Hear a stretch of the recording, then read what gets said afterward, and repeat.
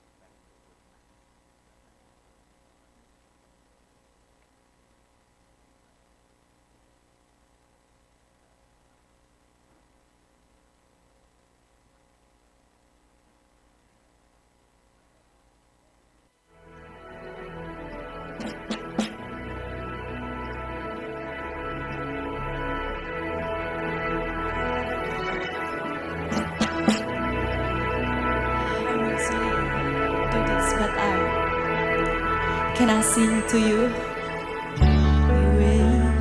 Just to hear you breathing, watch you smile while you are sleeping, while you're far away and dreaming. I could spend my life in sweet surrender. I could stay lost in this moment forever. Every moment spent with you is a moment I treasure. I don't wanna close my eyes, I don't wanna fall asleep, 'cause I'll miss you, babe, and I don't wanna miss a day. 'Cause even when I dream of you, the sweetest dream will never do. I still miss you, babe, and I don't wanna miss a day.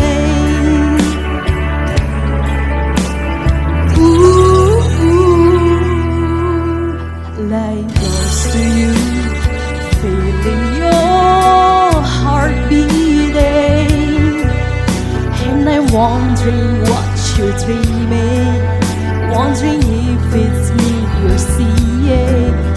Like close your eyes and think what we're together, and I just wanna stay with you in this moment forever, forever and ever. I don't wanna close my eyes, I don't wanna fall asleep, 'cause I'll miss you, babe, and I don't wanna miss a day. 'Cause even when I dream of you, the sweetest dream will never do. I still miss you, babe, and I don't wanna miss a day.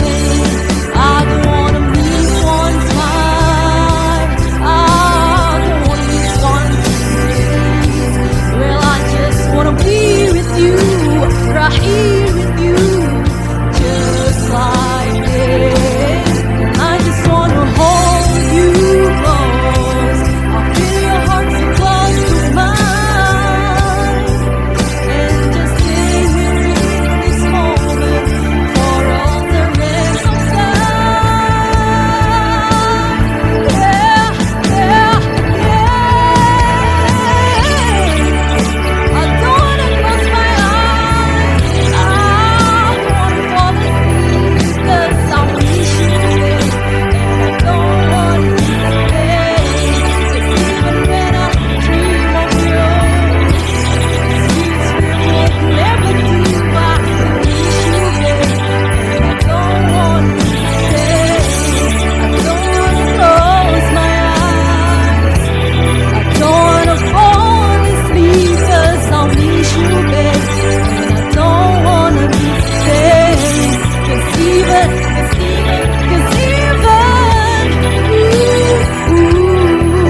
I still miss you, babe, and I don't wanna miss a day.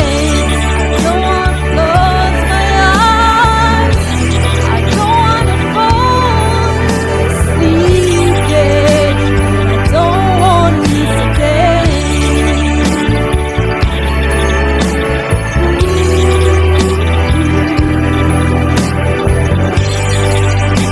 I don't wanna miss a day.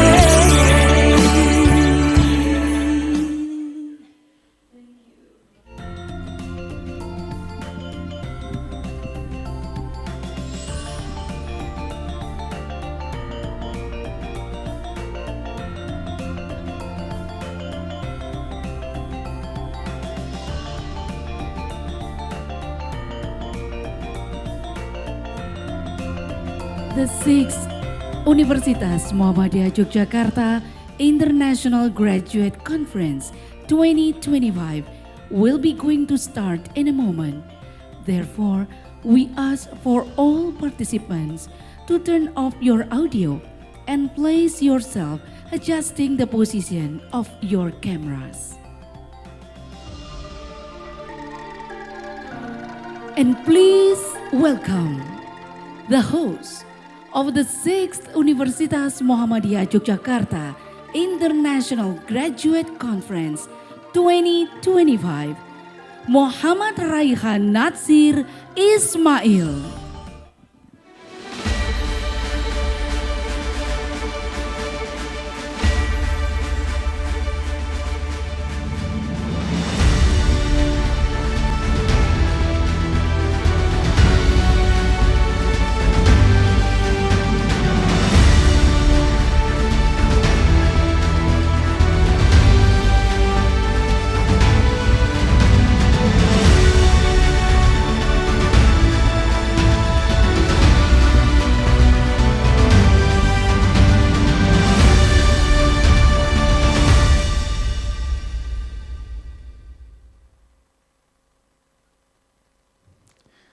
The Chairperson of Board of Trustees, Dr. Agung Danarto, M.Sc, along with all board members.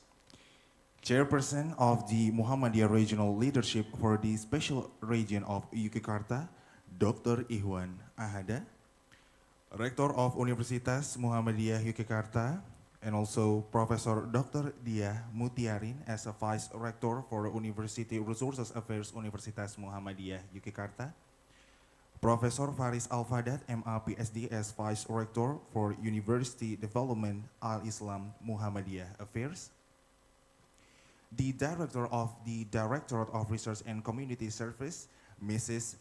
Apotheker R.R. Sabtanti Harimurti, SSc, M.Sc, Ph.D., the Chairperson of the 6th Universitas Muhammadiyah Yogyakarta International Graduate Conference, Mrs. Dr. Yesi Jusman, S.T., M.Sc., all distinguished guests, Dean of Faculty, Head of Program, and all participants. Bismillahirrahmanirrahim. Assalamualaikum warahmatullahi wabarakatuh. A very good morning and welcome.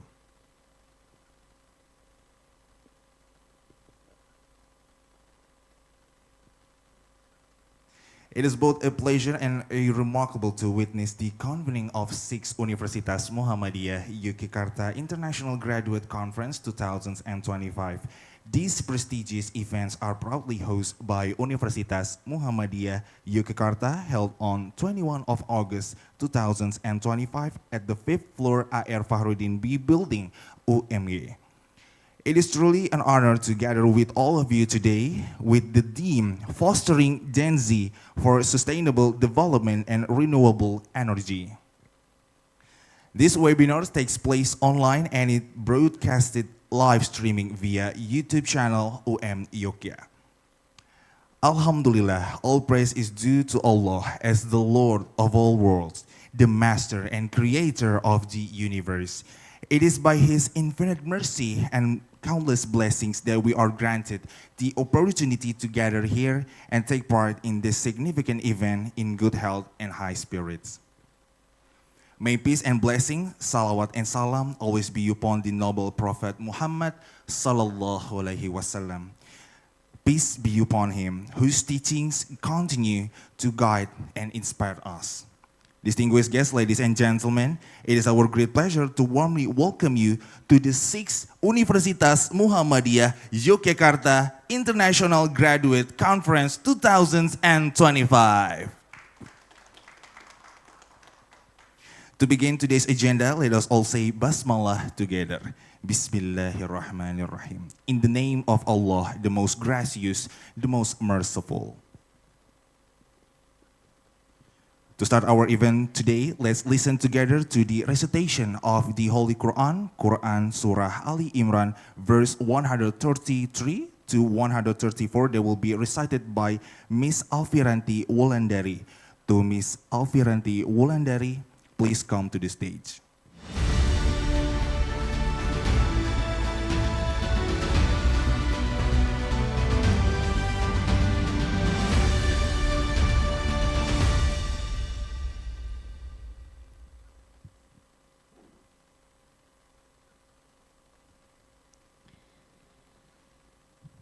Assalamualaikum warahmatullahi wabarakatuh.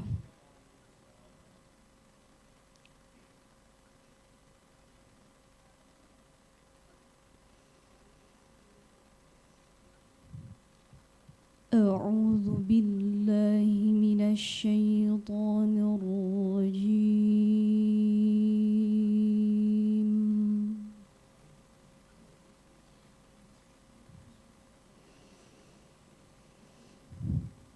بسم الله الرحمن الرحيم.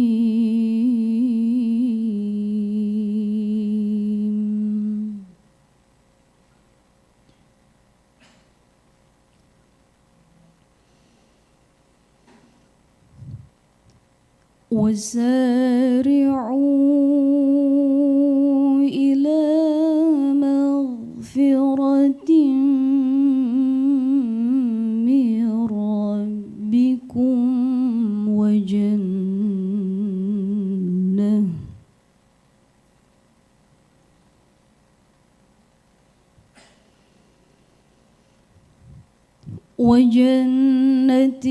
عرضها السماوات والأرض أعدت للمتقين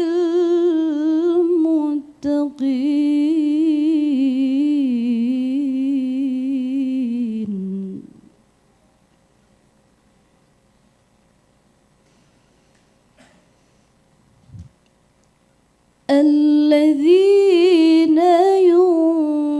ينفقون في السراء والضراء والكاظمين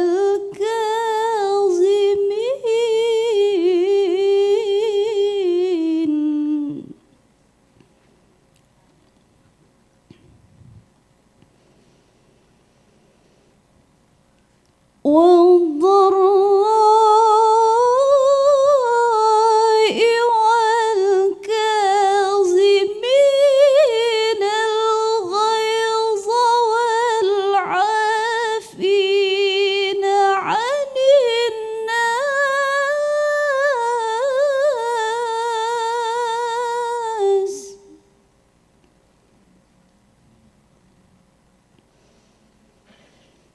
والله يحب المحسنين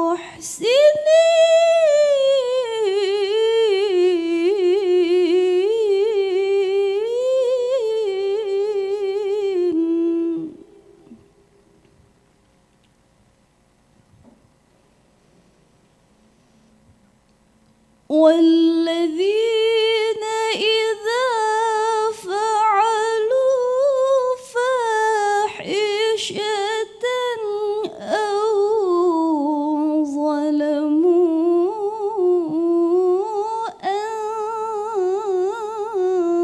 أنفسهم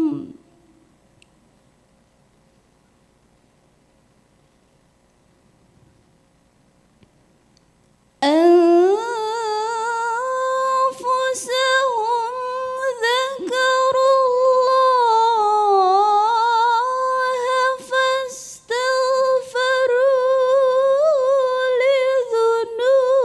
لذنوبهم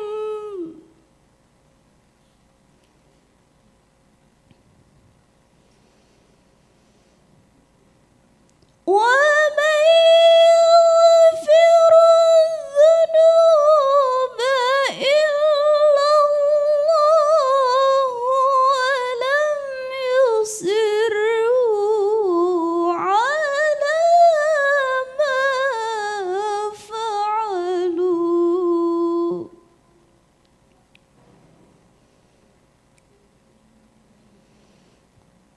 ولم يصروا على ما فعلوا وهم يعلمون.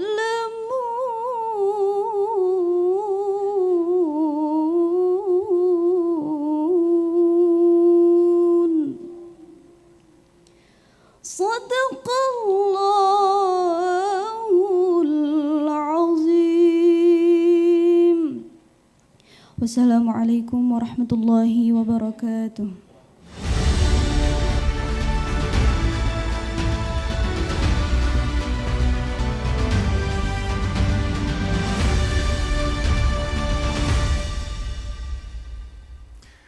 Allah Almighty speaks the truth.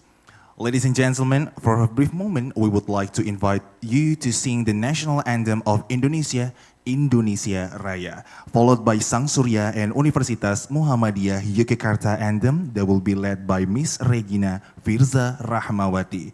All audience, please stand up.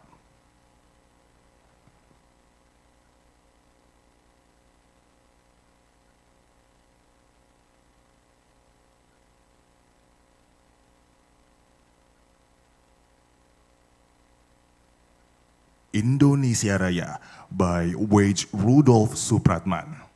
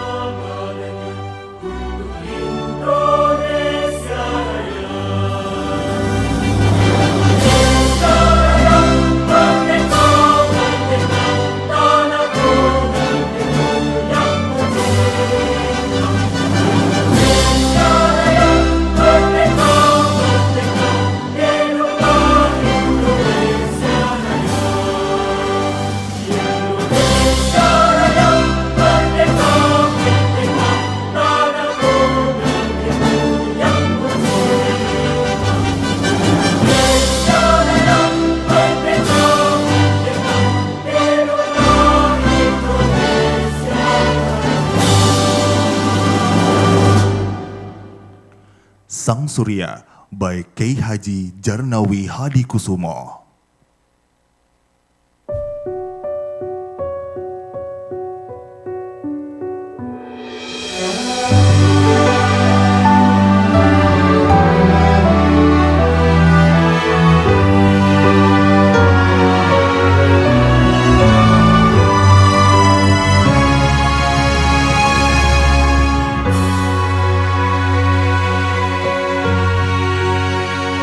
Sang Surya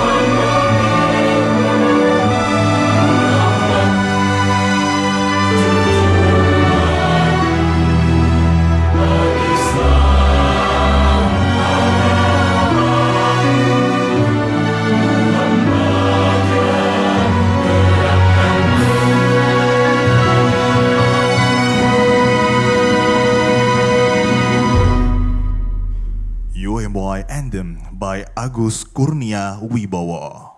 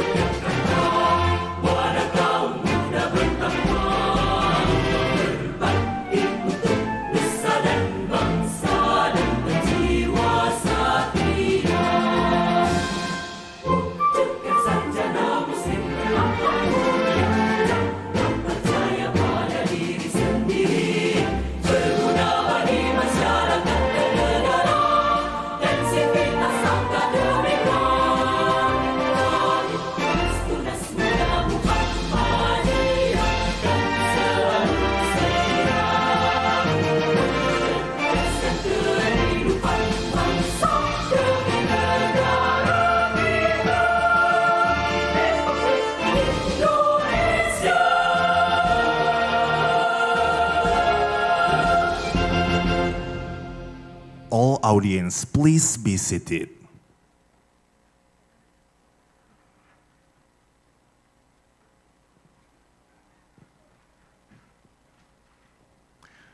Ladies and gentlemen, distinguished guests, please welcome the chairperson of the 6th UMY Grace 2025 to present official report of UMY Grace today.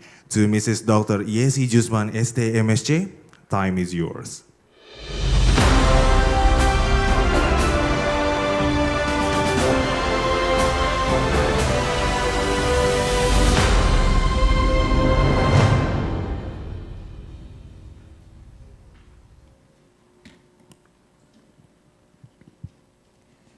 Assalamualaikum warahmatullahi wabarakatuh. Honorable guest, Dr. Haji Agung Danarto, M.Ag, Chairman of Board of Trustee of Universitas Muhammadiyah Yogyakarta. Honorable Mr. Haji Arba Riksawan Komaru, SE, Secretary of Board of Trustees UMY, Prof. Dr.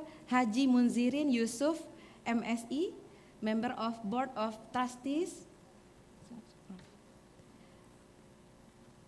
Prof.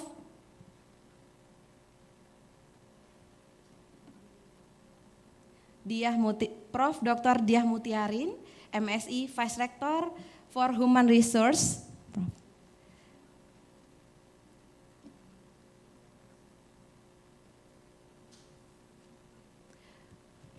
Dr. R.R. Sabtanti Harimurti, SSI, M.Sc, Ph.D, Director of Research and Community Service,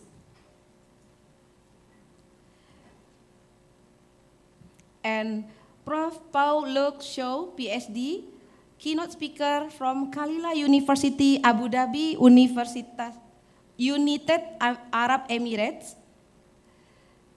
and my esteemed College of Directorate, Research and Community Service, all deans, distinguished guests, and beloved participants of 6th UMY Grace International Graduates Conference. On behalf of the organizing committee, I would like to extend my deep gratitude to all university leaders for their tremendous support in making UMY Grace Universitas Muhammadiyah Yogyakarta Graduate International Conference one of the most iconic annual events of our institution. This conference has become a vital academic tradition that reflects UMY's commitment to advancing knowledge and innovation for society. A sincere appreciation goes to our keynote speakers who have prepared insightful presentation, sharing their expertise and frontier research that will serve as valuable knowledge for all of us. Special thanks must also extended to our co-hosts from several universities, reviewers from many countries whose expertise has significantly improved the quality of the submitted paper. Likewise, I would like to recognize our editorial board representing more than 5 countries and 3 continents with heartfelt appreciation to our college who serve as editors-in-chief for the focal conference volumes. Associate Prof. Dr. Andika Wisnujati, S.T., M.Eng, Ph.D. Associate Prof. Zuhud Rozaki, S.P., M. APP, S.C., Ph.D. Associate Prof. Ahmad Zaki, S.T., M.Sc, Ph.D. Associate Prof. Dr. Aripaksi, Ph.D. I also wish to express my gratitude to all participants who have diligently followed the entire timeline of UMY Grace from the submission of papers, undergoing a rigorous review process, revising with dedication, to preparing outstanding presentation for today's session. Your research and contribution are what make this conference meaningful. Conference report UMY Grace 2025. This year, UMY Grace has grown into a truly global platform. 17 countries across 3 continents were represented, 11 countries from Asia, 5 from Europe, and 1 from North America. Asia was represented by 11 countries, including Indonesia, Philippines, India, Malaysia, Sri Lanka, Iraq, Taiwan, Uzbekistan, Singapore, Afghanistan, and Vietnam. Europe was represented by 5 countries, Italy, Armenia, Hungary, United Kingdom, and Turkey. From North America, we had participants from the United States. A total of 302 papers were submitted, distributed across 4 focal conferences: ETCoS Grace, 96 papers; CEng Grace, 83 papers; BioPhTec Grace, 50 papers; DGES Grace, 73 papers. Of these, 149 papers were accepted and will presented, while 153 were not accepted due to withdrawal and rejection. The percentage clearly shown in the status distribution of paper status for focal conference. Looking at the author's profile, the diversity is equally remarkable. Academia and students form the majority of contributors of papers. Industry and governments representative also participated, enriching the discourse with applied perspectives in this conference. This blend has created a vibrant academic ecosystem, bridging the theory and practice and fostering innovation across disciplines. Dear participants, ladies and gentlemen, we sincerely hope that UMY Grace will not only serve a platform for presenting research, but also as a space for building lasting collaborations. May it inspire our young generation to channel their energy into meaningful scientific contributions to create solutions for society's pressing challenge and to transform research into impactful outcomes. And as an excellent Islamic university, UMY continues to uphold the value of being good Muslims who contribute to humanity, society, and the nation. We believe that research, when pursued with patience and sincerity, is not only an academic endeavor, but also a form of devotion of service. Finally, let us carry forward the spirit of UMY Grace as an iconic academic tradition, ensuring its success every year with even greater enthusiasm and commitments. Thank you, and may this conference bring blessing, knowledge, and impactful collaboration for all. Thank you very much. Assalamualaikum warahmatullahi wabarakatuh.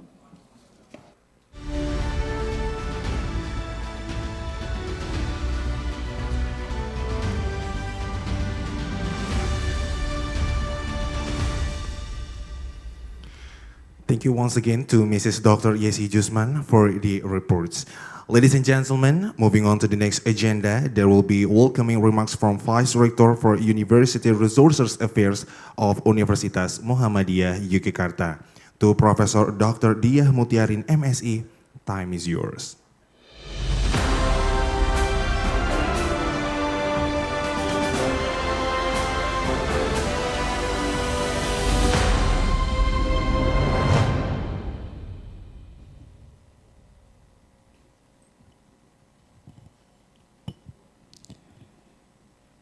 Assalamualaikum warahmatullahi wabarakatuh.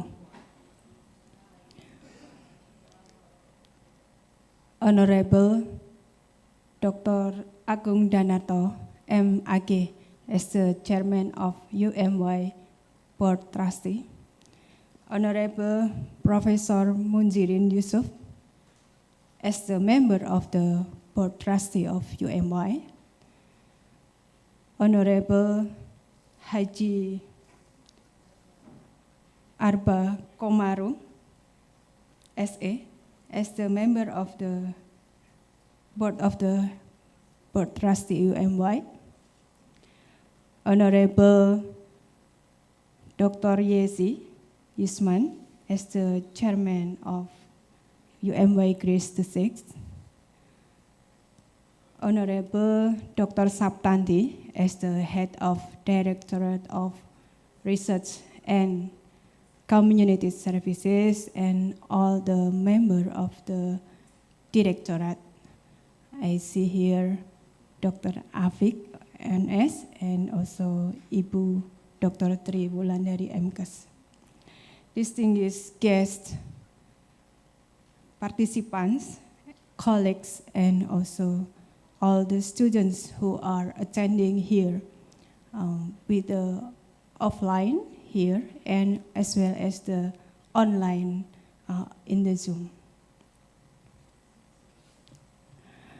Allow me to deliver the welcome speech here to represent Rector UMY that now Prof. Normandi has another programs in the same time. It is an honor for me to welcome all of you, all the participants and all the guest lecturer in the UMY Grace the 6th today. That now we have the 6th UMY Grace held under the theme Fostering Gen Z for Sustainable Development and Renewable Energy. When the committee chose this theme, the committee has the consideration that they are strongly commitment to the nurturing generation that will take the responsibility to shaping the more sustainable and equitable future. As we understand that the theme of the sustainable and the renewable, the future is the strategic issue for the recent current issues in the world. We understand that the realities and innovation, as well as the interdisciplinary collaboration, are the core of this conference. We understand that the youth, and as well as for all of us here, that we gather in this conference to discuss about the main issues of the world today. We encourage to all the participants here to give their contribution on these specific issues on the renewable and sustainable future, how the life in the youth generation, particularly for the Gen Z, when they face the challenge of our big issues in our daily life. We understand that the young generation sometimes they're quite difficult to face how to be more stronger in their morale and their also, and they're quite difficult to find the works, the jobs today. It is also part of how we can be sustainable. And UMY is proud to be among the pioneers to organize this conference. As the UMY Grace now is the 6th UMY Grace, and we believe that the committee gradually trying to improve how to organize this conference to attract more papers, more authors, and more attention from the foreigner scholars.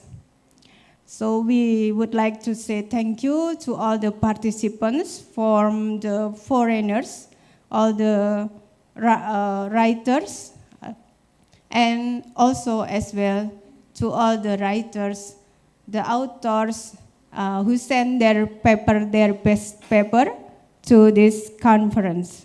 So UMY is not only the venue to connect.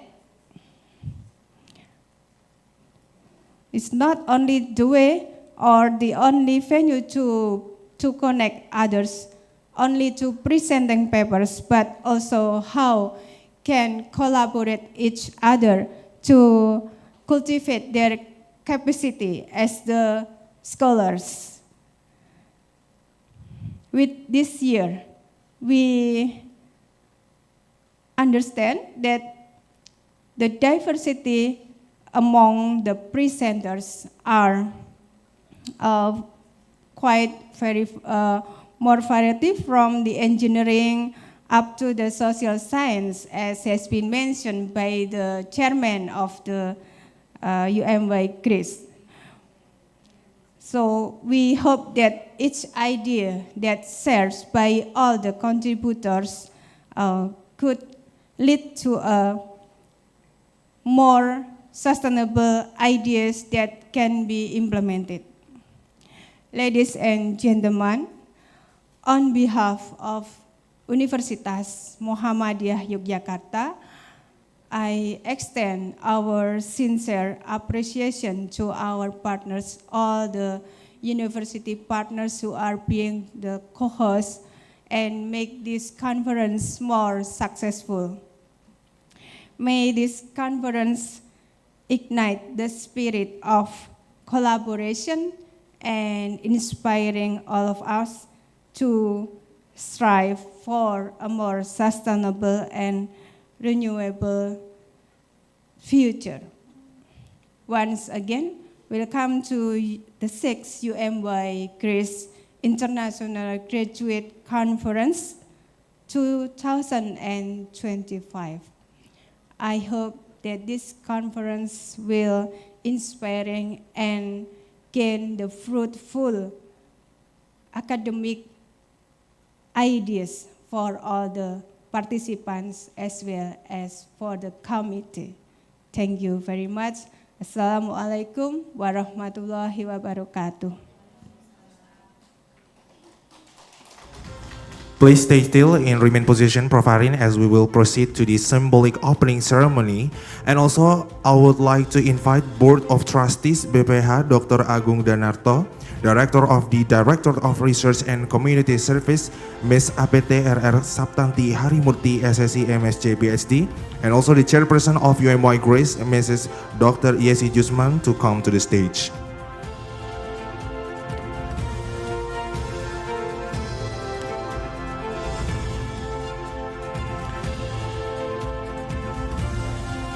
So the 6th Universitas Muhammadiyah Yogyakarta International Graduate Conference 2025 will be symbolically open once Prof. Arin press the button. Okay, is everything else all set? Didn't yet, Prof. Arin. So I'll count it from 4 to 1 and you will be press the button, okay? All right, everything is all ready? So let's count down together from 4, 3, 2, 1. Ladies and gentlemen, the 6th Universitas Muhammadiyah Yogyakarta International Graduate Conference 2025 is officially open. Please remain on the stage as we are going to proceed to photo session. And also, I kindly ask for all executives to come to the stage.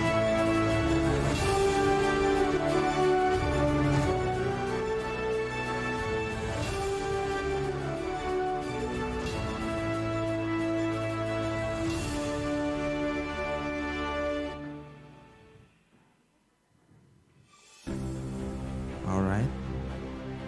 Okay. So, all right.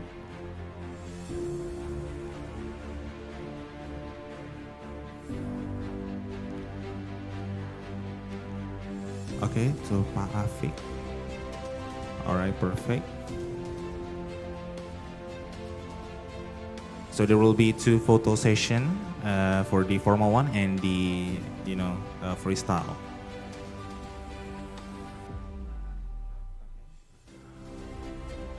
All right.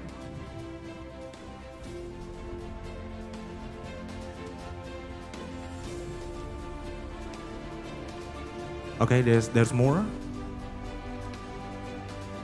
Oh, there's more. Please kindly wait. Ya, Kak Majid.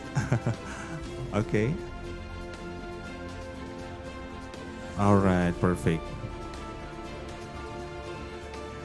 So there's one on right and then one on left. All right, camera all set? All right, perfect. All right, countdown. Oh, counting down. All right, okay. In 3, 2, 1. Okay, once again. 3, 2, 1. Okay, another pose. All right, perfect. The first one. All right. Okay, count on 3, 2, 1. 3, 2, 1. All right, perfect.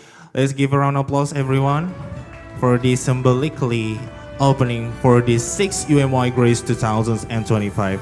Thank you very much. You may go back to your seat.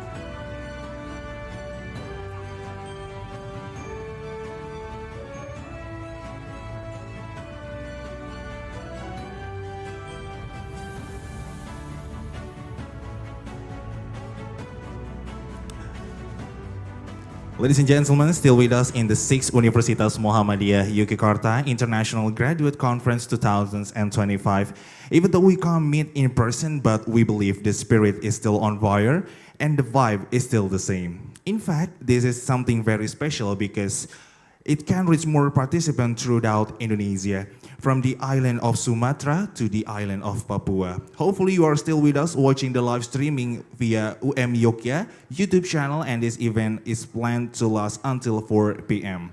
And also, ladies and gentlemen, we are pleased to inform you that the papers presented at the 6th UMY Grace today will be published in National Proceeding Index by SINTA.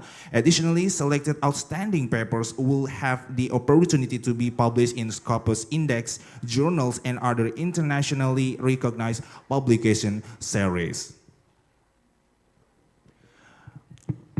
Ladies and gentlemen, this next session is one of the highlights of our event. We are honored to be joined by esteemed experts and thought leaders from around the world, who will each deliver keynote speeches to share their insight within the theme of today's conference.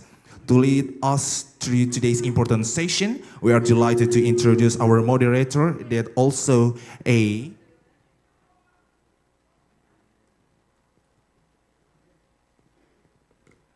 is a lecturer in economics at Universitas Muhammadiyah Yogyakarta with a Ph.D. from the International Islamic University, Malaysia, and also an expert in Islamic economics, Islamic banking, monetary economics, and digital economics.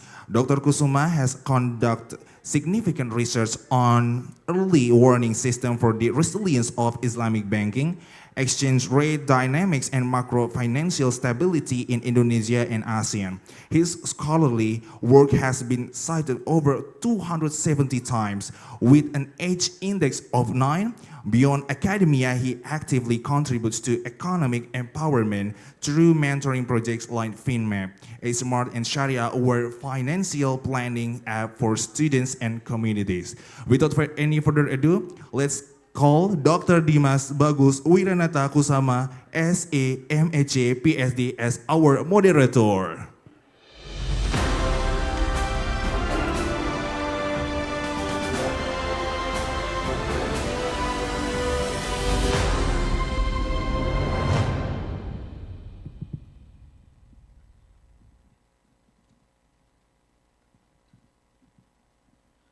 Bismillahirrahmanirrahim. Assalamualaikum warahmatullahi wabarakatuh. Very good morning, everyone. Thank you for attending this 6th UMY Grace 2025. So today we'd like to hear from the expert, from our two distinguished speakers. But before we invite them to be with us today, we'd like to give you some short information about this plenary sessions. That this plenary session will focus on talking about how sustainable development and renewable energy become integrated part in the society in our daily life. And if you look at the current state of development, we see that the SDGs become the very important issues that has been widely discussed in many parts of the world. And this kind of the SDG actually has been officially launched, was in 2015, and by 2030 is supposed to be completed. And today in this conference, we would like to see from the experts what has been the very outstanding issues that may be related with the achievement of SDGs itself. And if you look at the topic that we are currently discuss, Actually, we are going to discuss about how this sustainable development and renewable energy become integrated and become the issue that must be tackled in every single sectors in our economy or in this world. And for that one, we are blessed to have two distinguished speakers, whereby the first is Professor Pau-Loke, Ph.D. Yeah, and second one is Ibu Apoteker R. Sabtanti Harimurti, M.Sc, Ph.D. Yeah, and these two distinguished speakers will elaborate details about what has been going on in the issue of SDGs and renewable energy in the respective expertise, and we'll try to elaborate more than how this issue can be related to the achievement of the SDGs in our society. So without further ado, I would like to welcome the first distinguished speakers here is Professor Dr. Pau-Loke, yeah, Ph.D., P.Eng, P.Tech, CEng, FIChemE, and FHEA to start the presentations. But before we welcome him for presentation, I would like to just briefly inform about his brief CV. So basically, Professor here is a full professor at Khalifa University, Abu Dhabi, and he is a globally recognized authority in bioprocess engineering. And he is also alumnus of University Putra Malaysia. And also, he completed his PhD at remarkable speed and now hold a multiple professional engineering credential across Malaysia and also the UK. And he also lead the Sustainable Food Processing Research Center and co-directs Future Food Malaysia, Beacon or Excellent, yeah, and Prof's research span for microalgae, biorefinery, separation technologies, and sustainable biofuels, yeah, supported by the over 350 publications, thousands of citations, and with the H index of 36. And his academic excellence has been recognized through numerous awards, including the Aspire Malaysia Award and the Top 100 ASEAN Societies. Okay, before we start, Prof. You have been with us today, Prof.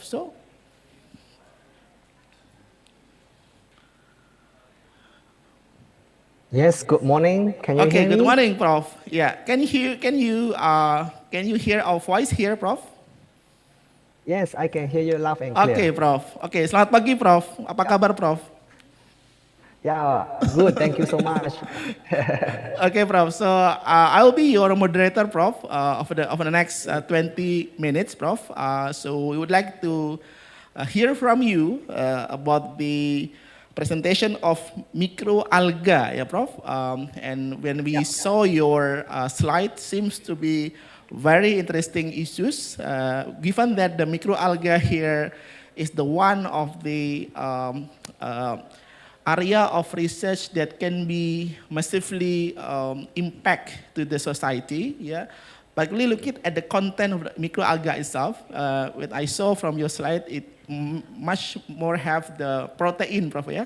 And it will be the main content of many important products, yeah, in our daily foods, yeah, our daily life. Okay, Prof, without ado, I would like to welcome you, Prof, for the next 20 minutes to share your topic about microalgae. Time is yours, Prof. Welcome. Right, thank you so much. Thank you so much for your kind invitations and also give the opportunity to introduce myself and also to give me an opportunity to share some recent progress in microalgae technologies. So my name is Pau-Loke, can call me Pau-Loke. Basically, I'm from Khalifa University, Abu Dhabi, UAE. I also affiliate with University of Nottingham, Malaysia. Right, so please allow me to begin with my presentations. So I hope you can see my slide clear now. So in my 20-minute presentation, I will start with the background. So I will start about Universitas Malaysia and also Khalifa. Then I will continue with my presentation to introduce why algae and some fun fact about microalgae. Then I will continue with new biorefinery, which is a method developed by our team. We call it liquid biophysics system. And also we will discuss about the improved version of liquid biophysics system. Right. So coming on, then I will discuss about the latest development, which is because now is a current trend, artificial intelligence in liquid biophysics system. We also call it smart extractive technology. So I will end my presentation with the conclusions, which is a bring-home message, some acknowledgement of the overall of my presentation. Right, so let me begin with the University of Malaysia. As you know, University of Malaysia actually is a global university. We have 3 campuses. The first campus located in UK is a government university with around 34,000 students. Right, so second campus located in China is a Ningbo city, is a private university, is around 7,000 students. Right, the third campus is located in Malaysia, Kuala Lumpur, is around 5,000 students. So you can see this is across the 3 campuses. So we are teaching the same syllabus, same undergrad, as well as we have conducted same exam. So there's no difference between the 3 campuses. Right. So currently I'm working in Khalifa University. Khalifa University actually is ranked number 1 in UAE. So currently according to 2026, yeah, we are ranked 177 global and top number 1 in UAE. So our chemical and engineering is ranked around 151 to 200 ranking in the worldwide. So today's topic I will share with you the recent progress in microalgae technology. So you can see I divide into the recent progress, which is the technology that we developed, and what is microalgae and what is the new technology in this microalgae. First, why microalgae first, right? So I believe some of you are not familiar with microalgae. So let me give you a brief introduction. What is microalgae? Microalgae actually is a photosynthetic plant which can grow very fast, rapidly. Right, so can grow within 24 hours, can grow within a few days, depends type of microalgae. The interesting part about microalgae is undergo photosynthesis, which is required carbon dioxide, which is we want to reduce carbon dioxide, and require sunlight, which is free of charge, and nutrient-rich water. Nutrient-rich water can be salt water, can be seawater, can be wastewater as well. So this is different type of microalgae. So the size range of microalgae can be single cell, which is unicellular, can be multiple cell, which is a multiple cell. So size can be different, right? As you know, micro is very small. Yeah, you cannot able to see using your eyes, so we call micro. Can be very big one, we call macro. So macro is something that you eat. Yeah, we call seaweed. Yeah, sushi. Yeah, seaweed. All this actually is a macroalgae, which you can touch, you can see, you can hold it. Yeah, we call macroalgae. Right. What's a little bit interesting about microalgae is the algae protein. So why make algae so special? Because in order to produce 10,000 of protein, right, you only little bit of land, all right, 0.7 to 2.5 hectare of land compared to the crop that you grow. You can see the rapeseed, yeah, the fiber bean. All this is the reason that make microalgae very special, because you only need require little bit of land that you can grow same amount of the protein. So of course microalgae have different type of microalgae. Like spirulina have 70%, different type of microalgae, different type of property as well. Right, another fun fact about algae lipid, which is the oil from microalgae. So you can see from here, the biomass oil content actually is very high. Yeah, you can see, yeah, compared to the soybean, sunflower, palm oil, right, it's very high. The land required also very low, yeah, 0.2, 0.1, 0.1, and the biodiesel production is very high. So you can see it's much more higher than other seed that you're going to grow. That's why microalgae become the third generation of biofuel. This is the fact of that why microalgae become the generation of biofuel. Right, what make microalgae so special? Because of microalgae composition, right? As you know, the mainstream composition in microalgae is carbohydrate, which you can produce bioethanol, biobutanol, and bioplastic. Another things that I mentioned to you, protein. Yeah, can meet animal feed, human nutrients, single cell protein, pharmaceutical product, cosmetic, and biofertilizer. While lipid can make it oil, yeah, can make in the biodiesel, bio-oil, biofuel, right? So, but we cannot forget there's other valuable compound inside microalgae. such as vitamin, mineral, pigment, polyunsaturated fatty acid. This all is very expensive component available in microalgae only. So that's why microalgae can be a very special future food.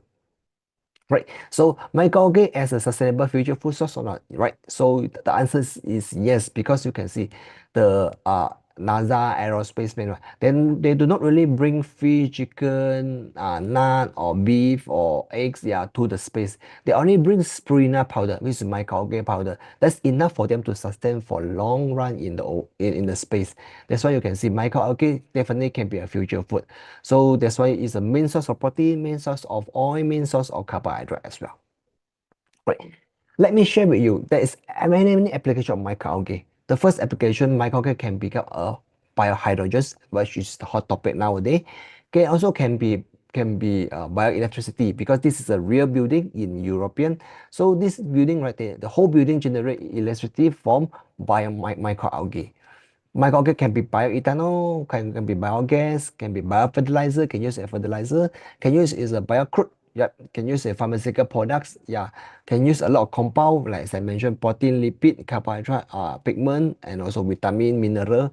Can be a future food. Yeah, because microalgae now become a plant-based meat, right? Can use as a water cleaner. Why is it? Because microalgae absorb heavy metal. So that's why reason microalgae can use as a clean water. Yeah, to clean the water, to absorb the heavy metal so that it become a clean water. So the pigment inside the microalgae, like example, fucosidine, hexacytine, all this is a very expensive pigment which is used in a lot of applications, from medical, pharmaceutical, yeah. And the last but not least is a biodiesel. Yeah, so this is the third generation biofuel. Right, so let me share with you what is the latest development, which we call liquid biofuel system, actually called new biorefining methods. Alright, so let me give you a big understanding of liquid biofuel system. Liquid biofuel system actually is a partitioning method of two liquid phases. Alright, so we have successfully recovered many active compounds, whatever that you name it. Right, so carbon, pigment, protein, carbohydrate, lipid, vitamin, mineral, enzyme, neutral aroma, heavy metal, nanotube. So whatever that you need, whether it's live organism or not live organism, we can use the liquid biofuel to do the separation. How the mechanism work for this liquid biofuel? Actually very simple, just how you make coffee every morning. So you have to include your ingredient inside, that makes it, then set another gravity force. So what makes this liquid biofuel so special? Because of the main factors, alright, the ingredient you put inside, we call phase forming component. Phase forming component can be PEG, polyethylene glycol, PO, can be polymer, can be salt, can be sugar, can be iron liquid, can be alcohol. So the function of this phase forming component is a self-destructive agent, because microalgae is a plant cell, so we have very thick cell wall. So with this self-destructive agent, you can break the cell wall. So you can see, after you put the phase forming component, right? So the active compound will attach to the surface of bubble, will break the cell wall. So all the active compound inside the microalgae will release to the solutions. Alright, while the second function of this phase forming component actually function as a separation preferring agent. So second phase forming component is salt, can be sugar. So the second phase forming component will partition the active compound to the top phase. You can see the purified attacking active compound will partition the top phase. This is the reason why phase forming compound very important. Can have two functions. First function is a self-destructive agent. Second function is a separation preferring agent. Right, so let me continue with the second main factor system. Second main factor system actually is a concentration of the phase forming component. That's why we call biophysics. So biophysics actually is very important because we must have two phases. If below the concentration, we become measurable homogeneous phase, which is only one phase. If above the critical concentration, we become turbid, which is from two phases. So that's what we want. So whenever you make liquid biophysics system, right, the phase forming component is very important. Below the curve, we call one phase. Above the curve, we two phases. This is how it works. Alright, so let me share with you the improved version of liquid biophase system. We have done a lot of improvement. The first improvement method we integrate with thermosensitive polymer. We name it as a thermoseparating biophase system. Alright, so we will put this special for polymer inside. We call thermosensitive polymer. Second is we integrate with bubble. So we call it liquid biophasing flotation system. So this bubble will do the work. Instead of shaking, now you no need to shaking. Alright, the third, we integrate with upstream and downstream, because as you know, in bioprocess, we divide into upstream and downstream. So we now combine together, we call extractive technology in liquid biophase system. Of course, we have done a lot, yeah. So to be continued, we have incorporated the electric pulse, ultrasound, osmotic, multi-phase to be continued. Yeah. So we write everything inside a book. We call it liquid biphase system, published in Elsevier. Oh, we also think that 2-phase is not enough. That's why we bring into 3 phases and multi-phase. We call principle of liquid separation system. All right, let me continue with the one by one. So today we will discuss with you the 3 methods. All right, just briefly go through. Yeah, thermal separating system. How thermal separating system work? Basically, very simple. Right, so you just have your microalgae, so you just have your thermal separating system polymer. You mix it together, you heat it above the critical solution temperature. A lot of people will question why you need to heat it, because microalgae have a lot of protein, a lot of vitamin. So, but we only heat it until 40 to 50 degrees Celsius, which is to keep the active of this vitamin and protein. So after heating, you can see the top phase, which consists of only the active compound, which is the bioproduct that we want. And bottom phase is ethylene oxide, propylene oxide, which is the most polymer, which you can recycle and reuse for the new cycle. This is how the thermal separating system works. Alright, it's clear? So let me continue the liquid biphasing flotation system. So basically, liquid biphasing flotation is actually combining a liquid thermal separating system together with solvent sublimation. This is, we just incorporate bubble inside it. So you can see the gas passing through a cylinder this will produce bubble. Because of hydrophobic and hydrophobic, which is light water and this light water, the active compound will attach to a surface bubble will flow to the interface, will capture by the phase forming component. This is how the liquid biphasing flotation system works.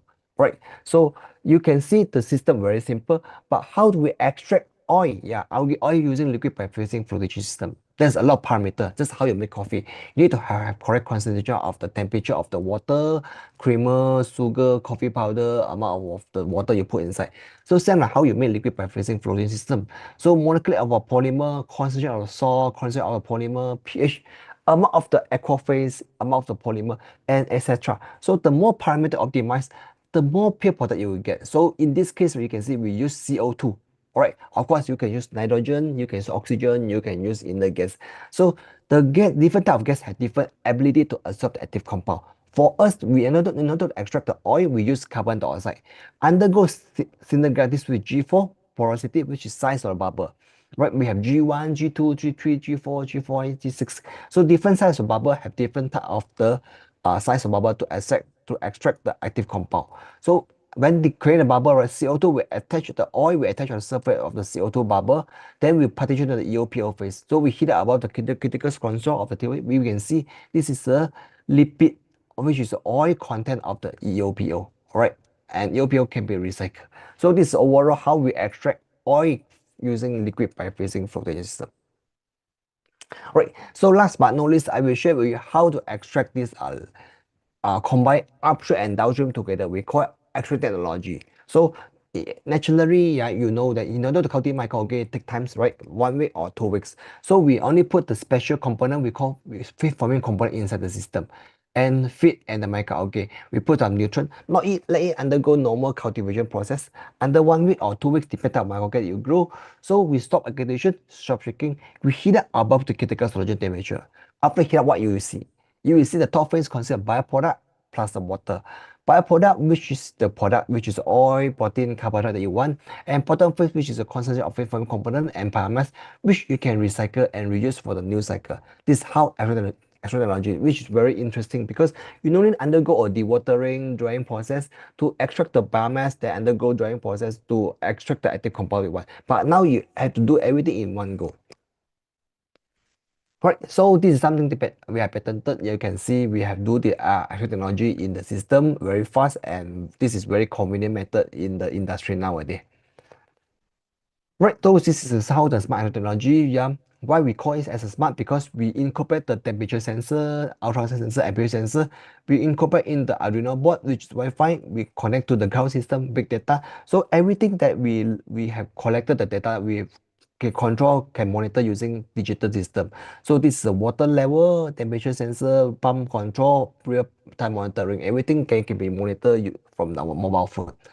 So we collect more data of it. So this is pilot smart technology they developed by our team. So we can do cultivation and also extraction at the same time.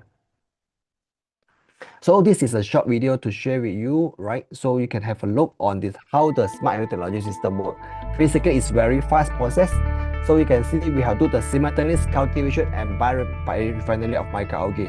So after the system, right? So we heat up above the critical solution temperature. You can see the active compound will break the cell wall. After breaking the cell wall, right? You can see the biomass will break it down. So you can see a thin layer of the oil on the top and water layer and biomass, which is recycled again and again. So this is a very fast method. We call it as smart because we have put some sensor inside it. So we have got the oil sensor, water sensor, and also the biomass sensor. We can control and monitor the whole system. So this is very smart process, and we can monitor correct data as much as possible. So this we can extract the oil from microalgae easily. Alright, so just to let you know that we not only stop in the lab, we have done some industry projects. So we have developed the largest Palina integrated algae farm, which is next to our campus. So this is a 5-acre land size. We call largest spinner microalgae farm in Malaysia. So combination of algae biotech consortium and also as bioeconomy system. So the main project of this actually to develop the pharmaceutical product for human consumption. But whatever that do not meet human consumption, we develop for animal and food feed. Right. So we also extract some active compound, which is a color pigment from microalgae in this system. Alright, so let me share with you some of our books here, because publication is not good enough to reach a wider audience, especially for the students. So we developed a book starting from 2017. We developed a book we call Bioprocess Engineering, focused on downstream processing. Second book that we will share with you, we call Liquid Biophase System, Fundamental and Application in Bioseparation Technology. Then during the pandemic time, we developed Industry 5.0 in biomanufacturing. So we focus on what will happen 5.0. So I'll continue with a microalgae environment technology, which is focused on smart manufacturing industry 4.0 applications. So we think that two phases is not enough. That's why we come up with the multi-phase, so we can extract multiple products at one time. So in the last year, we invited by Elsevier write a book we call it Handbook of Algae Sustainability. So this is a 6 project. So every year we have one book, volume 1, volume 2, volume 3, volume 4, volume 5, and volume 6. Alright, so just to let you know the bring home message, which is because as mentioned by the rector today, this is important to have a right collaboration at the right time in the right place. So let's get some work done together. So this is always mentioned, but in research there's no hero. So definitely we have to work together to make it get done together. So this is thanks to my teams. Definitely without them, therefore I'm not able to present such my result. So this is my last slide. So there's a lot of QR code. So we have WeChat, we have WhatsApp, we have Facebook, we have Talk, we have Zalo. So feel free to scan the QR code to keep in touch. Thank you so much. I pass back to you, the chairperson. Thank you. Okay, thank you, Prof. So. Give a round of applause to Prof. So. Yep. Okay, Prof. From your presentation just now, we can get some very interesting points that the micro alga actually is the fast-growing photosynthetic mini factories that use carbon dioxide, sunlight, and nutrient water to produce proteins, biofuels, pigments, vitamins, minerals, and also the applications span energy, pharma, food, and remediations. And you also mentioned just now about the new biorefinery core called Liquid Biophase System, or LBS, and its variants, whereby this enables gentle, low-energy partitioning and recovery of diverse bioactive from algal biomass. And also you mentioned also just now about the process of integration, coupling fermentation with the LBS or extractive method, improve yield, and downstream efficiency protected by the biophysic sublation bioseparation pattern. And you also mentioned just now, Prof, very interesting point about digital, how to utilize the digital or AI or IoT layer. You said about the smart, attractive technology, which is adding real-time sensing and control, whereby temperatures, pH level, pumps, to stabilize cultivation and extraction performance. And you also mentioned about how the sustainability angle about the alga, whereby the alga geochemistry support CO2, yeah, and sequestration and low carbon circular bioeconomy. Continuous photobioreactor cultivation is advancing but still faces scale up challenges. Okay, Prof. We just wait for our second presenters, Prof. So we'll be having the Q&A session after the second speakers, Prof. Thank you. Thank you, Prof. Okay, dear audience, we still have the second expert that will be also discussing about interesting topic about the topic here is drug discovery. Yeah, so this also very important and interesting issues given that the current diseases is very emerge significantly after COVID-19, for example. So we have so many diseases that need to be tackled by new innovation and new technological approach, so that the healthy also the condition of human being is much more better. So without further ado, I'd like to welcome our second presenters, our distinguished speakers, Ibu Sabtanti Harimurti, M.Sc, Ph.D. Please, Ibu, come to the stage.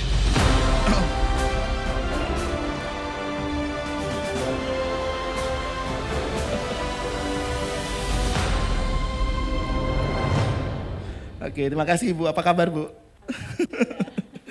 Okay, so we are blessed to have Ibu Sabtanti, our lectures at UMY. So before Ibu Sabtanti presenting the her presentation, I would like to just briefly introduce herself, even though all of us has already known her. So Ibu Sabtanti Harimurti, Ph.D, is the associate professor in the Faculty of Pharmacy.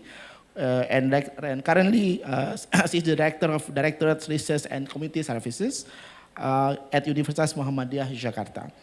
And Ibu Sabtanti is an expert in advanced oxidation processes, wastewater treatment, photochemical degradation, and biodegradation. And she has also significantly advanced methodological for transforming and purifying water, and also environmental contaminants. And her interests include photophotone oxidation system for pollutants removal and innovative natural products development. And most notably, a serum formulation combining a virgin coconut oil and also the Moringa oleifera extract showcased at CURV 2025.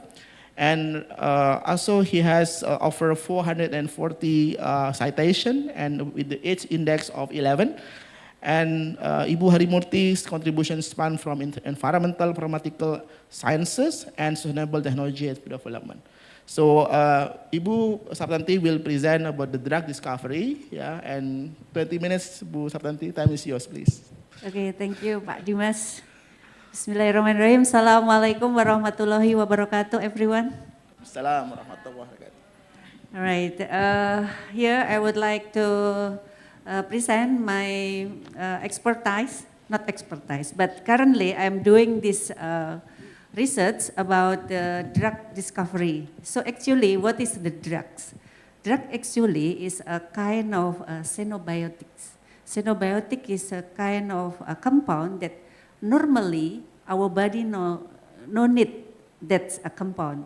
So only in a few condition that the compound we need to add in our body.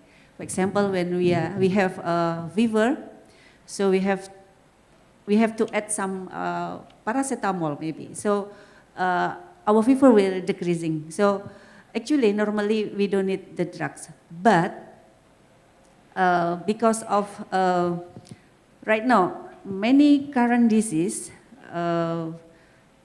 still emerging right now, like just we have a pandemic COVID just maybe 3 years ago.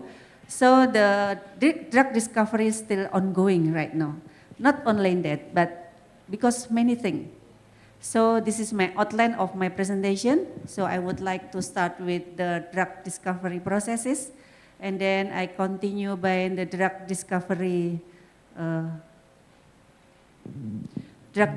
stories, and then we will talk about preclinical development and clinical development, and then how the drug can be released to the patient.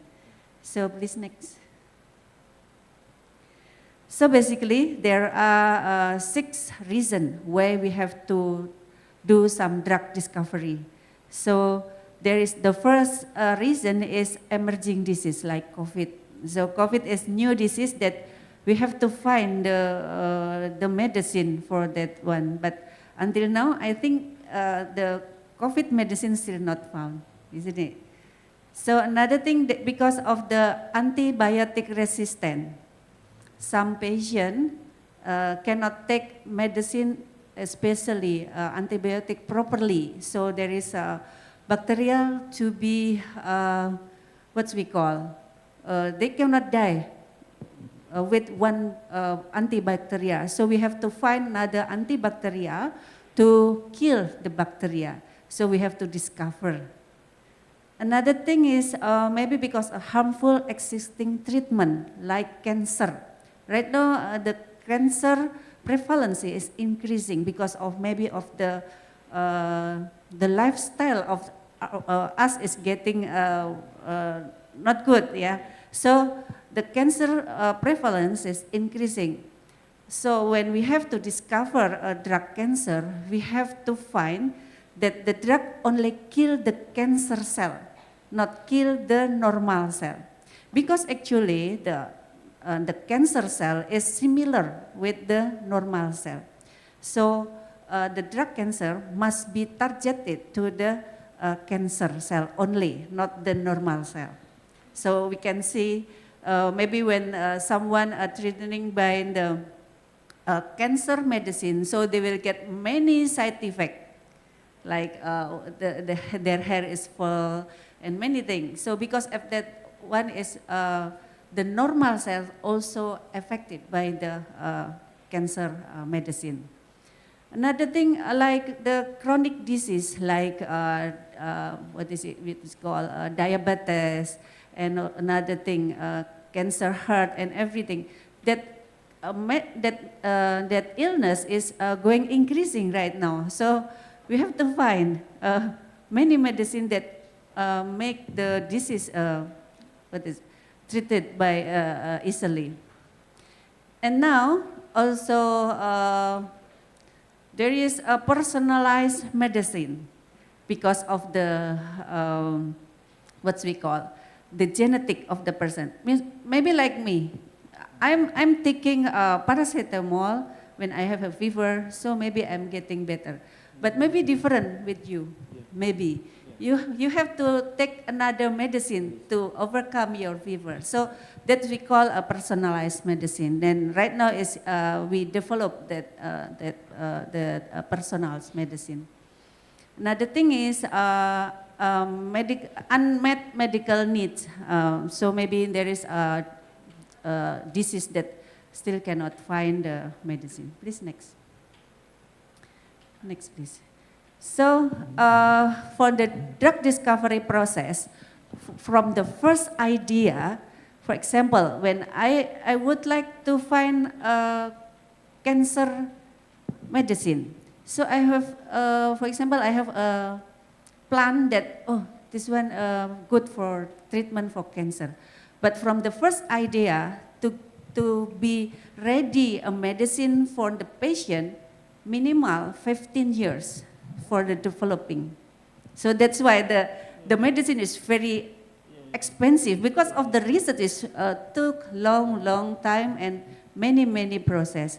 So we can see that the drug discovery start with the basic research to find the effectivity, and then we have to do some lead discovery for 3 years for preclinical development, for formulating and everything to be a very good medicine, maybe need 1 year. And for clinical development, for clinical trial, we need minimal 6 years. And then after that, we have to register. We can do register for to FDA, Yeah, maybe we need 1.5 years. So totally maybe 15 years. So if I'm decide that I would like to find one medicine, so maybe I will take half of my life to get one medicine. Yeah. So please next. Next, please. Yeah, next. So basically, I would like to I will tell about the story of the drug discovery. Actually, from the Pau-Loke human that they already treat the illness using a bitter plant. Yeah. When I'm small, when I'm young, my mother always take this brotawali. You know, brotawali is very bitter, so you can help your sickness. So maybe this one is what is it? A kind of our old generation do to overcome the disease. There are no system about the medicine, and also for the story that we can find some evidence that in Europe, in Middle East, and also in Asia, they already, make some notes about the medicine that they use to treat their sickness. The Ebers Papyrus is a very famous book that we can find in ancient. There is a list of medicine from the Egypt era. So this is very famous. So please next. Next, please. So if we see the story of the drug discovery in 18th century until 19th century, in this century we find that the first vaccine, smallpox, was found. And also in that century, in this era, we can find that people already extract some compound from a plant to be a medicine. And also in 1899, we find a story that the first synthetic drugs was done. You know aspirin, doctor? Aspirin. So aspirin was first synthesized in 1899. Yeah. So after that, we are going for the more modern era that there is information that there is a component in our body that to be the targeted of the drug. So if one drug and the targeted drug like key and lock. So if the key not not matched with the lock, so the medicine cannot be give some effect. Yeah. So that century we found this that information. Please next. Next, please. Yeah. And in the 20th century, we find non-plant source we do for the medicine, like, insulin, doctor? Insulin and also heparin. Insulin for diabetes was first used in 20th century. Yeah. And after that, the growing of the drug discovery is going until now. We can predict if we have imagination of one compound for the medicine, for the drug. So we can do some predicting using computerized right now. So the development of this method will cut the process of drug discovery. So right now, many software we can use to do for the to drug discovery. Okay, next, please. Maybe for this preclinical development that I did also, I'm doing a synthesis for gamma-photon O. Gamma-photon O is just a kind of drugs similar with curcumin that we can found in the turmeric. So we can just combine two molecules that is acetone.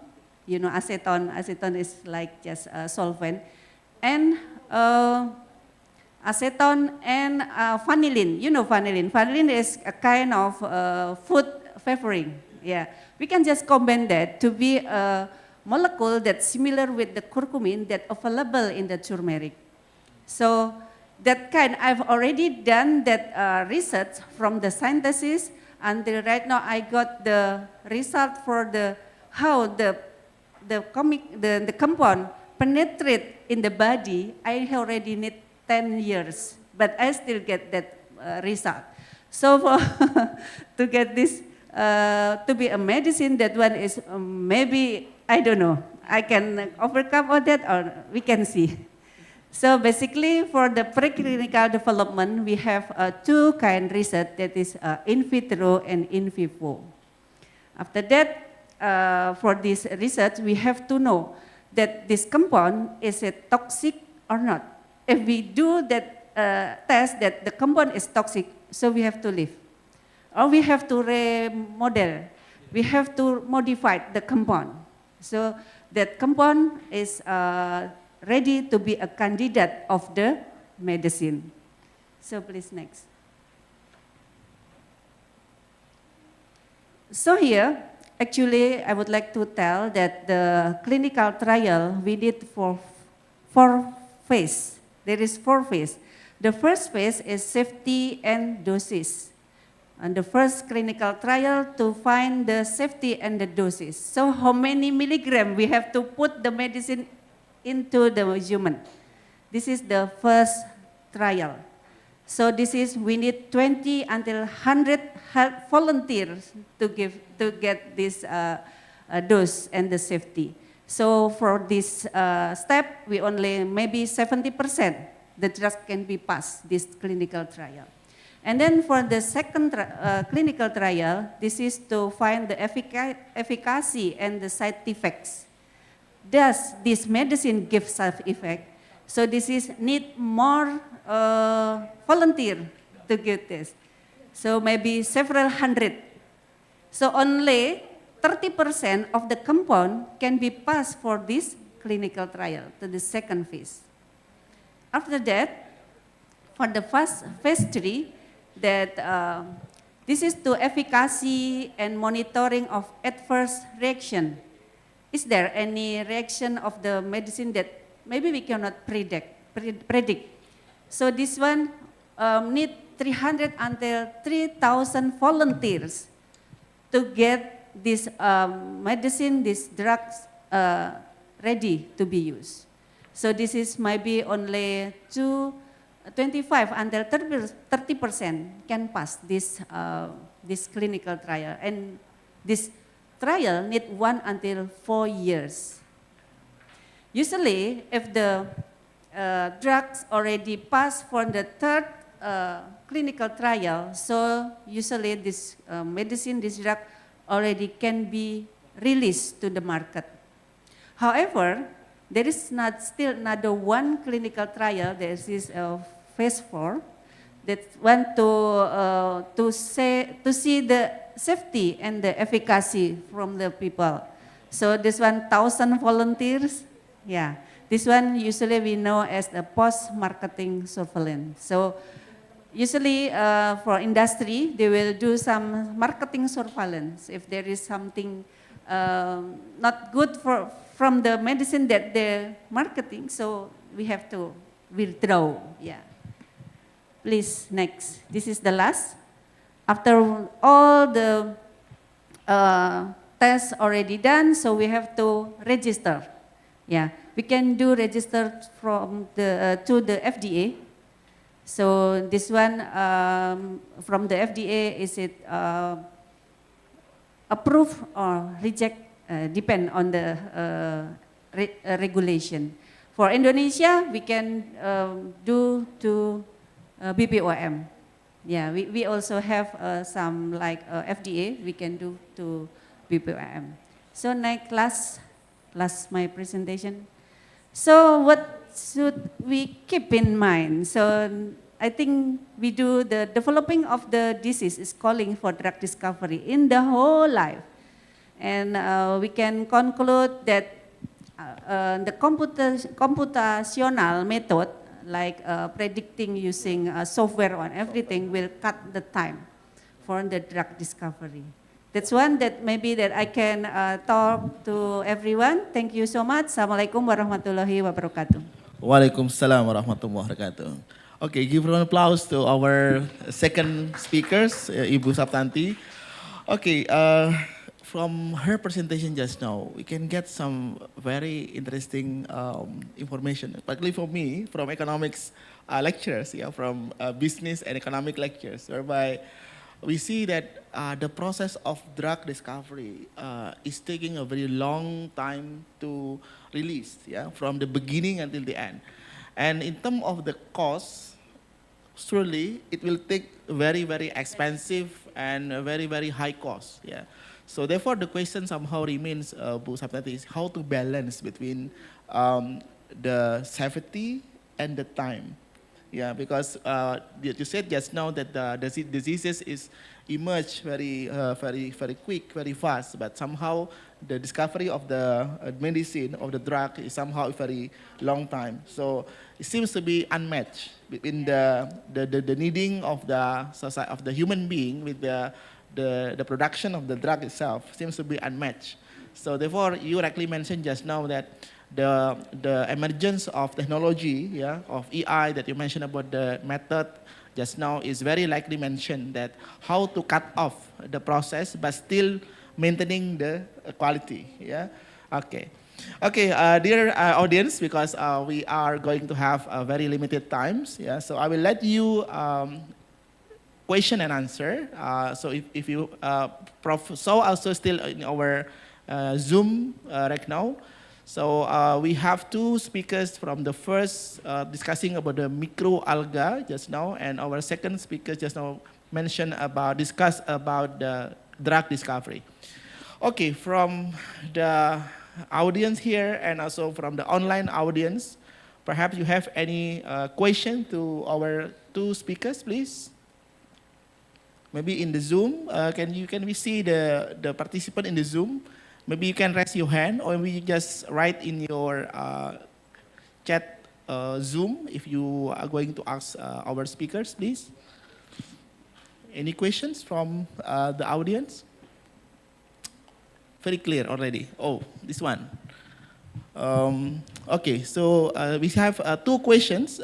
We have a question to, do you have any question, dear audience in the Zoom, please?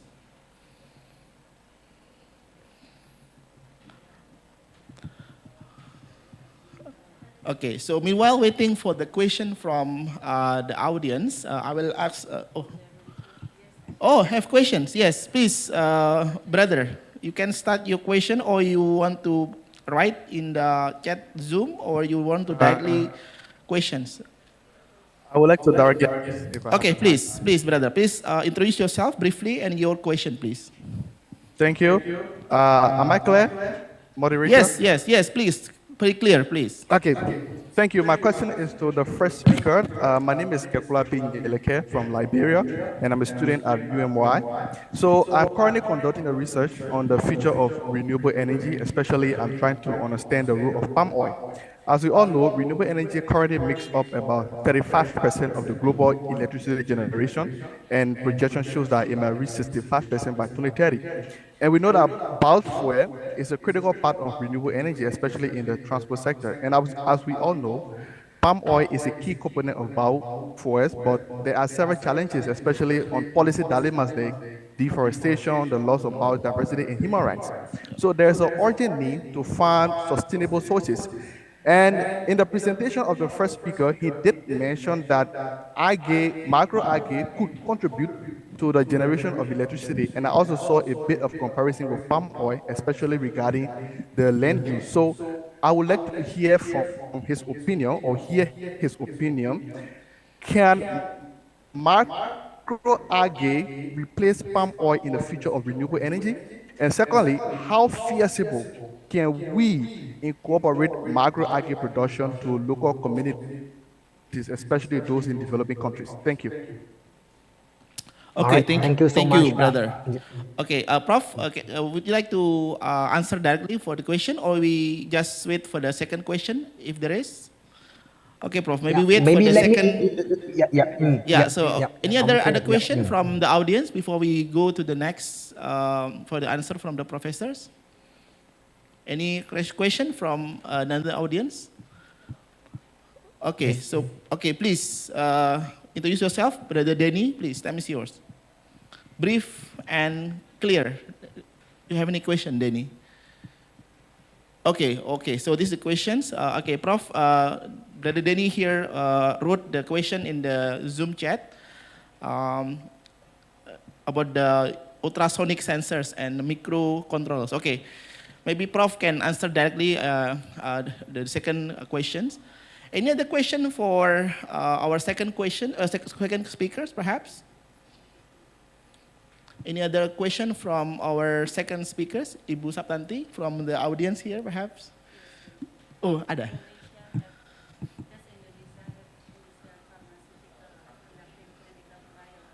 Oh, okay. Yeah, okay. Maybe the second question here, Ibu Sabtanti also can answer that question. Okay. I think enough for a while for this Q&A session for the first for the second question, second audience. Okay, Prof. So maybe you want to respond, please, Prof. So our first speaker from our students regarding with the whether the microalgae here can replace the palm oil in the future, and how to make it impactful to the society, Prof, in terms of microalgae. Please, Prof. Right, thank you so much for the questions. Yeah, please allow me to answer the first questions. Yeah, the first question, whether palm oil can replace microalgae oil or not. Yeah, but I understand actually Malaysia, I'm from Malaysia. Yeah, Malaysia actually is the second world largest palm oil producer in the world. So I can say palm oil definitely is a potential, but the interesting part about palm oil, actually palm oil requires a lot of land. Yeah, so compared to microalgae, that's why in terms of sustainability, I think microalgae still is a long way more sustainable compared to palm oil. But in terms of nutrient content, in terms of the active compound content, I think palm oil have the very unique structure, because palm oil can have a lot of antioxidants, a lot of nutrients, a lot of vitamin inside the palm oil, which can be a good source of food product, oil product for human consumption. While palm oil in terms of renewable energy, in terms of future we call it sustainable future aviation fuel, right? SAF. So this will be a very good source of the renewables energy for the future, right? So to answer your second questions, right? Whether microalgae can use in some of the developing country or not? Yes, answer is yes. Yeah, because I believe some of the developing country, there are a lot of carbon dioxide, there are a lot of wastewater, there's free sunlight as well. So as long as you have meet the 3 minimum requirement of this microalgae sustainable source, right? So definitely you can grow microalgae easily, right? I can see some of the country, right? They are grow microalgae in the volume, I can say. After they grow microalgae, right, they just have to harvest it, use it for animal feed, use for fertilizer, use for compost, or maybe they want to grow in the proper way, they can use animal feed. And at the same times, right, you can grow in the seaside as well, not only in the river, not in the pond, but grow in the seaside. After you grow as much microalgae, you can harvest it and you can extract the oil, become a future sustainable future fuel, for the future. Right. So this is my first question. Okay, Prof. Prof, sorry. So you confirm that in the future, microalgae can replace the palm oil. Is it correct? Yes. Okay. Yes, correct. Palm oil. Okay, Prof. Okay, second question Okay, so the second question goes to our second speaker. From Brother Denny Kurnia here. Okay, Bu, please. The question related with Does Indonesia Yeah, have Indonesia, pharmaceutical yeah. industries Yes. conducting clinical trial Okay. and drug Okay, Bu, discovery? please. Yes. Yes, I answer yes, that Indonesia has around 200 pharmaceutical industry, and especially for vaccine right now, they are still doing for the clinical trial for. So to get the efficacy and the safety of the vaccine that already spread out, for example, from the COVID vaccine before. So right now they're still doing for the clinical trial for. So like Biopharma is a pharmaceutical industry that producing vaccine, and right now they are still doing the clinical trial for. So Okay. there is yes. Okay, so I hope the second question has been answered by our second speaker. Okay, Prof, so you want to add something, Prof, regarding the second question, Prof? Yes, the second question is there any potential for research collaboration with us in Indonesia? Yes, yeah, answer is yes, yeah. Thanks for our friends, yeah, brother Danny here. Yeah, because he mentioned that we can use ultrasounds to break the cell wall as well as to microcontroller to control the microalgae sensor. I think there's a lot of potential that we work together because I believe in Indonesia, a lot of people working microalgae as well because Indonesia have a lot of water, yeah, a lot of islands, yeah, a lot of sea, a lot of sunlight, a lot of this carbon dioxide as well. So definitely there is a potential to work together to adventure in this area. Thank you so much. Yeah, Danny. Okay, thank you. Yeah. Thank you, Prof. Mm.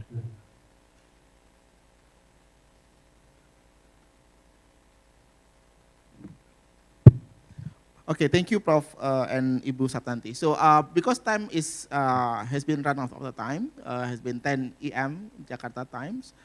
Before we end this very interesting sessions, I would like to give 1 minute to Prof. So and Ibu Sabtanti to give closing remarks. Yeah, maybe the key points from your presentation, and maybe also the implication for the future regarding with what you have already discussed and presented just now.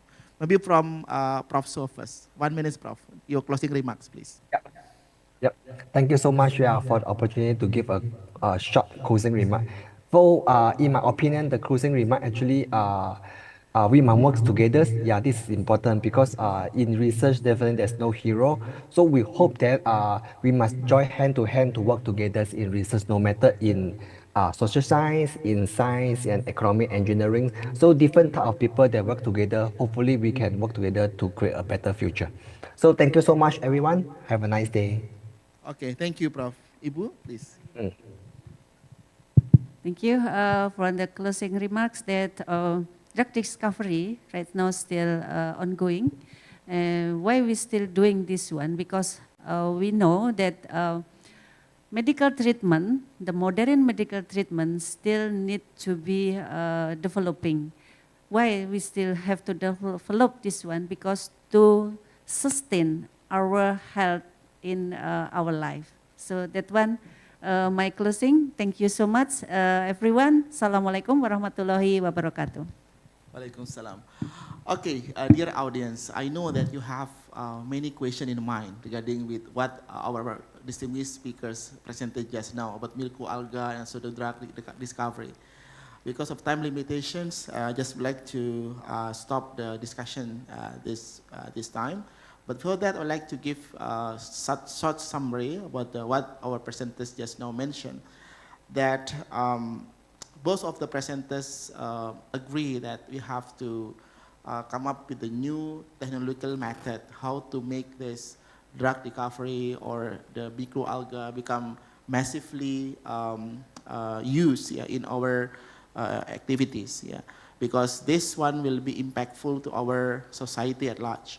But you just hear from our speakers just now, there are some challenges, for example, in terms of the time spans, time needs to how to make that microalgae and also the drug discovery maybe takes 15 years, yeah. So this one, in the perspective of economics and finance, seems to be not efficient somehow. But this is the challenges.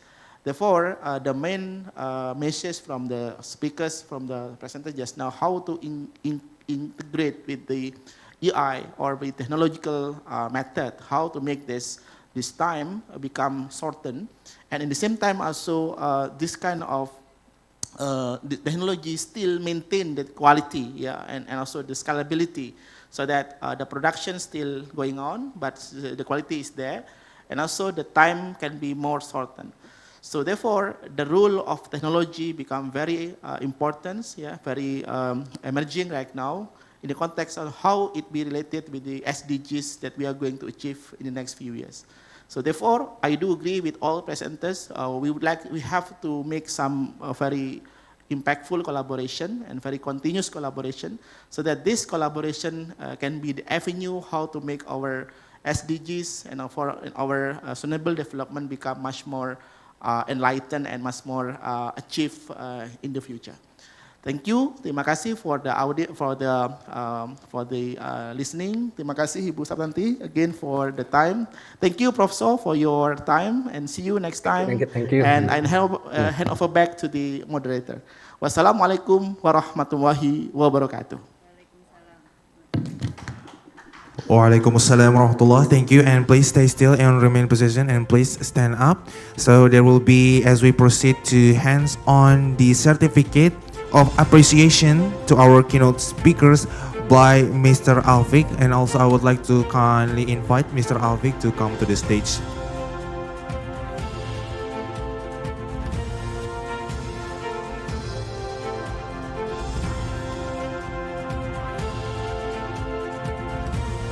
All right. Please look at the camera.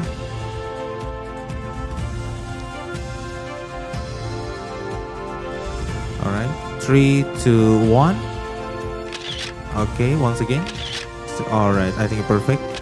I think for the moderator for the last photo session, yeah, there will be 3 of you will standing together and then have a photo sessions together. Yeah, all right. Okay. Camera all set. Counting on 3, 2, 1.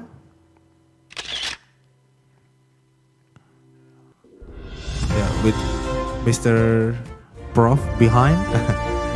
Also, this hands-on the certificate to representing other keynote speakers that can't attend today. All right. Okay. All right.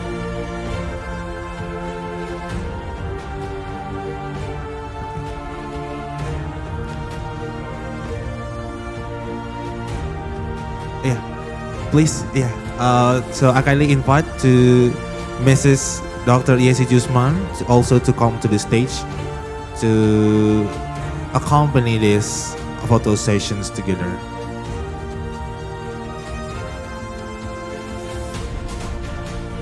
Also, Professor, give your best smile as we proceed to the photo session. All right, perfect. All right, camera all set? Okay. 3, 2, 1. Okay, so your thumbs. Yeah, to Professor. Yeah, perfect. Okay. 2, 1. 2, 1. All right, perfect. Let's give a round of applause, everyone, for the keynote speaker, and also thank you so much for the moderator for this, Dr. Dimas. What a very perfect leading for the discussion.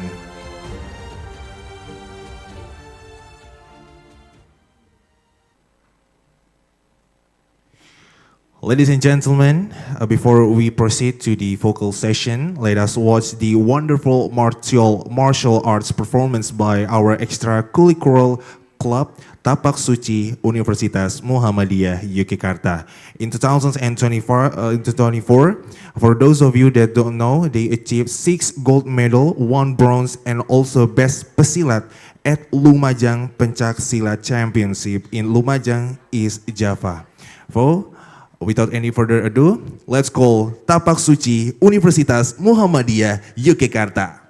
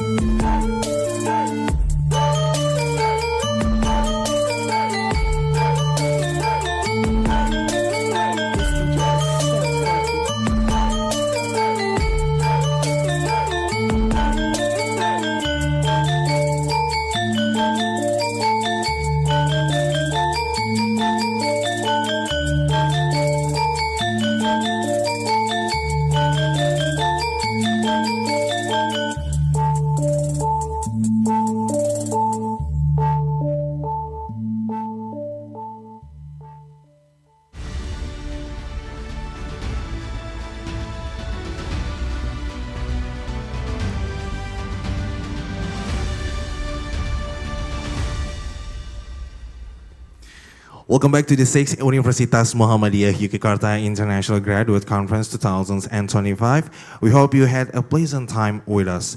Now we're about to begin our next agenda, the focal session featuring insights from esteemed speakers and experts from each focals.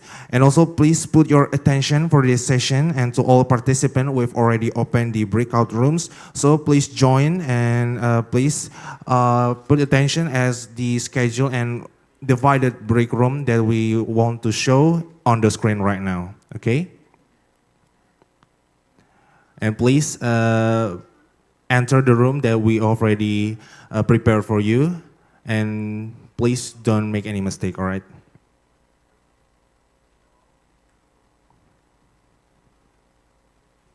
All right, without any further ado, let us proceed with the focal session.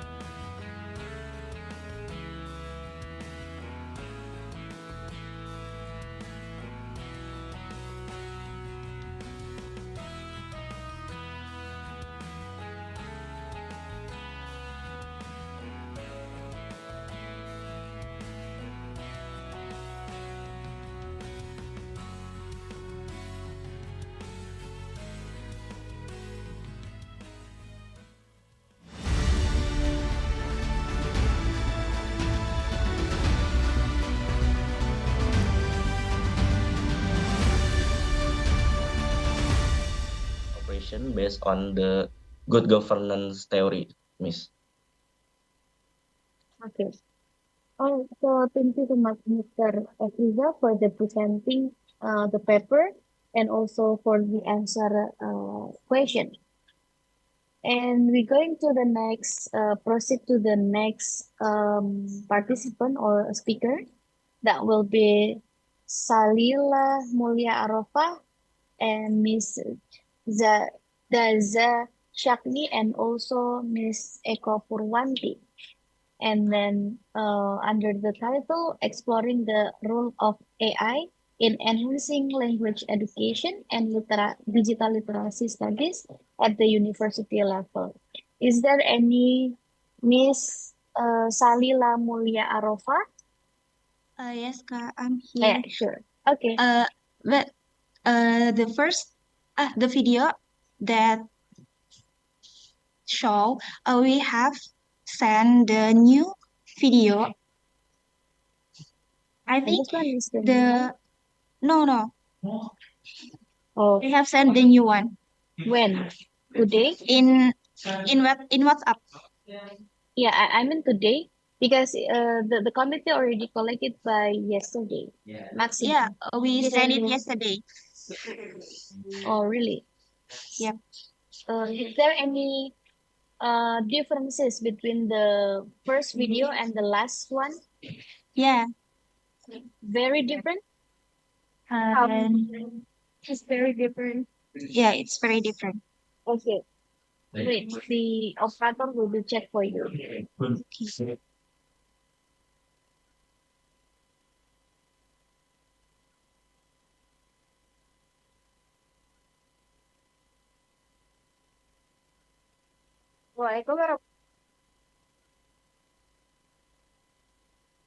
Okay, this one. Yeah. Okay, so yeah, let's check it out. Assalamualaikum warahmatullahi wabarakatuh. My name is Salisa Mulia Arafah. My name is Daza Shakni, and here we are. We want to present our paper with the title Exploring the Role of AI in Enhancing Language Education and Digital Literacy Studies at the University Level. The first one is about our background paper. Okay, our background is rapid growth of artificial intelligence or AI in enhancing education widely used in language learning and digital literacy. The second is artificial intelligence or AI have positive opportunities, which is AI provide instant feedback and personalized learning. The third is artificial intelligence have many changes for students who doesn't use easily because risk of over dependence on AI. Okay, the next is our research methodology. The first is approach qualitative research using interview, case study at the university level. The second is our participants. Our participant is university lecturers with experience using AI tools. The third is data collection. We use semi-structured interview, guide question about perception, attitudes, and practice of AI use. The next, our result, lecture view on AI, generally positive. So AI can support material correlation and accelerate the learning process. The benefit for digital literacy is promote independent and student-centered learning. So the second, provide instant feedback. The third is encourage continuous access to learning resources. The third is the challenges in using AI. The first one is over depend reach. The second is we can critical thinking and long term retention. The last one is copy paste answer without evaluation. Okay, the next, our result, it's about training and workshop. The lecturer who join AI-related workshop or webinar can integrate tools more effectively. Universities provide institutional support for professional development in AI learning. The next is concern about AI use. Ethical concern like plagiarism, reduced originality, and blind trust in AI responses. The next is need to educate students on digital ethics and ways of using AI. The third is about collaborative and feedback. AI facilitates group collaboration by sharing ideas quickly. And the second one is provide fast, constructive feedback in both students and lecturers. And the next is about our discussion. The first one is AI offers great potential because it can accelerate learning, support independent study, provide instant feedback, and strengthen digital literacy. And the second one is, besides, I have a risk of over-dependence for students who use it not wisely because it may reduce students' critical thinking, problem solving, and independent learning skills. The third is need for balance. AI must be integrated wisely with pedagogy, which is teacher remain essential as guided, mentor, and ethical controllers. And the next is about our conclusion and our suggestion. The conclusion is AI is widely perceived positive by lecturer as a tool that supports and accelerates learning. AI can help students to enhance digital literacy, independent learning, and personalized feedback. However, dependent on AI can reduce students' critical thinking and independence. The key challenge is finding a balance between AI utilization and the development of students' own cognitive abilities. Also, besides the student, teacher also can educate students with ethics that AI should be just a supportive tool, not a substitute for the teacher role in guiding, contextualizing, and mentoring students. And about the suggestion, the first one is for lecturer. Use AI wisely and combine it with reflective, discussion-based, and critical learning strategies. Educate students on digital ethics and how to use AI responsibility just as inspiration, not a copy-paste. And the second one is for institution, provide training and workshop to improve lecturer AI literacy. The second one is offer continuous support for integrating AI into curriculum design. And the third one is recommendation for students to develop skill to evaluate AI outputs critically since not all answers are accurate. The second one is use AI as a tool for idea generation and practice, not as a replacement for their own thinking. And the last is recommendation for future research to explore strategies for balancing AI use with human-centered pedagogy. The second one is investigate long-term impact of AI on students' cognitive and critical and ethical development. I think that's all from our presentation.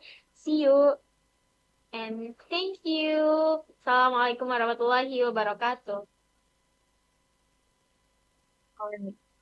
Thank you so much for the presenter, Miss Salisa Mulia Arfa and Miss Daza Shakni. So, based on the presentation, do you have any question?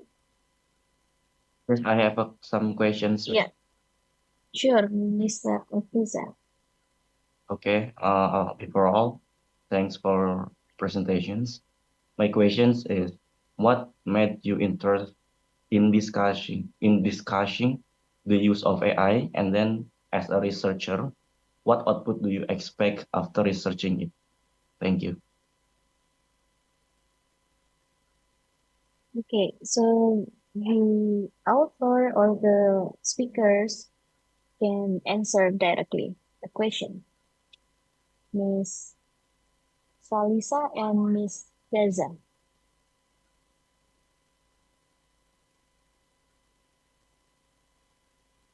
Hello? An isometric hand grip for hypertension patient. So what is the background of this research? So we know that hypertension is the most important modifiable risk factor for cardiovascular event. We know that there are pharmacological actions are generally carried out using analgesic drug. Meanwhile, non-pharmacological action for hypertension include like cutaneous stimulation, massage, hot and cold application, acupressure, contralateral stimulation, immobilization, distraction, relaxation, meditation, and even hypnosis. And one of them is with nature sound and isometric and grip. However, there is no tool that combines natural sound and isometric hand grip so that they can be done simultaneously and accurately.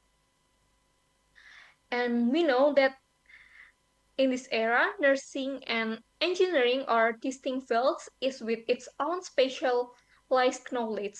The integration of this discipline forms a new convergent field where nurses and engineers work both at the bedside within communities to address complex societal challenges, including environmental and social determinants of health. This emerging role has the potential to attract greater resources for workforce development.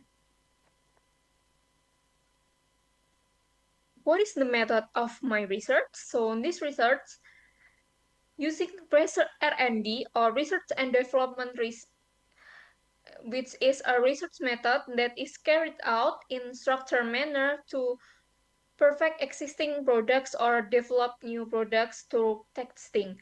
There are 5 phases or process in R&D.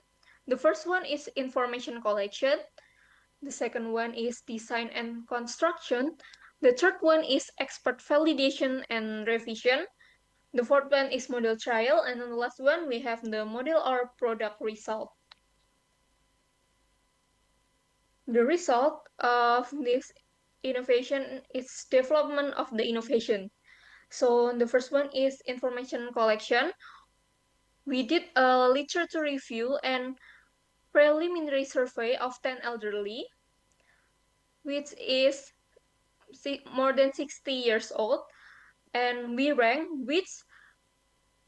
from the elderly, we rank which nature sound most favorite, and the first one is bird sound, and then the second one is river sound. So after we have 2 favorite sound, we mix it until it become nature sound with the sound of bird sound and river. The next one is design and construction. After mixing the bird and river sound with this decibel and hertz in 30 minutes, we make the design and construction like in the background slide. And then we have the components like Arduino Nano, OLED LCD, vibration module, LED, battery, jumper cables. After that, we also did the expert validation and revision. So on the first one, we did the expert validation in musician or lecturer in music department.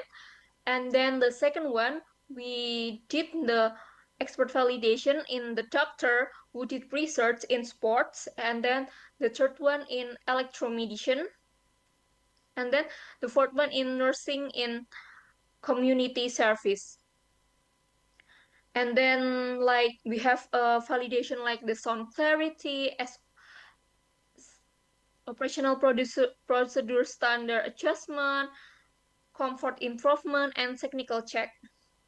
And then the fourth one, we did a pilot study or small group trial with 10 elderly patients with hypertension with the duration of 5 days, 30 minutes each day.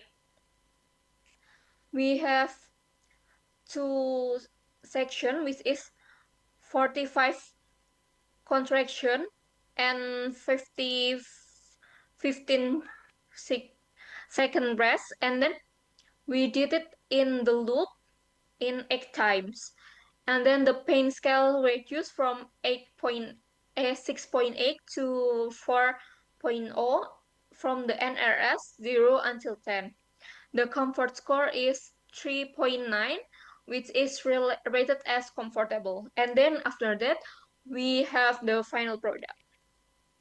So this is the model trial result. And also this one is the product of tunatric when it used to the patient of hypertension.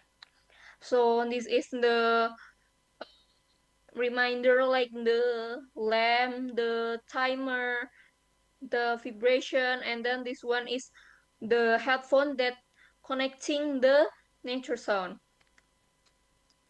And then the discussion. This innovation collaborates two different aspects. This is nature sound focus more on psychological and emotional aspect, while the isometric hand grip is more oriented towards the physical and muscle strength aspect. Packed in a combination of nursing and engineering, this tool is equipped with LCD, LED, and timer, giving it potential to be technological innovation in nursing. Over the past few decades, the healthcare sector has undergone significant transformation to incorporate new technologies and meet the demands of constantly changing society and community. For example, conventional methods such as prescription pads and medical record have given way to digital screens and software. The application of this advance has a positive impact on patient care outcomes and number of lives saved. The era of AI and robotic system is recognized as bringing about significant disruption in healthcare, including nursing. This digital innovation are having a significant impact on the field of nursing and traditionally, highlighting the need for patients both clinically and technological professions. So, what is the conclusion and suggestion on this research? The conclusion is the integration of nature sound and isometric hand game training address both psychological and physiological aspect of health. Nature sound promotes relaxation and autonomic balance, while isometric hand grip training contributes to improve vascular function and muscle strength. The combination of these elements is in a single device present a novel approach to hypertension management. This innovation bridges the gap between nursing and engineering, demonstrating the importance of interdisciplinary collaboration in healthcare technology as a digital advancements continue to shape modern nursing. Integrating technology-driven intervention like this device can enhance patient care and promote holistic health solutions. Future research should focus on expanding trials with larger sample size, optimizing the device design for improved comfort, and exploring additional applications for this intervention. By fostering innovation in non-pharmacological therapies, this study contributes to sustainable and accessible solutions for hypertension management, aligning with global healthcare goals. I think that's all for this research presentation. Thank you for the attention. Wassalamualaikum warahmatullahi wabarakatuh. Thank you. Terima kasih. Waalaikumsalam. Matur nuwun. Waalaikumsalam warahmatullahi wabarakatuh. Thank you, Mrs. Afifah, for a really insightful presentation on tunatric development. All right, everyone. So let's move to the next presenter.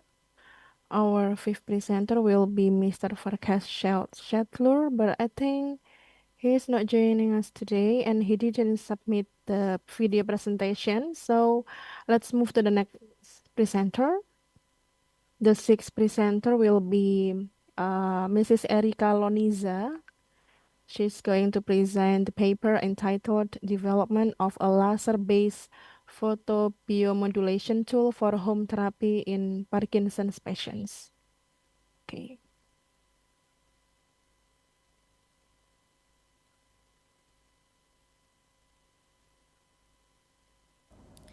Assalamualaikum warahmatullahi wabarakatuh. Good morning everyone. I'm Harimurti as a presenter in this presentation. Today I will present our study on the development of a laser-based photobiomodulation tool for home therapy in Parkinson's patients. This work focuses on designing and testing a device as a safe, compact, and affordable non-pharmacological support for Parkinson's therapy. Parkinson's disease is a neurodegenerative condition that is distinguished by the classic motor symptom of tremor, muscular rigidity, and a halting of movement.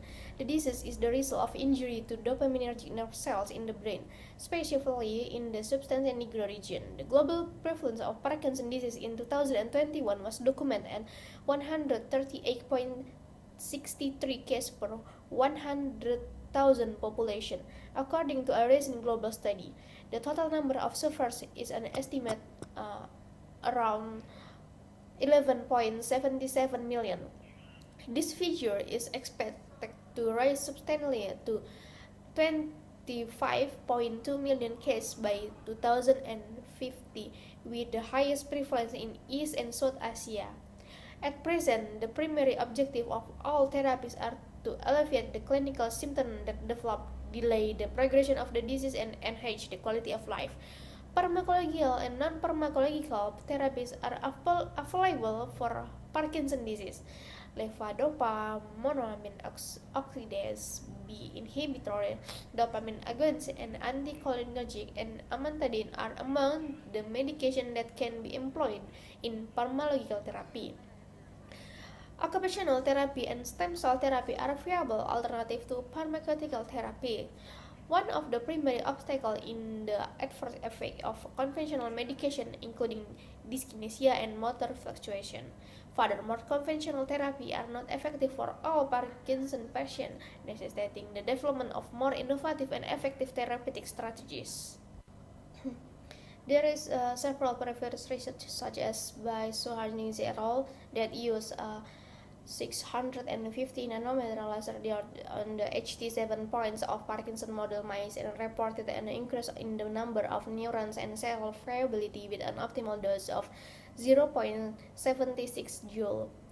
And then from U et al. Show that 617 nanometer LED therapy twice a day increase ATP production and decrease oxidative stress in neurons exposed to neurotoxins.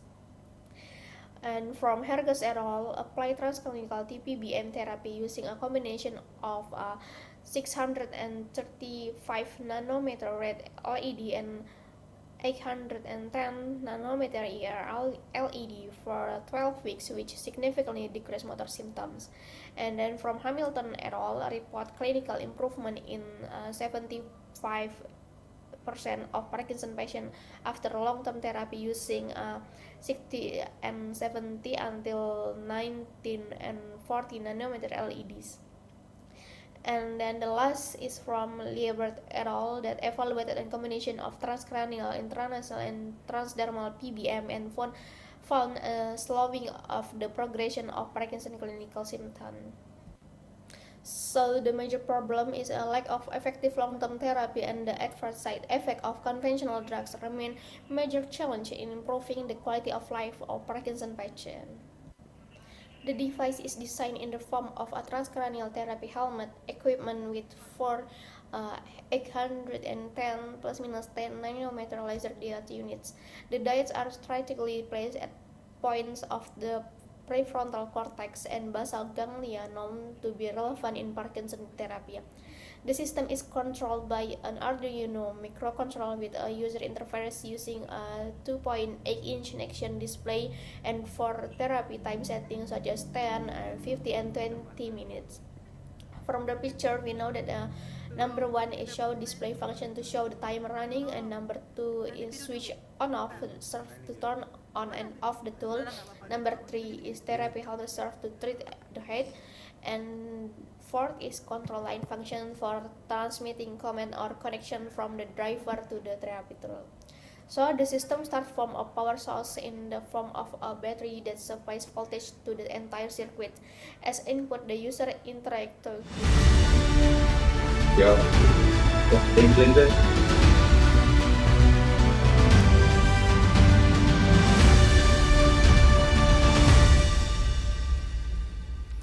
Still with us in 6 Universitas Muhammadiyah Yogyakarta International Graduate Conference 2025 live from AR Fahruddin B building 5th floor.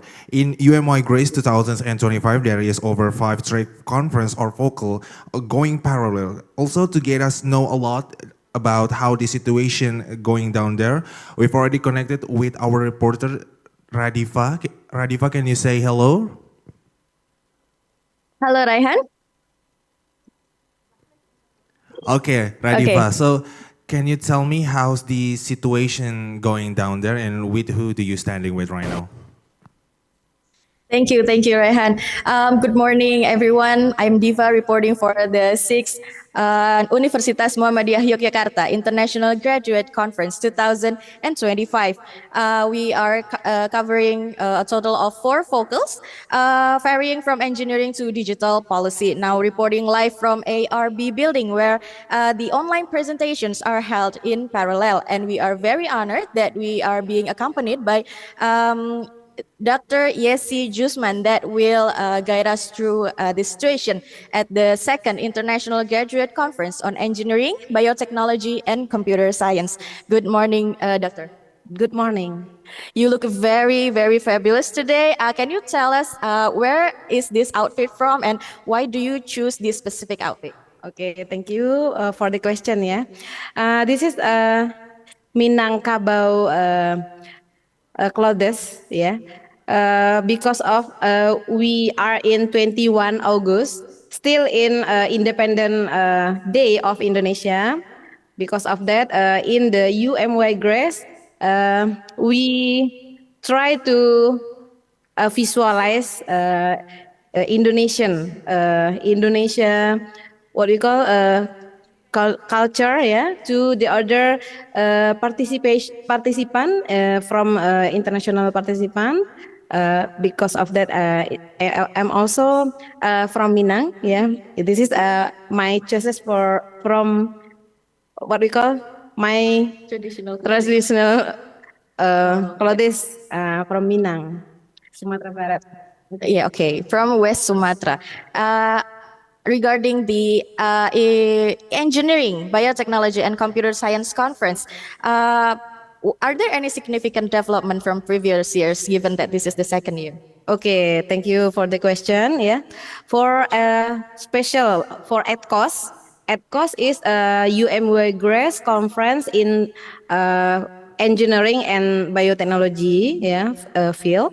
The we today this year we advance the what we call development of the ETCoS from the previous 2024 to in 2025 we have many countries participant, yeah, and also across 3 continents, 9 countries across 3 continents, from Asia, Europe, and America.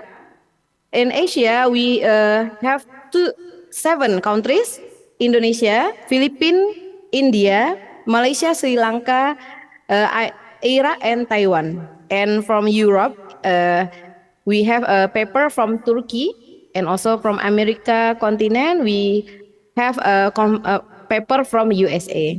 Okay, very well. Given that varying countries are contributing, what is the total number of papers that is being presented at ETCoS? Yeah, for now, the total number almost 100 for ETCoS only, but we focus to select and review and select the what we call contributed paper, and the acceptance rate for our ETCoS conference now 50%. So we just accept the 50 papers in terms of the quality of the content and also the quality of the scope also. Yeah, like that. I see. And what do you hope that the participants will take away from this particular conference? Okay, we hope from UMY Grace, especially ETCoS, for students in the engineering and biotechnology field can join with and about what we call channel the energize of our students and also students in master Ph.D. students also, and also we have the paper from industry, not only for from students. We also have 7 papers in ETCoS from industry, and also one from government. Government means brain, yeah. We see the what we call the impact of ETCoS year by year expand to the better, yeah. We hope also can publish to the Scopus paper because we have select the contributed paper. Thank you very much for today, and I hope you have a lovely day. Returning to the studio, Rehan, we will come back with more information regarding the UMY Grace 2025. Thank you so much, Radiva, and also thank you so much to Dr. Yesi. You look very gorgeous today. Ladies and gentlemen, as we proceed to next focal session overview, we will be coming back as soon as possible, so don't go anywhere. Stay with us at the 6th Universitas Muhammadiyah Yogyakarta International Graduate Conference 2025.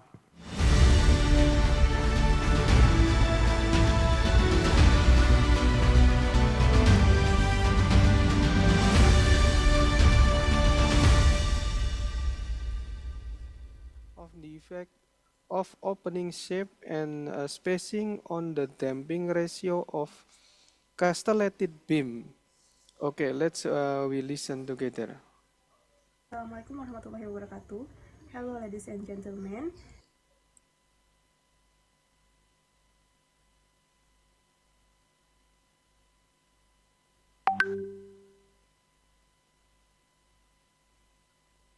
It is a great honor for us to be here today to present our research at this conference. We would like to express our gratitude to the organizing committee and all participants for the opportunity to share our findings and contribute to the ongoing discourse in the structural engineering research. Allow me to introduce myself. My name is Faiza Abgitri and I conducted this research in collaboration with my colleague, Guntur Nugroho. We are both research with a particular interest in the dynamic behavior of steel structures, especially in relation to innovative beam configurations such as Castella beam. The title of our study is Numerical Analysis of the Effect Opening Shape and Spacing on the Damping Ratio of Castella beams. This research focused on understanding how variation of the geometry of web openings, specifically their shape and spacing, affect the damping behavior of Castella beams. Used to carry out the numerical simulation, the parameters considered in the analysis and the key result obtained. We will also discuss the implication of our findings on the design and performance evaluation of Castella beams in structural systems. Let us begin with an overview of Castella beams and the rationale behind our investigation. First is table of content, 1 introduction, 2 research and method, 3 result and discussion, 4 conclusion. Next, introduction. Castella beams are a popular type of beam in construction and are widely used in various structural projects. Castella beams have different shapes of opening in the body, including circular, hexagonal, rectangular, and pentagon. Body openings in Castella beams are beneficial for installing underfloor utilities such as water pipes, sewage line, ventilation system, and cables. Vibration is the one of the most important elements in structural engineering practice. Although relatively small and seemingly insignificant, vibration still has the potential to trigger excitation at the resonant frequency of certain parts of the structures. To optimize the performance of structure against earthquake loads, strong winds, and other transient vibration, damping is one of the widely used methods. Next, Research and method. This research used the numerical method with the help of Abacus software to analyze the EWF steel profile with a total length of 5 meters. The material specification applied referred to the predefined parameters. A center load of 50 kN was statically applied at the midspan point of the beam to evaluate the structural response to loading. The modeling process used a mesh size of 150 mm with tetrahedral type elements. Next, result and discussion. The beam without openings, M1, showed the highest damping ratio of 3.3%, which is used as a basic reference in comparing the effect of different types of openings.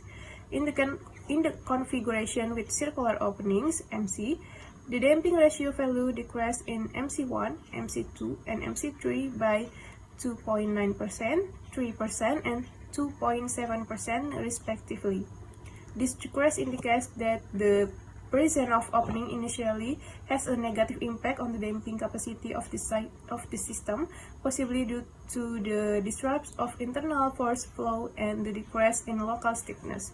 However, the trend of damping value increased again and at MC4, 3.2% as the spacing between the openings became denser. In the configuration with square shapes opening, MR, the damping response tends to lower damping ratio value compared to the circular type. The value of the damping ratio in the square opening has decreased significantly. In the MR1, the value decreased by 3%, and the MR2 model, it has a value of 2.6%. However, in MR3, the damping ratio value slightly increased by 2.7%. In the MR4 model, the damping ratio value has decreased again by 2.6%. From figure 6, the circular web opening has a higher damping ratio than the square openings. The average damping of the circular opening is nearly equal to that of the solid beams without any openings. The damping ratio value decreased considerably in the MR2 and MR4 models in the square web opening. In this case, Castella steel beam with circular body openings are recommended to use many web openings. In contrast, square body openings are advised to use a small number of body openings. The result of this study showed that the configuration of the openings of steel Castella beam body significantly influenced the dynamic damping characteristic. Openings disrupt structural integrity but can be managed by adjusting the shape and spacing of the openings. Circular openings give more stable response and can be optimized through spacing, while square openings show inconsistent response. The implications of this result are essential for the design of steel structural elements, particularly in the context of earthquake-resistant buildings or structures subject to dynamic load.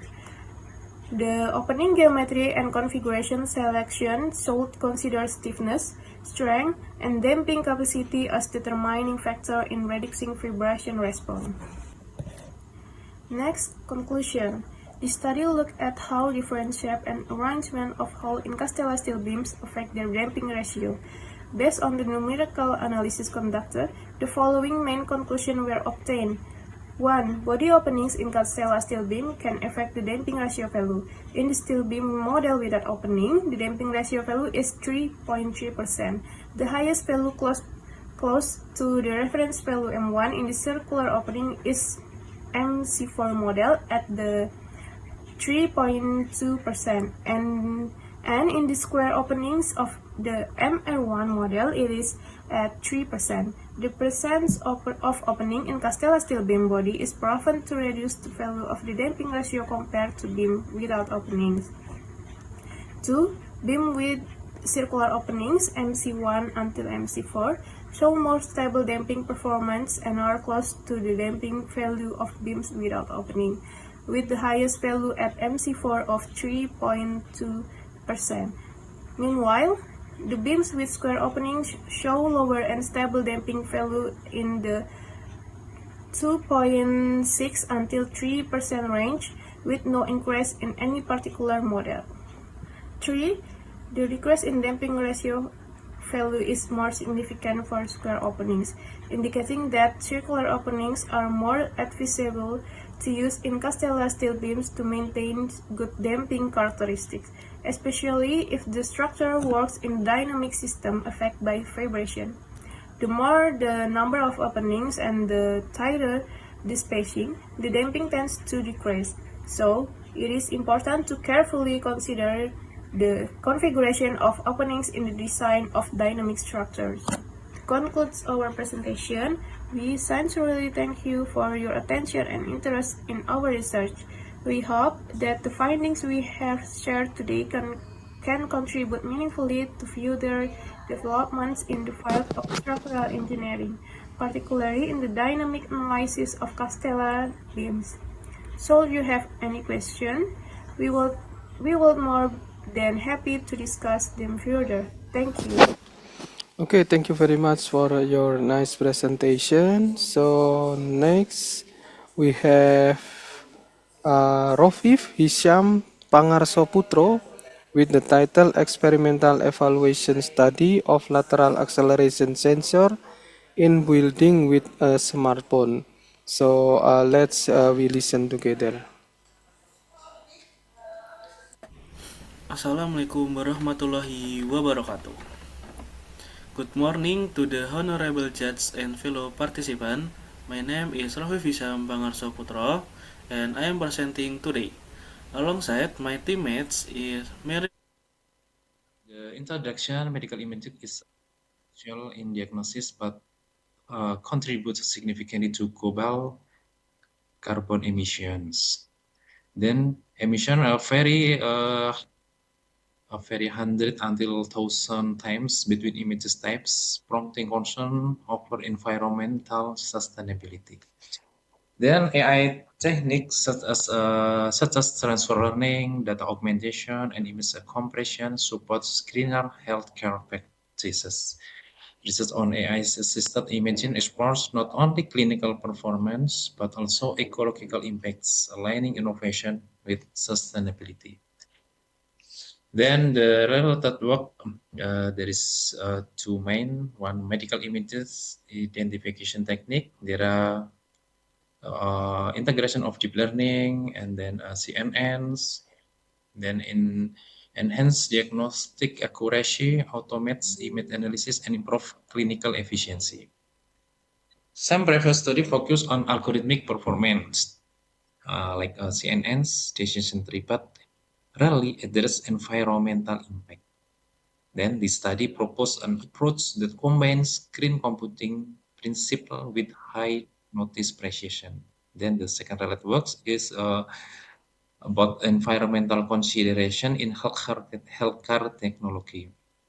There is growing concern about the carbon footprint of healthcare technologies. Then most exciting literature emphasizes accuracy and efficiency with limited attention to energy use and emission. So the study bridges that gap by evaluating AI potential to reduce carbon emission while advancing healthcare quality. Then our method, we use the data set for the research is retrieved from Kaggle, especially concentrating on computer tomography or CT scan of the cells. That data set consists of 58,054 medical images categorized into 6 classes. Assess images, 10,000 images, and then breast MRI, recording 80,000 images, and then a CXR consists of 10,000 images, hand 10,000 images, head CT 10,000 images, and abdomen CT 10,000 images. All images are standardized to the dimension of 64 pixels. Then we doing the pre-processing of the data sets. Then we use the CNN architecture of just CT images as in the slide. Yeah. In this step, the EcoAI library in Python is employed to facilitate the quantification of carbon emission throughout the process of CNN-based medical image identification. ECO2AI is a Python library designed to track carbon emission by monitoring the energy consumption of both CPU and GPU devices.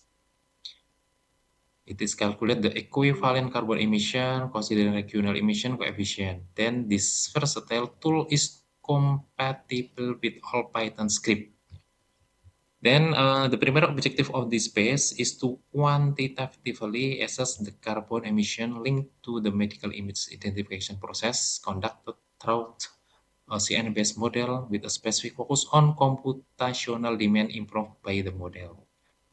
The procedure entails executing the pre-trained CNN model on a designated computing device, a laptop featuring a 2 second gen Intel Core i7, and NVIDIA GeForce RTX 3060.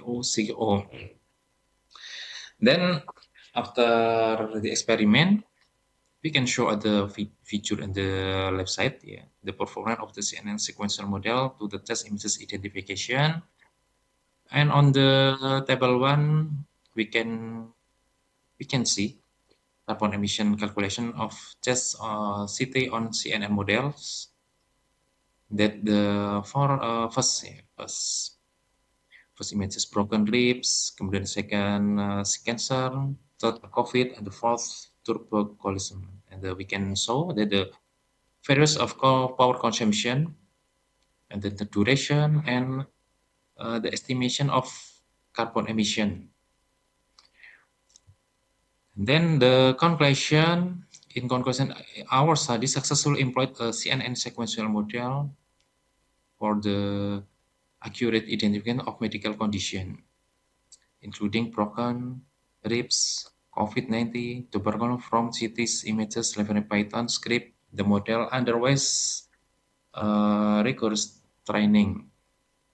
Then the study successfully implemented with achieving an impressive average accuracy of 76% over 5 training epoch. In parallel, information analysis using Python Carbon tracker revealed to the carbon emission energy use and runtime associated with the model execution. This finding highlight the dual importance of clinical accuracy and sustainable AI practice in advancing responsible medical imaging solutions. Okay, ladies and gentlemen, this is the last slide, and thank for your attention. Thank you.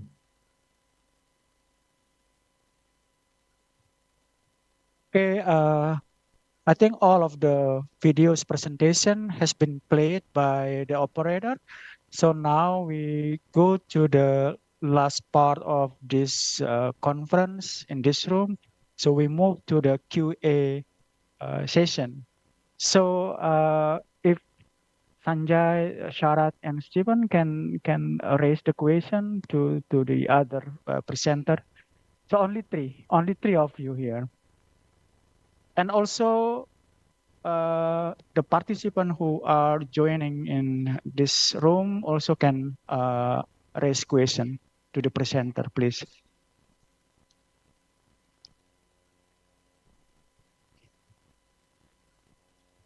I don't have any questions.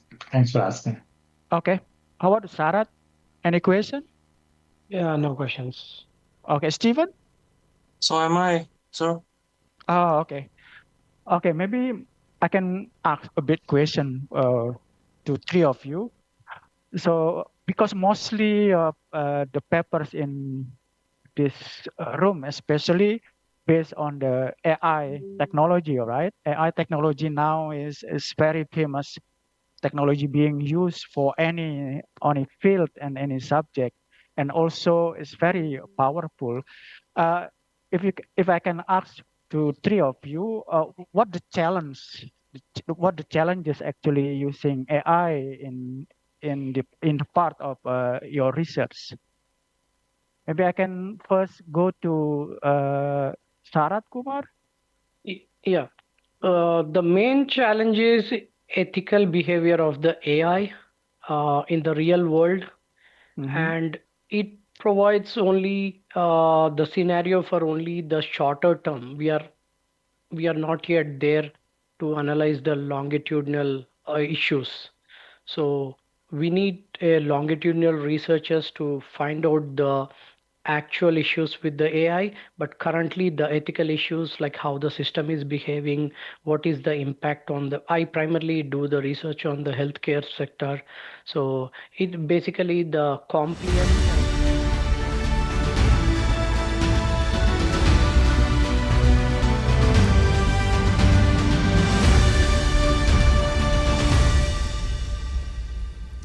Still with us in 6th International Graduate Conference Universitas Muhammadiyah Yogyakarta, and still with me as your host Muhammad Rayhan Nasir Ismail, live from AR Fahrudin B building 5th floor. And also as we come back again and we're about to report the vocal and conference track situation, we've already connected with Diva. Diva, can you say hello? Okay, Rehan, can you hear me? Absolutely audible, Diva. So can you tell me how the situation going down there, and then where and what your conference track right now? Thank you. Okay, thank you, Rehan. Back with us again at the second International Graduate Conference on Smart Agriculture and Green Renewable Energy as part of Universitas Muhammadiyah Yogyakarta International Graduate Conference 2025. We are very honored to be accompanied by Associate Professor Zuhud Rozaki. Good morning, sir. Good morning. Okay, so what is the main theme of this year's CEng Grace conference, and how does it differ to previous conference, given that this is the second year? So we are looking for a new thing that can increase the quality of the research and the quality of the conference. So this year's topic is fostering Gen Z for sustainable development and renewable energy. Okay. What is the total number of papers accepted and presented at this particular conference? Actually, the submitted papers in this conference is more than 300 papers, but unfortunately, or we want to get the best papers among those papers. Therefore, we try to select and do selection, and then in the CEng Grace, we only will publish 60 papers in Scopus Index Proceeding, and the rest will be published in SINTA Indexation or National Accreditation Journal. Okay, very well. And what are your hopes for the future of this conference for the third or fourth or etc.? Yeah, actually, we are hoping that this conference can be continued, and then the participation from cross generation can participate. Actually, from the beginning, we are targeting for the young people, but in the midway, we see that in the science development, we cannot only see the young generation, but we need the collaboration cross generation. So old generation, young generation, and the next generation need to collaborate to get better science for the better life in the future. Very well. So we hope that this year's conference will encourage other researchers to participate in the next round of CEng Grace. Okay. Thank you very much for your time. We hope you have a lovely day, and we will be returning soon with more information regarding UMY Grace 2025. Returning to the studio, Rehan. Thank you so much, Diva, and also thank you so much, Pak Zaki. As well as we heard together, we will come back with a lot of information about the track conference and vocal sessions going down there. So don't go anywhere, stay with us at the 6th Universitas Muhammadiyah Yogyakarta International Graduate Conference 2025.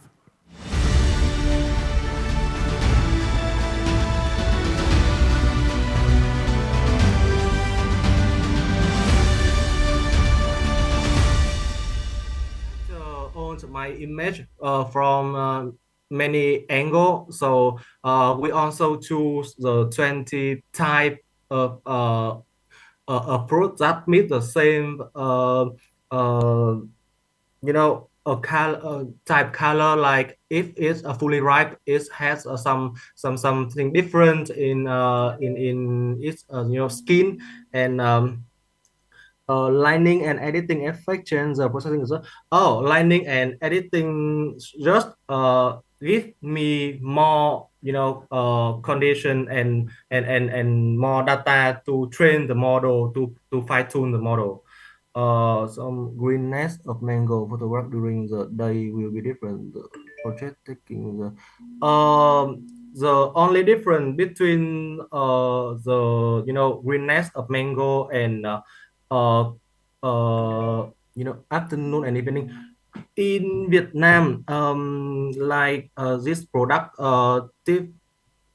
fruit, we use yellow light for day and night to warm the fruit up to increase its quality. So it's lucky for me to in this project that our testing yard, we have the own of light in the field, so there's no too much difference between the morning and the evening. So the only difference in our test is when we pre-processing, they capture the image with different ISO, different lighting into the camera to the image. Yeah, it's collaboration or something similar. In Vietnam, in our test, this I found out it's a new there's no research before use YOLO with IoT with LoRaWAN and like we do this in this research. Yeah, this is answer for me for Mr. Human, and I remember there's some research that asked me in micro, so I forgot some idea of him. So can you you know re-ask me this question? Okay. Okay, I think it's enough. Thank you, Mr. Nguyen, for your answer. And Mr. Imam, Mr. Rohmat Indra, who representative for Yes. Mr. Imam. Could you answer the Okay. questions, please? Okay, thank you for your question, Mr. Diang Sagita. Okay. Yeah. Mr. Rohmat, could you please also Oh, open your okay, camera, okay, okay. please? Sorry. Because we're recording you. Agriculture remains the backbone of economic worldwide. It feeds billions, sustains livelihoods, and shapes national stability. Yet here lies the dilemma. Subsidies are not of the most widely used policy tools. They support farmers, stabilize price, and boost production. But at the same time, they risk creating market distortions, environmental degradation, and global inequality. This raises an important question for us. How has the global academic community addressed this double-edged policy instrument? This question becomes the starting point of this study. Our aims was to map global research on agricultural subsidies and food policy between 2010 and 2024. The novelty lies in our approach instead of focusing on single countries cases or isolated policy outcomes. We apply the bibliometric analysis or a mapping method to capture the world's conversation on this issue. We combine quantitative mapping with the qualitative interpretation to uncover the pattern, sieve and gaps in the research landscape. In our world, instead of the studying on farm, we look at how the entire global academic community has debated subsidies. So to this research, we collected article from the Scopus database covering a publication between 2010 and 24. Out of the 834 records, after rigorous screening and eligibility check, we include 568 articles in our final database. We then analyze the data using FOSS-Viewer to visualize networks of keywords, author, collaboration, and RStudio for the mapping. This systematic process ensured that our analysis was both comprehensive and reliable. So from this analysis, we constructed a global knowledge landscape. The keyword network revealed 5 major clusters of research. The first cluster linked subsidy system with food security. The second emphasized agriculture and economics. The third connects climate change with input use such as fertilizer and rice, and fourth focusing on policy and sustainability, while the fifth highlights a region perspective, particularly in European Union and Africa. This cluster make one thing clear: research on subsidies is not only about economics. It deeply connects to the social, ecological, and geopolitical issues.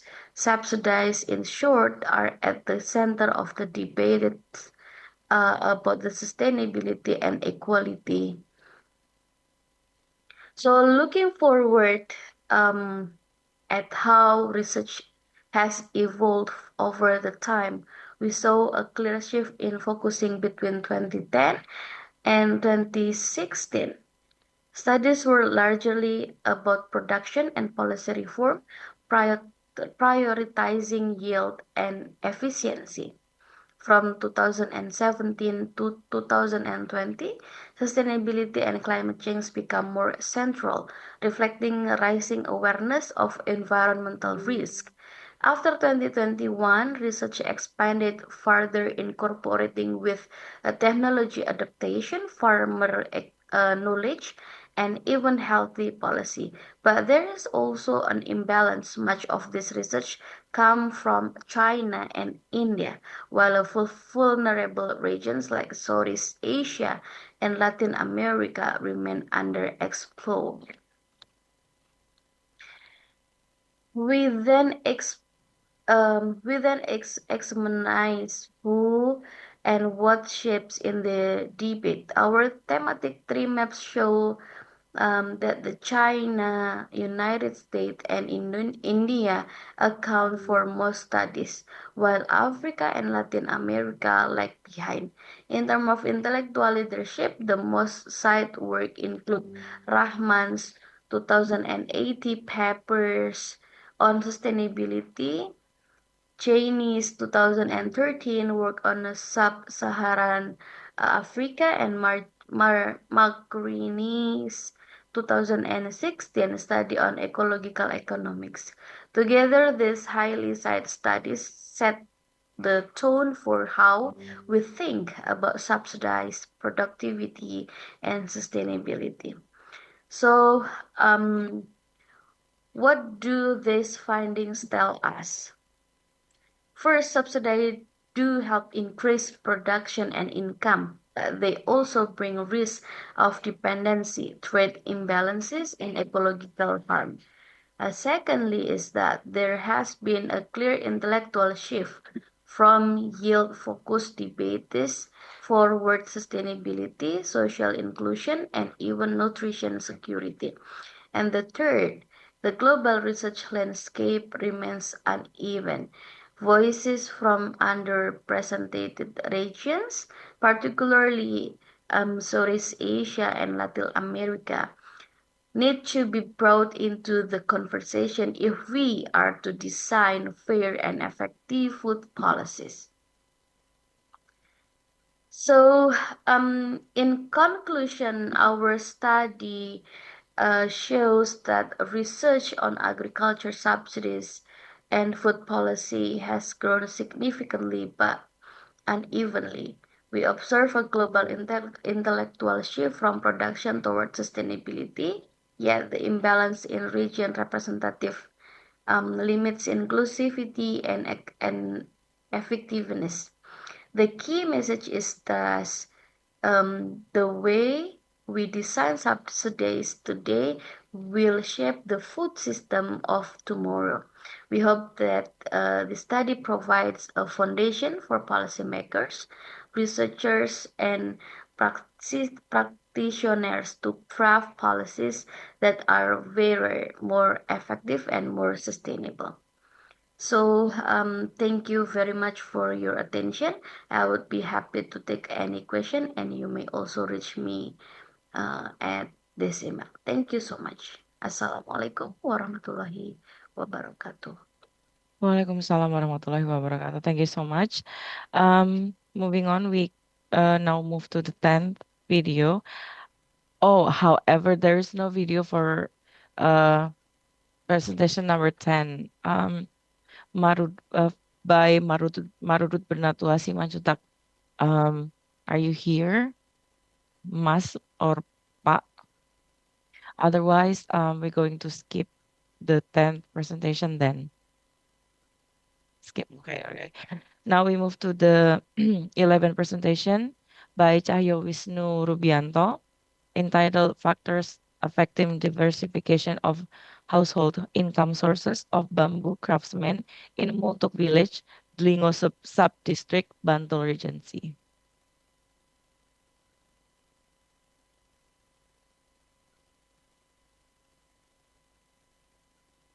Bismillahirrahmanirrahim. Assalamualaikum warahmatullahi wabarakatuh.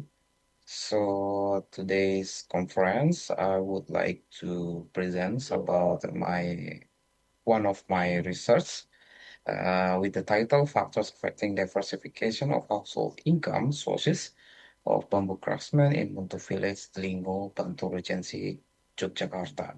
With me as the author, Cahyo Wisnu Rubianto, and the co-authors, Nadifa Nura Maulita and Nura Mawati from Department of Agribusiness, Universitas Muhammadiyah, Yogyakarta. So the backgrounds of these studies, we can see that the special region of Yogyakarta is one of the manufacturing centers or industrial center based on the communities, and Bantul is the area that the most industrial center. We can see in the figure in the right side that the number of industrial centers in Daerah Istimewa Yogyakarta from 2020 to 2022, Bantul Regency is the most industrial centers, especially in the Multuk Village, which is known as the largest bamboo handicraft center in Bantul Regency. Has a great potential in the bamboo handicraft industry, but the artisans still face limitation in their welfare and the livelihood diversity. So the objective of this study, we would like to analyze the income, expenditure, and the welfare level of bamboo artisan households and identify the factors that affect the diversification of income sources in Multuk, Dlingo District, Bantul Regency, Yogyakarta. And this research was conducted in Multuk Village, which was purposefully chosen as it is a center of bamboo handicraft.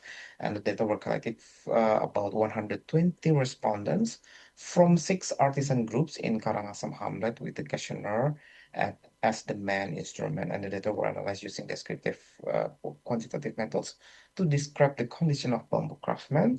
And we divided into 2 groups. So one group with the craftsmen only, and one group they combine the agriculture and the craftsmen.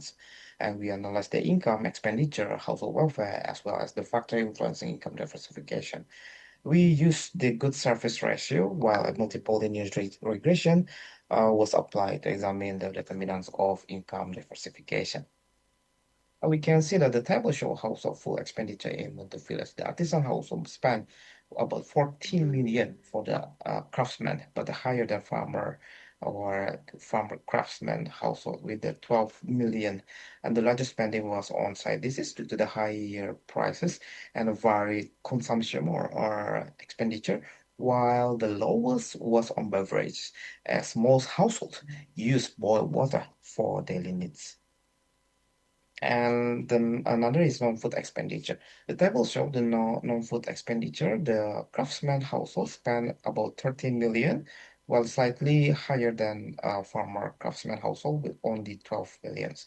So the highest spending was on fuel, electricity, water, gas due to the fluctuating fuel prices, while the lowest ones was on the taxes. And the GSR analysis, the craftsman and the farmer craftsman household in Ubuntu village, we can see the gas R value in the craftsman household is 1.0, which categorized as a less prosperous, while farmer craftsman household score with 0.98, indicating they are prosperous or better off, since non-food spending is higher than food spending. So this finding align with the previous research showing that involvement in agriculture improve the welfare by providing additional income and allowing more balanced household expenditure. So according to the factor affecting the diversification of income sources, we can see that the coefficient is quite good. The model is good, 54.7%, with the F-test is very high, very significant, and the T-test is also significant influence, especially in the experience, the land area, and the production equipment income, and also the group role. And the last conclusion, the household income in Mutuk village is diverse as a strategy to reduce the income risks. So economic risks, especially from the uncertainty of bamboo crafts. So key factors affecting diversification are craftsman experience, land ownership, production equipment, income, and the role of craftsman groups, all of which can improve household welfare. And the bamboo craftsmen are encouraged to innovate to increase income sources, while the government should support with the capital and training, and agriculture sector also plays an important role as an additional livelihood, making the combination of agriculture and also the off-farm from the craft an effective diversification strategy to improve welfare and reduce dependence on one sector. Thank you very much for your attention, and we can discuss. Assalamualaikum warahmatullahi wabarakatuh. Ya, Waalaikumsalam warahmatullahi wabarakatuh. Yeah, that's also very compact and very simple presentation from Pak Cahyo. So we now move on to the last video presentation by Bapak Zutruzaki, entitled Attitude of Durian Seed Breeders to the Seed Certification Process.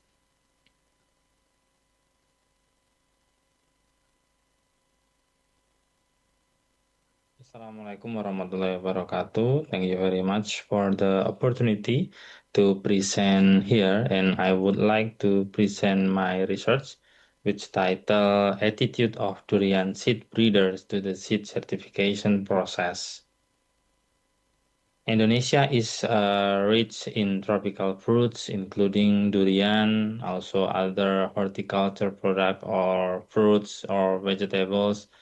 With durian is well known as the king of fruits, even though maybe some people don't like durian, but this fruit become the king of fruits, or many people do like this fruit. And due to that popular, the demand for the high quality durian is increasing domestically and internationally, especially in Southeast Asia. Therefore, the certified seeds are the essential efforts to provide the high good quality of durian seeds. And one of the place that implementing the certified seeds of durian is the Kebonrejo village in Magelang Regency. And many breeders, durian breeders, still avoid, but the breeders of the durian seeds, many of them try to avoid the certification it means that there is a challenge for the competitiveness of this durian seeds breeder. The research method of this research is first the location is located in Kebon Rejo village, Salaman district, Magelang Regency. It is purposefully chosen, and then 45 respondent or the durian seeds breeder were chosen as the respondent from 9 farmers group, and we use the descriptive analysis and also the Spearman rank correlation to understand the relation between the internal characteristic of farmers and their attitude toward the certified durian seeds. And for the attitudes variable, we use the cognitive, affective, and conative, and then factors that we use for the internal characteristic is the education, experience, land, income, farmers group, and supervisor, and also the social media exposure. For the farmer's attitude to the certification, for the cognitive part, score is 3.57, and affective score is the 3.12, and the conative score is 2.68. The cognitive variable means about the knowledge regarding the certified seeds, and the affective is regarding their feeling or their like and dislike about the certification, and the conatives about they are tend to apply or implementing the certification of the seeds or not. And the overall attitude is categorized as poor because the average score is only 2.17. And the factors influencing the attitudes are the significant factors, including formal education, land area, income, plant seed supervisors, farmer groups, social, and also social media exposure, because farmers are usually accessing the social media for entertainment, and also some are using the social media for searching or looking for the information regarding the agriculture. And then the non-significant factors include age, non-formal education, farming experience. So the conclusion of this research, first, farmers show good knowledge and agreement on benefits, but unwillingness to implement. And the overall attitude is categorized in poor, and significant factors including education, land, income, supervisor, farmers group, and social media. And through this research, we are recommending to strengthen the outreach via farmers group and digital platforms. And then the certification adoption is key to competitiveness and market access. I think that's all my presentation. Thank you very much. Billahi taufiq hidayah. Assalamualaikum warahmatullahi wabarakatuh. Waalaikumsalam warahmatullahi wabarakatuh. All right, so those are the 12 presentations for today. Now we move to the Q&A session. So if you have questions to the presenter, please you may write it on the chat box, or maybe you can activate your microphone so you can speak. All right, while waiting for the question, I would like to remind you to fill out the attendance list. I already copied the attendance list on the chat, so please fill that out. So because it will be required as part of your documentation, and to ensure your participation is recorded for your certificate. Okay. So is there any question maybe for the presentation?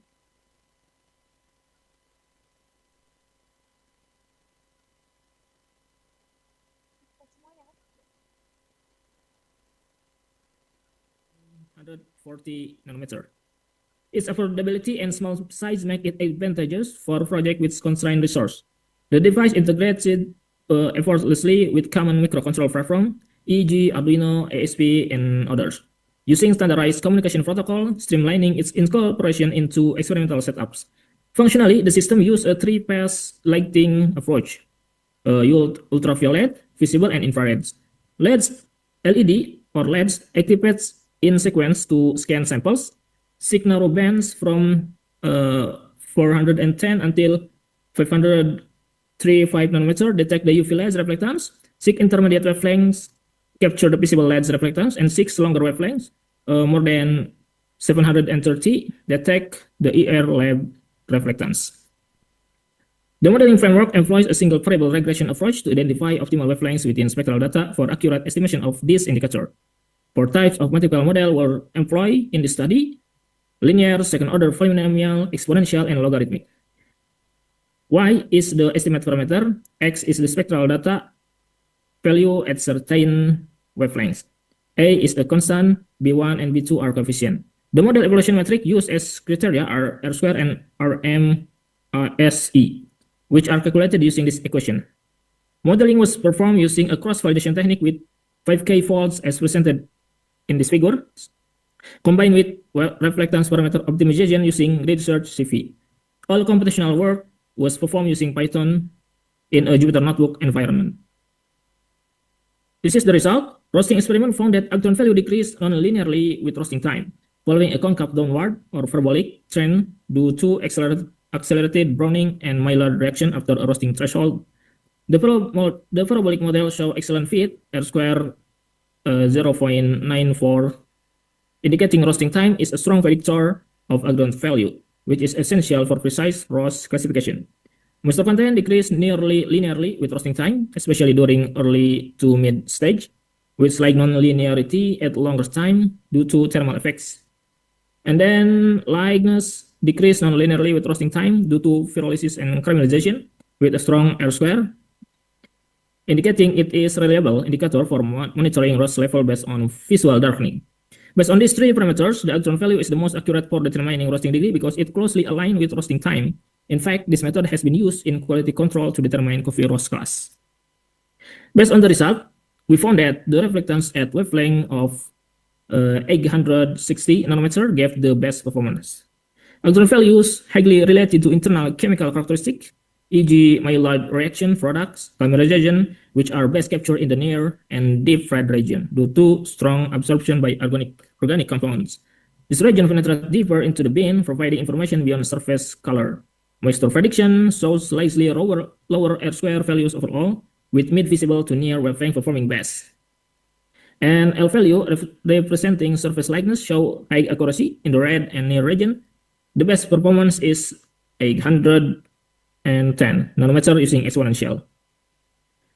L value is the surface color metric and is therefore more influenced by visible reflectance, especially in the red or orange-yellow region that correlate well with browning intensity.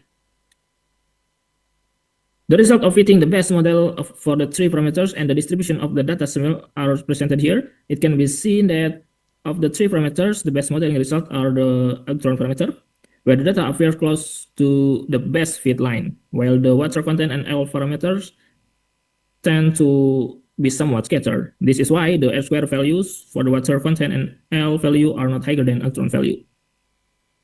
For the discussion, actual value is the most suitable to be a roasting parameter because this index has been standard for classifying roast level into A class, ranging from extremely light, medium, dark, and even very dark. This is for the example or illustration.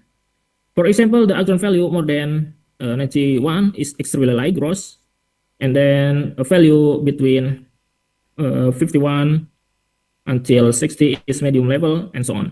Furthermore, the model formed with only one spectral variable, phase 860 nanometer, has been proven to be usable because the RMSE value is below 5, which is still within the range of values in roasting level class. So actual prediction is better to be used compared to moisture and L prediction. And mathematical models are easier to implement on microcontroller-based device because they are simpler and require minimum memory. And the capabilities of the sensor that used in this research have great potential for developing portable and lower-cost instruments. And then for the conclusion, polynomial regression model effectively capture the nonlinear relationship between roasting time and key coffee quality parameters such as electron, moisture, and L, with high R-square values confirming the suitability of mathematical modeling for roast process monitoring. And spectral analysis using the sensor identified optimal wavelength for predicting each parameter with near region for electron, visible blue for moisture, and short wave near for L, reflecting specific physical and chemical change during roasting. The strong predictive performance of selected wavelengths highlight the potential of low-cost multispectral sensors for rapid, portable, and non-destructive quality assessment in roast coffee. These findings support future integration of multispectral feature fusion and model optimization, offering a practical solution for improved quality control and automation in the coffee roasting industry. I think that's all my presentation. Thank you very much for your attention. Wassalamualaikum warahmatullahi wabarakatuh.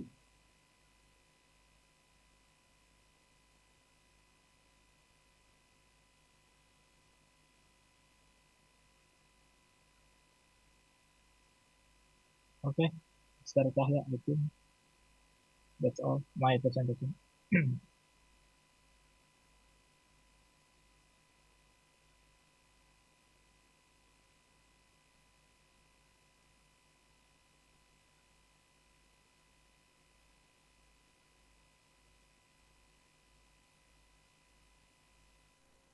You need to have like all the kind of talent. You need also to see the durability, where is like long term after, like for example 1 year, what will happen to the concrete. So it's like there is a lot of tests need to be done. Okay, I see. Thank you. Thank you for your answer, Mr. Sami. Okay, we still have 3 video presentation. So I would like to playback via moderator or operator. I mean, 2 next video presentation. In the 10 video presentation with the optimization of environmentally friendly asphalt mix formulation. Okay, enjoy the video presentation. Thank you. Good afternoon, everyone. It's a great honor for me to be here today and to have the opportunity to present my research. My name is Gusti Agung Ananda Putra, and today I will be presenting about my research with title Optimization of Environmentally Friendly Asphalt Mix Formulation using Artificial Intelligence based on genetic algorithm. Okay, first is background. Climate change driven by carbon dioxide emission from industry and infrastructure is a major global concern. The construction sector contributes 39% of global carbon dioxide emission, with asphalt production being a major source due to high energy use and bitumen content. Technologies like warm mix asphalt and reclaimed asphalt pavement can reduce emission, but their implementation remains limited. Research gap. Conventional asphalt mix design methods do not consider carbon emission or energy efficiency. Adoption of sustainable asphalt technology like WME and RAP is still limited in practice. Few studies have developed intelligent, accessible systems that integrate machine learning and optimization to support low-emission asphalt mix design. Most existing models lack user-friendly platform for practical implementation by industry stakeholders. Research objective: predicting carbon dioxide emission from asphalt mixer based on key technical parameters identifying optimal mix design that minimize emission while meeting performance standard. And 3 is providing practical decision support tool for sustainable development planning aligned with climate goals. Method this research, this study use a quantitative simulation-based approach to optimize environmentally friendly asphalt mix formulation. The goal is to minimize carbon emission during production by integrating a random forest regression model with genetic algorithm using the Orange data mining platform. A dataset of 50 asphalt mix record was compiled, including variables such as binder content, mixing temperature, RAP percentage, moisture content, aggregate type, mix type, and production method. The target output is carbon dioxide equivalent emission per ton based on LCA data and simulation. Data pre-processing include one-hot encoding and normalization. The model was trained on 80% of the data and test on 20%, yielding an R-square of 0.772 and RMSE of 5.27 kg carbon dioxide equivalent per ton. Feature importance analysis show that mixing temperature, binder content, and RAP properties, which impact on emission. Result: research data 50 asphalt mix sample with technical variable and carbon emission data were analyzed using machine learning random forest in Orange software. Prediction model with performance RMSE is 5.27 kg carbon dioxide per ton, MAE 4.99 kg carbon dioxide ton, R square is 0.70.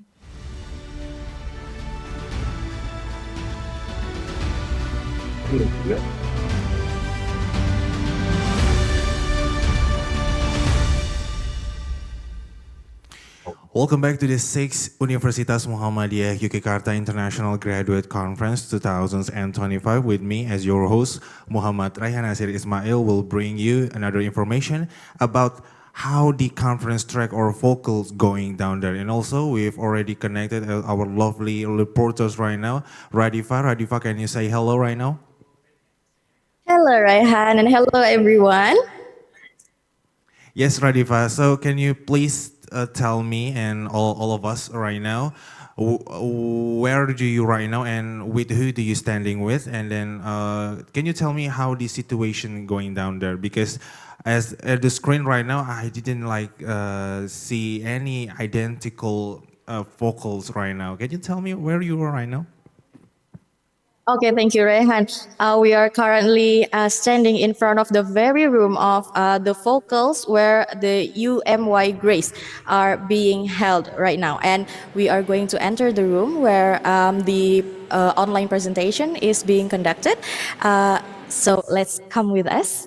But we have to go in very quietly because the presentation is currently being held. Okay.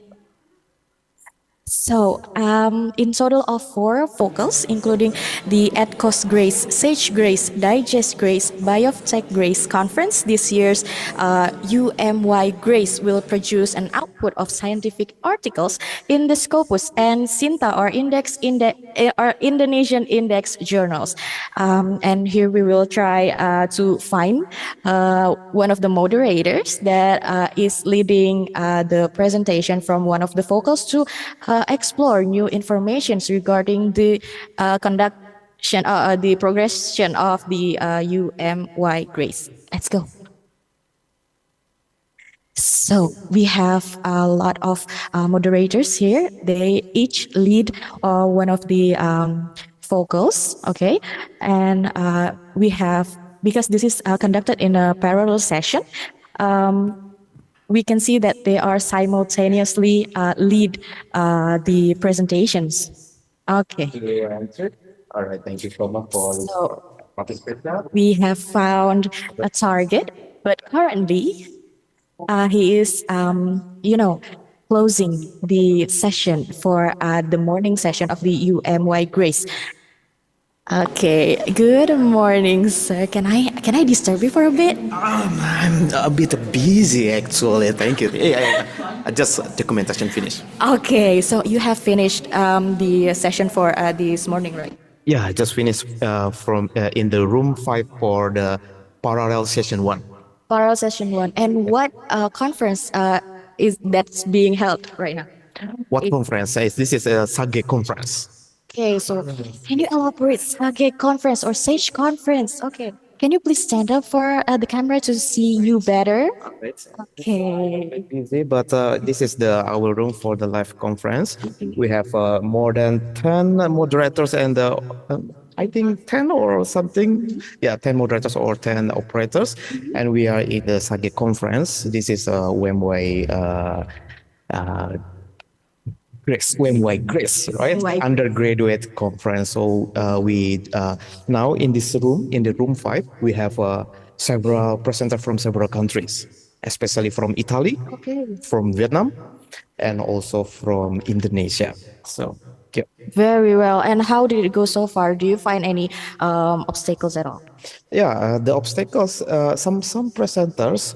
The first authors is changed to their teams, but for the time limitation is very so limited. So we hope to have more time to discuss because from Italy, Vietnam, Indonesia is very important. Okay, so it's a very rare condition where we can meet a lot of participants from overseas, right? Yeah, and also the discussion is very important related to technology, agriculture, and also the sustainability. Very brilliant. And how many have presented under your lead? Under my lead is 12 presenters. Yeah. Okay, and how did you find it so far? Sorry? How did you find it so far, the 12 participants? Fine. Very fine. Very fine. And then they are very active. And we can see in the chat box also, I lead for as a moderator. They have a very so much interactive for the question and answer, also related to discussion because each presenters, they have, what can I say, very similar topics and they can discuss. I think we hope as the conference of the UMY Grace undergraduate conference, they can make collaboration in the future, I think, especially for relationship between the countries, Indonesia, Vietnam, and also the Italian countries. Okay, very well. I hope that are you going to lead the second session of today? No, just a first session. Okay. Because after this, I'm going to another agenda. Very busy man we have right here. Okay, thank you so much for your time, and we hope that the other moderators find the sessions go very smoothly as well. We will go back to you as soon as possible with more information regarding the UMY Grace 2025. Ladies and gentlemen, thank you so much, and also for Radifa and also sir, I really love your author today. And as you hear right now, so each country participating in this UMY Grace, 6 UMY Grace International Conference. So for those of you that really want to know how the presentation about ideas and how going right now, feel free to watch the entire video and live stream via Yogyakarta especially in YouTube channel UM Yogyakarta. Ladies and gentlemen, we'll be back around 5 minutes, I think. So we will prepare for the performance that will present you something exciting. So don't go anywhere. We'll be back immediately in UMY Grace 2025.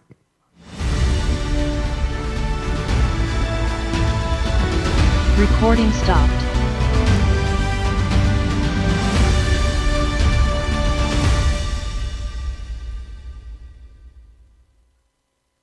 Meter per second to 1.5 meter per second.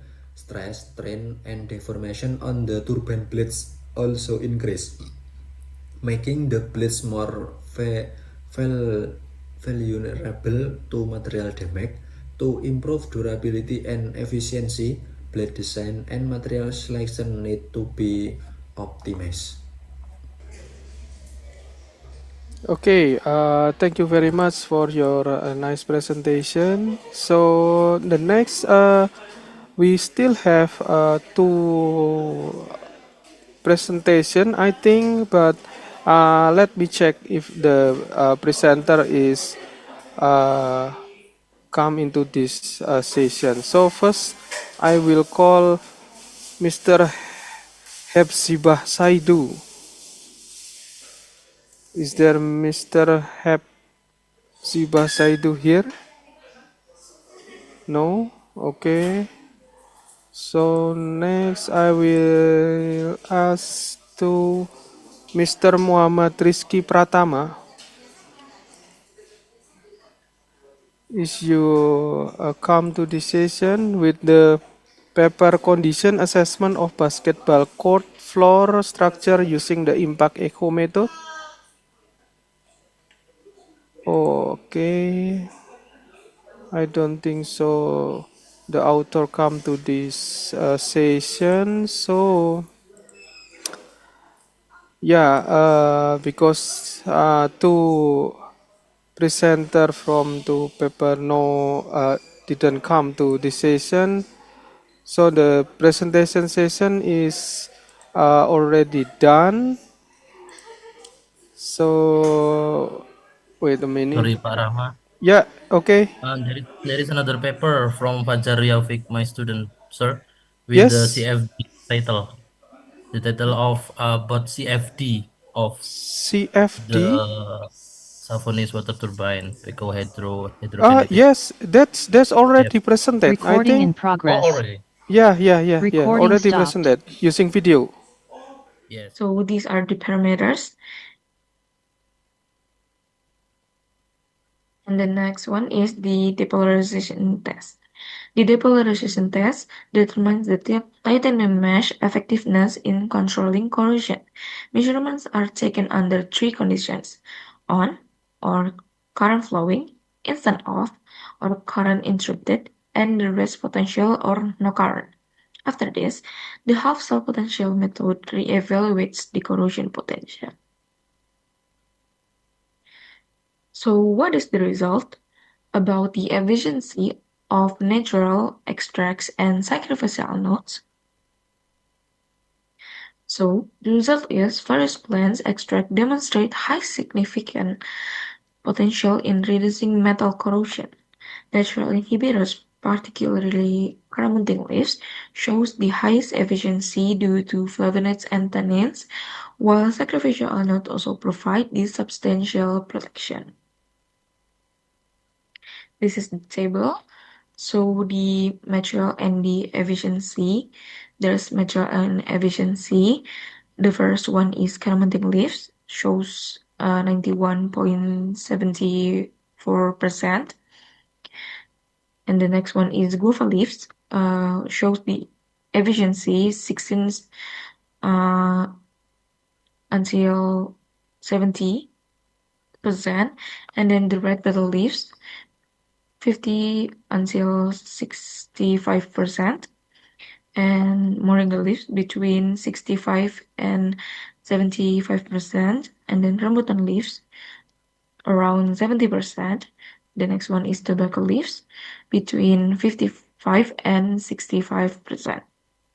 Also, the material for the SACP or sacrificial anode cathodic protection in zinc cartridge, aluminum anode, and magnesium anode shows 67 to 90% efficiency, and the zinc is the most efficient alloy.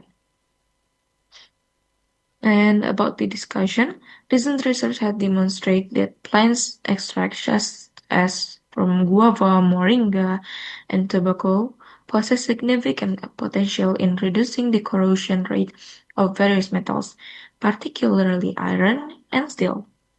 For instance, guava leaf extract has been reported to lower the corrosion rate of galvanized steel and pipes by approximately 70%, primarily through the formation of a protective film that inhibits the interaction between corrosive ions and metal surface. Comparable results were observed with moringa leaf extract, which exhibit an inhibition efficiency exceeding 65% on galvanized steel in rainwater environment. Similarly, rambutan leaf extract proved effective in marine conditions, achieving corrosion inhibition rates up to 70% on iron plates, while tobacco leaves, when applied to reinforced concrete exposed to seawater, was found to reduce the corrosion rate by more than 60%.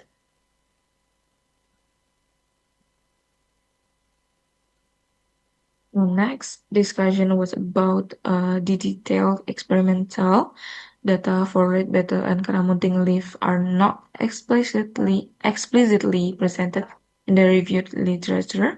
The presence of bioactive compounds such as flavonoid and tannins in these plants suggests a strong potential for corrosion inhibition. Collectively, these findings highlight in the efficiency of plant-derived organic compounds in performing protective layers on metal surface, thereby significantly mitigating materials degradation while offering environmentally friendly alternative to conventional corrosion inhibition. And this is about the conclusion and suggestion.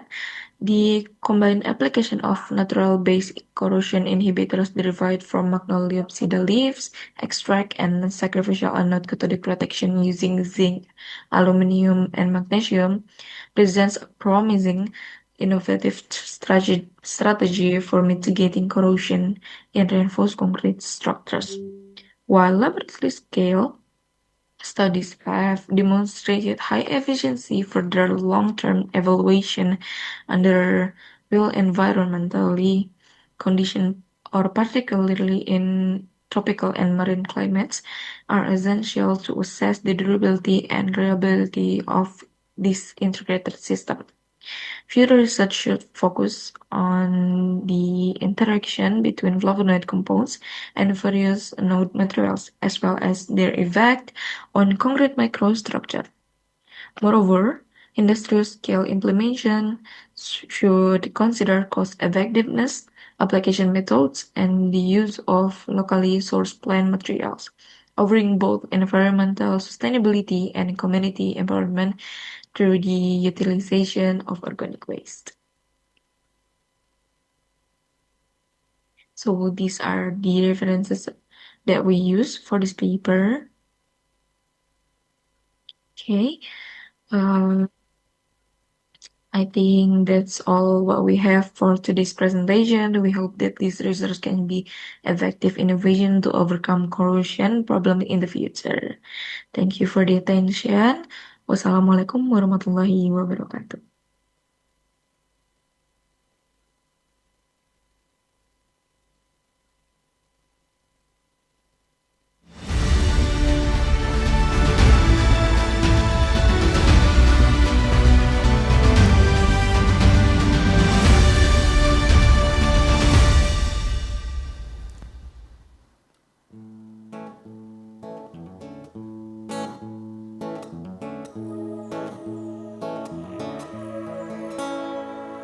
Mata pernah melihat, telinga pernah mendengar,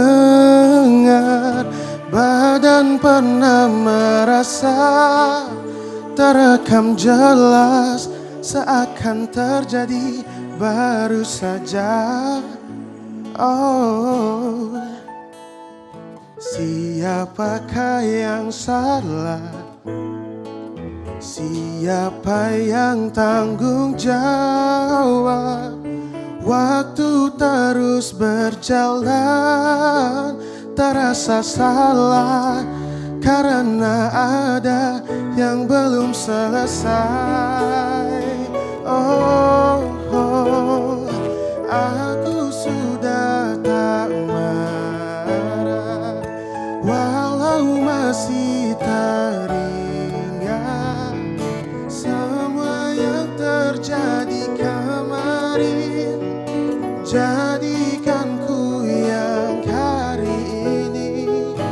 Aku sudah tak benci, walau nyatanya merugi. Terdengar tidaknya kata maaf, dada lapang terima semua. Akan ada masa depan bagi semua yang bertahan. Duniaku pernah hancur, rangkai lagi satu-satu.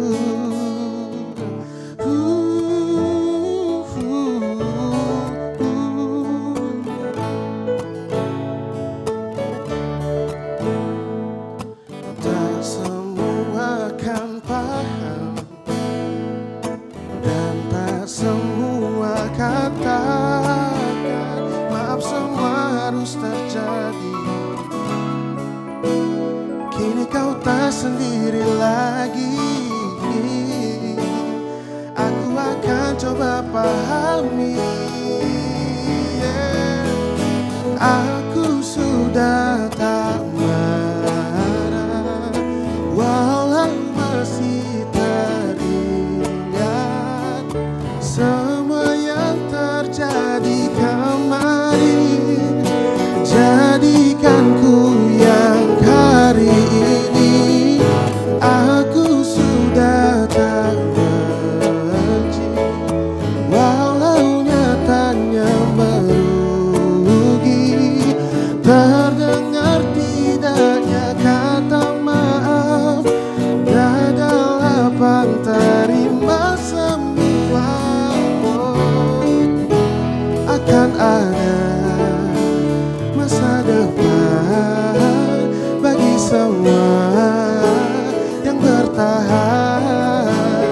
Duniaku pernah hancur, rangkai lagi satu-satu.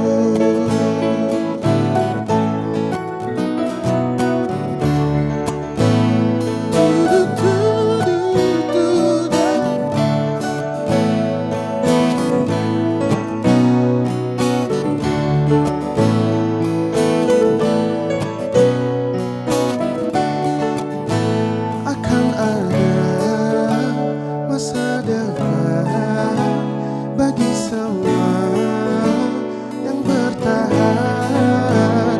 Duniaku pernah hancur, rangkai lagi satu-satu. Duniaku pernah hancur, rangkai lagi satu-satu. Rangkai lagi satu-satu. Rangkai lagi satu-satu.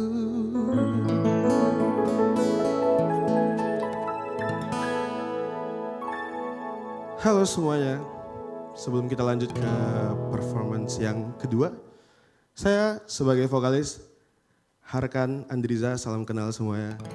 Dan di sebelah kanan saya Ada Mas siapa Mas? Denny. Mas Denny. Denny Ananda. Asalnya dari mana Mas? Blora. Oh dari Blora, ada yang dari Blora nggak di sini? Apa terlalu kampung weh? Tuh, dibilang sama Mbak. Terlalu pelosok. Tuh. Emang iya Mas? Blora tuh jauh nggak sih Mas? Jauh banget Mas. Jauh banget ya? dibilang kampung tadi Mas.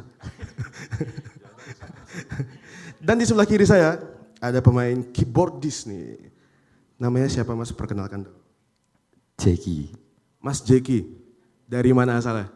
Saya Kendal. Kendal, ada yang tahu Kendal? Oh ya tahu. Oh banyak. Tuh, Kendal tuh berapa jam Mas dari Indonesia? Oke, next songs. Kita bawain lagu Inggris kali ya, karena acaranya kan acara Inggris ya. Oke, next songs dari Bruno Mars, Die With A Smile. Sikat Mas Denny.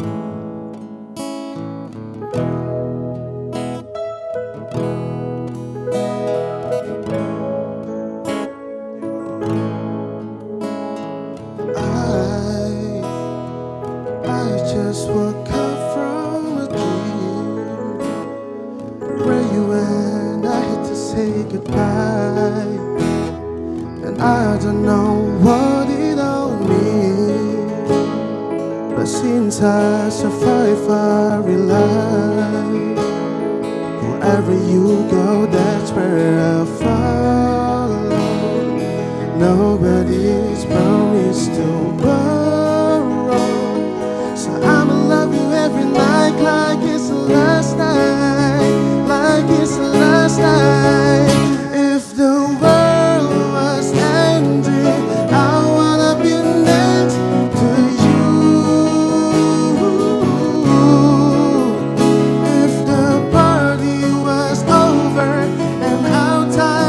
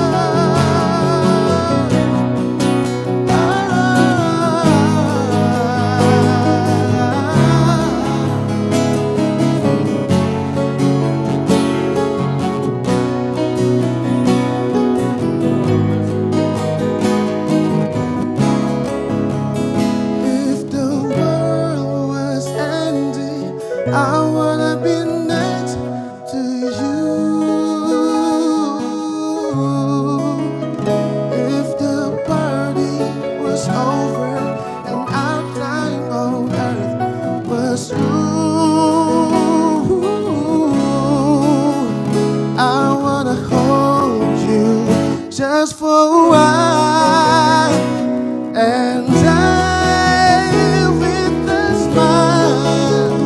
If the world was ending, I wanna be next to you. If the world was ending, I wanna be next to you.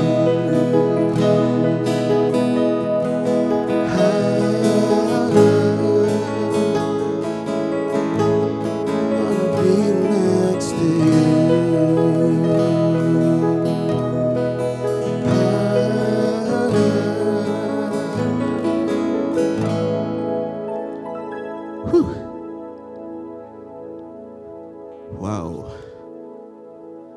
Oke, boleh, mulai panas. Lagu berikutnya kita mau bawain lagu apa nih, Mas? Cukup terkenal kayaknya lagunya. Sedikit. Sebelumnya saya minta request lagu ini ya sama teman-teman player keyboard ini. Udah jangan bawain lagu itu. Tapi saya bilang lagunya viral kok, banyak kok yang ngerti lagunya, pasti. Oke, for the next songs. Sikat Mas Denny.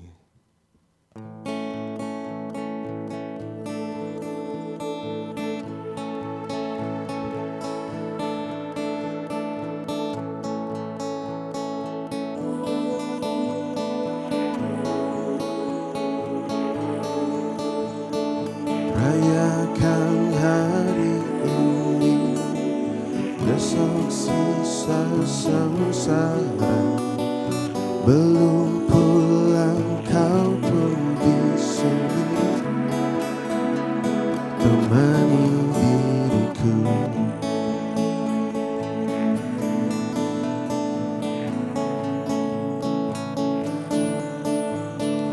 Kita bersandiwara, bicara tak semestinya, walau kita tahu nyatanya semua tak baik saja.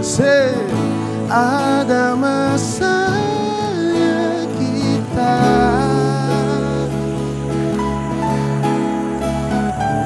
mencuri ruang dan waktu, walau pasti berlalu. Biarkan saja kita kesana, selagi masih bisa bersama.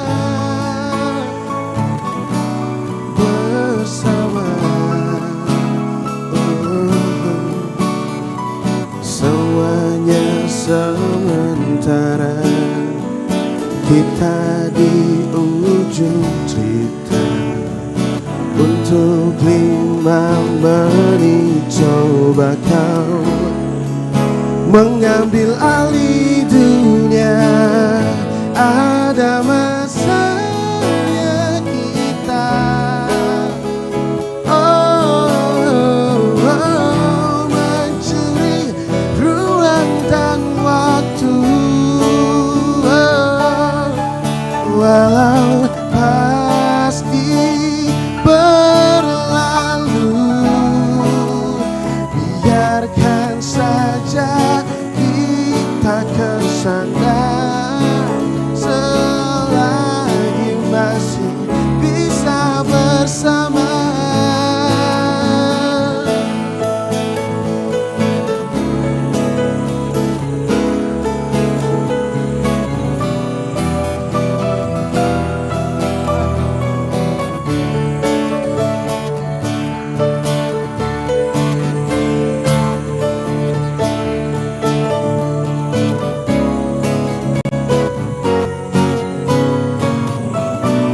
Yang tahu lagunya ya, kita bisa nyanyi bareng-bareng, buatin suaranya semuanya.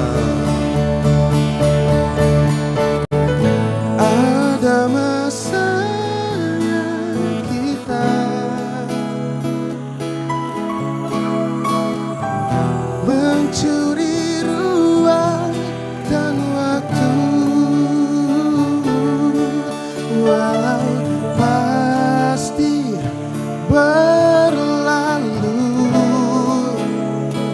biarkan saja kita kesandar selagi masih bisa bersama. Ada masanya kita mencuri ruang dan waktu, walau pasti berlalu. Biarkan saja kita kesandar selama-lamanya, selagi masih bisa bersama. Bersama, oh, oh, bersama. Bersama, oh, oh, oh. Thank you. Sampai jumpa di sesi kedua.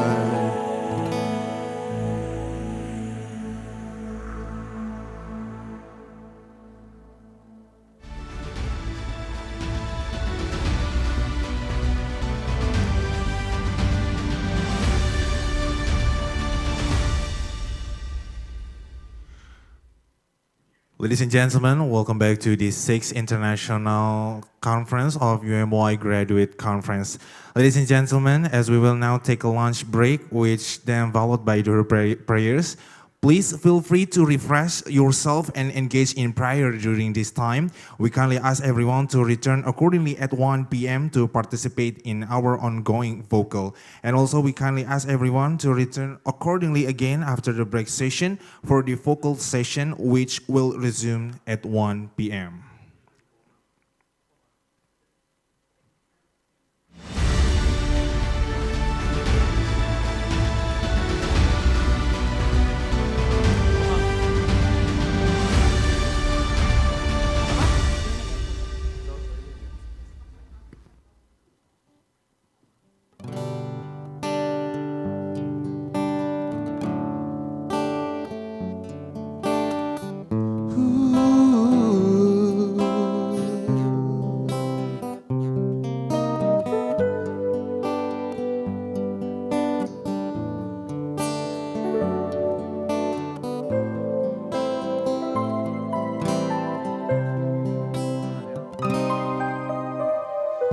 Dari kejauhan tergambar cerita tentang kita, terpisah jarak dan waktu.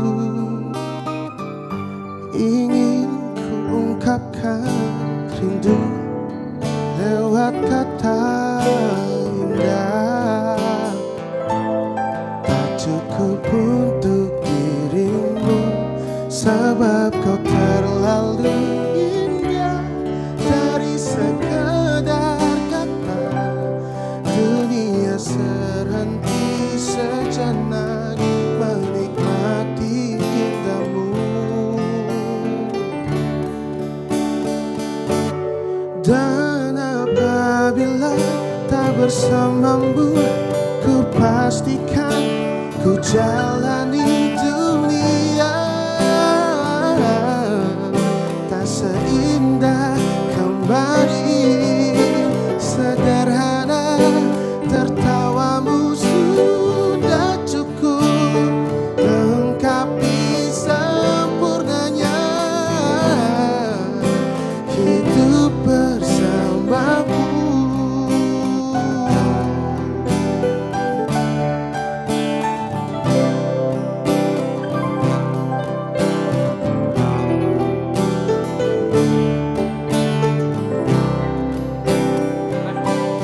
Dan apabila tak bersamamu, ku pastikan ku jalani dunia tak seindah kemarin. Sederhana tertawamu sudah cukup lengkapi sempurna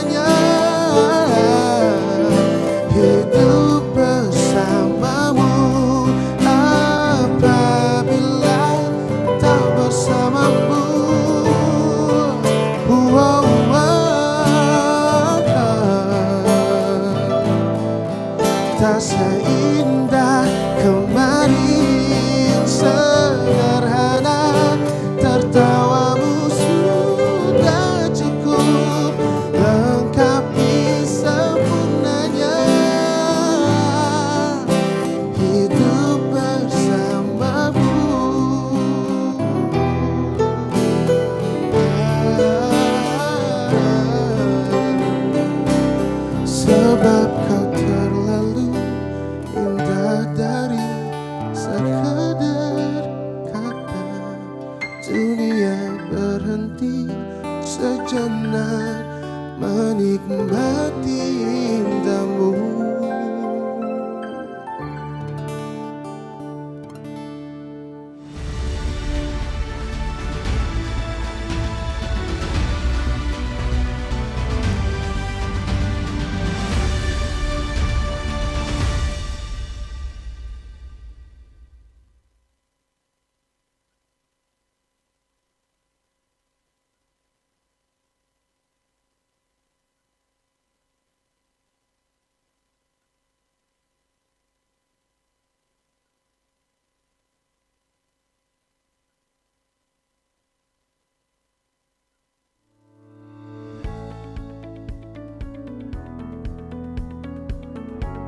Universitas Muhammadiyah Yogyakarta menjadi bagian dari kampus terbaik di Asia.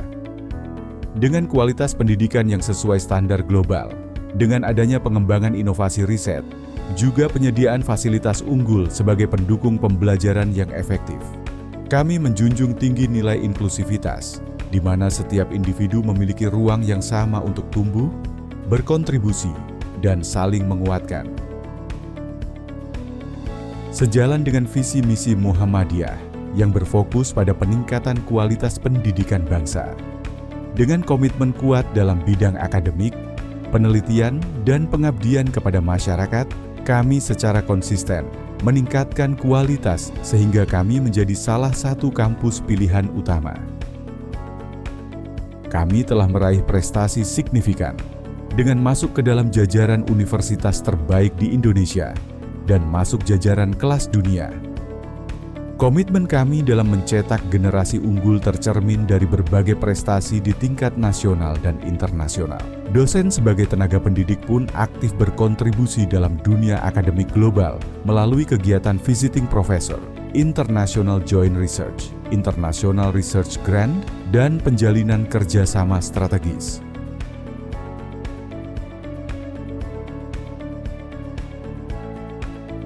Mahasiswa kami membuktikan keunggulan mereka di kancah nasional dan internasional melalui segudang prestasi di berbagai bidang. Program Summer School dan International Cultural and Culinary Festival merupakan salah satu wadah bagi mahasiswa untuk memperluas wawasan global, multikultural, serta memperkuat jejaring internasional mereka.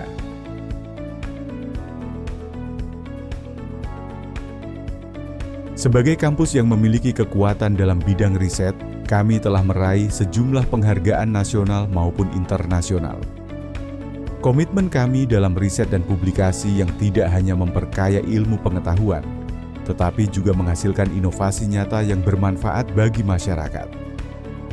Pengabdian berbasis riset menjadi landasan bagi setiap inovasi yang kami kembangkan.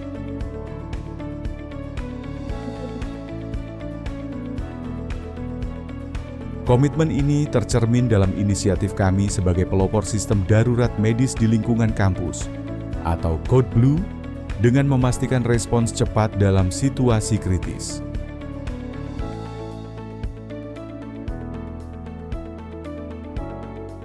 Program Green Campus mencerminkan kepedulian kami terhadap lingkungan. Inisiatif ini sejalan dengan Sustainable Development Goals PBB.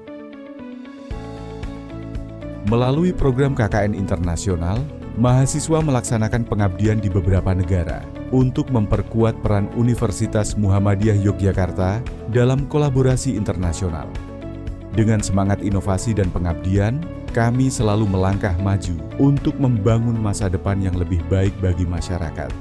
Kami bukan sekedar institusi pendidikan, tetapi rumah bagi para inovator, pemimpin, dan pembawa perubahan. Dengan keunggulan akademik berdasarkan nilai-nilai Islam, kami mencetak generasi yang tidak hanya berkompeten, tetapi juga berkarakter. Di sini, ilmu menjadi pijakan dan nilai menjadi arah. Universitas Muhammadiyah Yogyakarta, muda mendunia.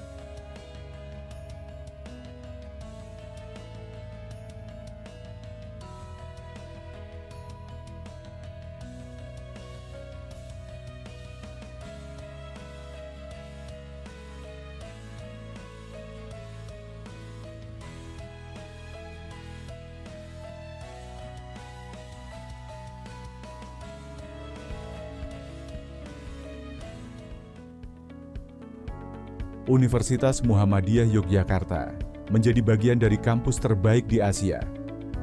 Dengan kualitas pendidikan yang sesuai standar global, dengan adanya pengembangan inovasi riset, juga penyediaan fasilitas unggul sebagai pendukung pembelajaran yang efektif.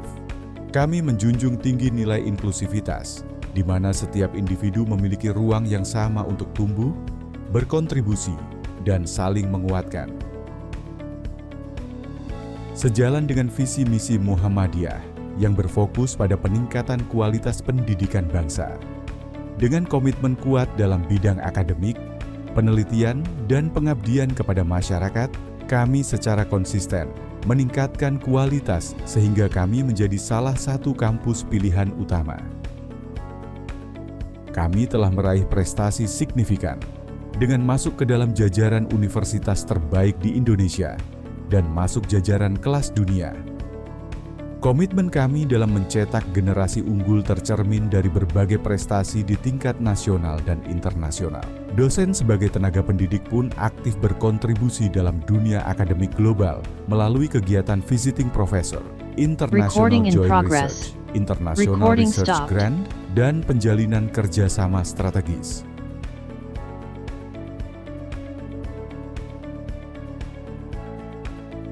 Mahasiswa kami membuktikan keunggulan mereka di kancah nasional dan internasional melalui segudang prestasi di berbagai bidang. Program Summer School dan International Cultural and Culinary Festival merupakan salah satu wadah bagi mahasiswa untuk memperluas wawasan global, multikultural, serta memperkuat jejaring internasional mereka.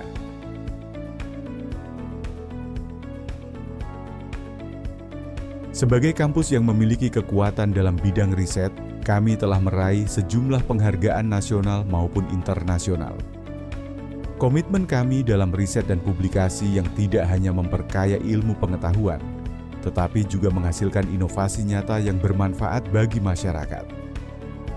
Pengabdian berbasis riset menjadi landasan bagi setiap inovasi yang kami kembangkan.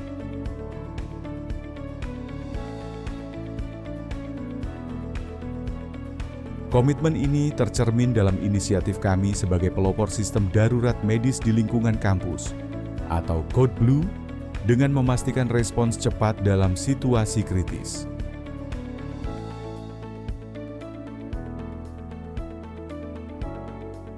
Program Green Campus mencerminkan kepedulian kami terhadap lingkungan. Inisiatif ini sejalan dengan Sustainable Development Goals PBB. Melalui program KKN internasional, mahasiswa melaksanakan pengabdian di beberapa negara untuk memperkuat peran Universitas Muhammadiyah Yogyakarta dalam kolaborasi internasional. Dengan semangat inovasi dan pengabdian, kami selalu melangkah maju untuk membangun masa depan yang lebih baik bagi masyarakat. Kami bukan sekedar institusi pendidikan, tetapi rumah bagi para inovator, pemimpin, dan pembawa perubahan. Dengan keunggulan akademik berdasarkan nilai-nilai Islam, kami mencetak generasi yang tidak hanya berkompeten, tetapi juga berkarakter. Di sini, ilmu menjadi pijakan dan nilai menjadi arah. Universitas Muhammadiyah Yogyakarta, muda mendunia.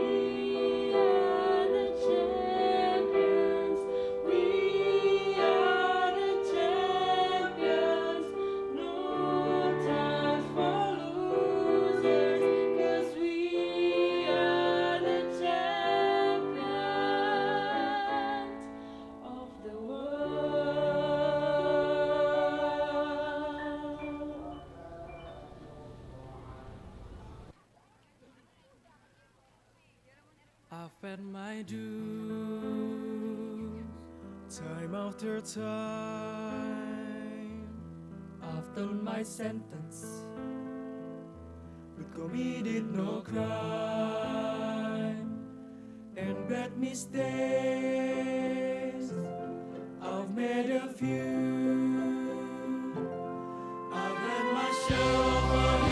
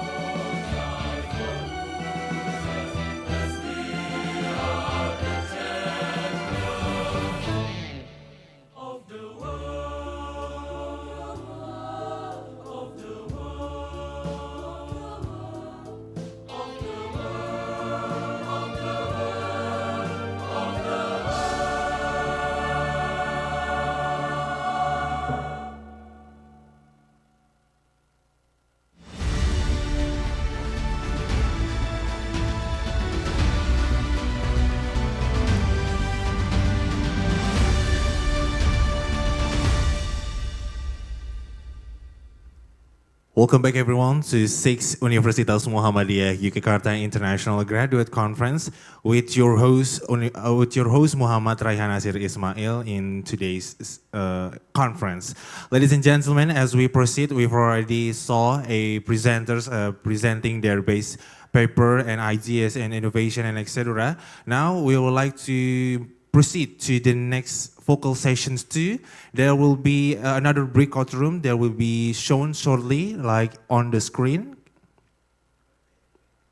All right, perfect. So please join into your respective breakout rooms according to the program book, as we already shared to all of you for the all participants. And now, without any further ado, let's move on to the parallel session 2.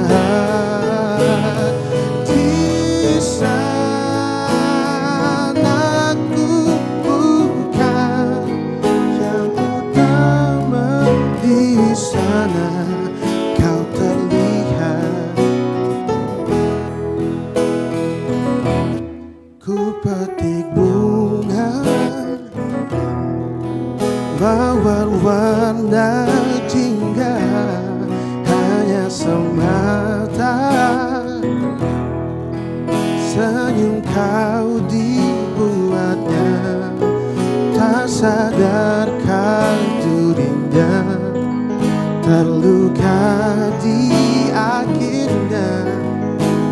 Bercinta tak tahu akibatnya.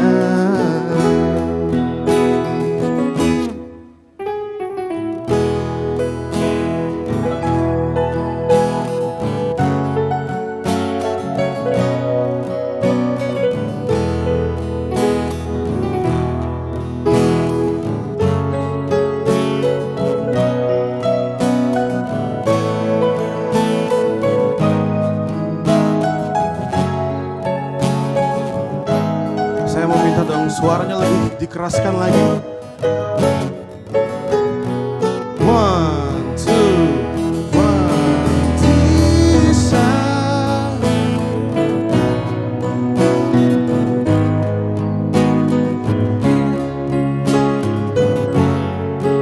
Ku yang selalu mengingat Tisa.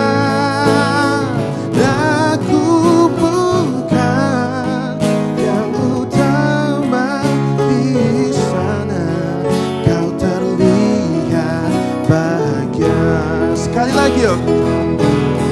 Di sana kau bahkan tak sesaat pun teringat. Ku yang selalu mengingat. Di sana ku bukan yang utama. Di sana kau terlihat bahagia. Angin bawa pergi air mataku ini. Coba ku tahan namun tak berhenti. Mengalir tuh kau yang takkan mengerti.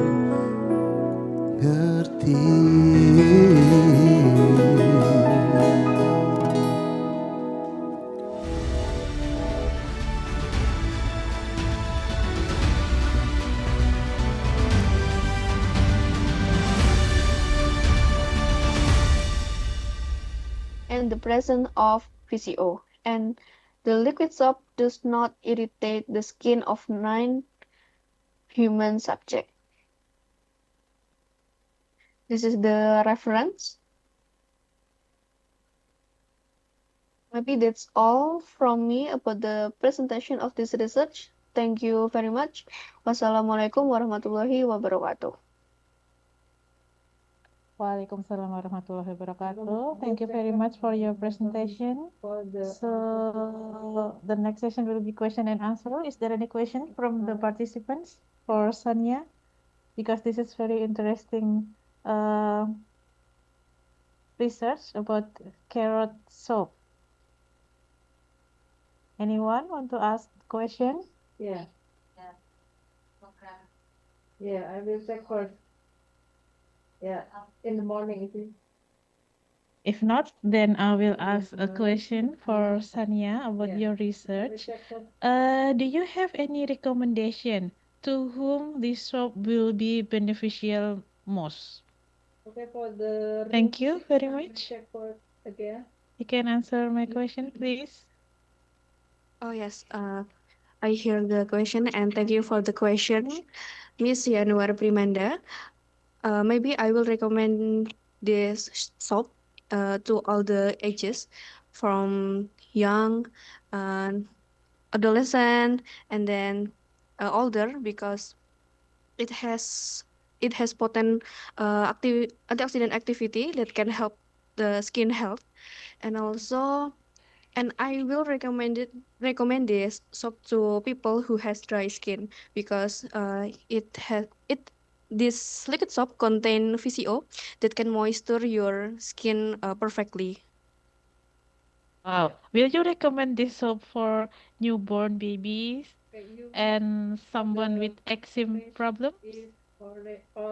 Maybe for the children or children with underage fifth or third year, maybe I will not recommend it because it should be another test, because this test is the test in this research is only uh, conducted in older ages, and um, For some, I will not, yeah, I will not recommend it to the children under okay. age of How 3, because how it about should be someone? another evaluation test that it's a long way to go to there.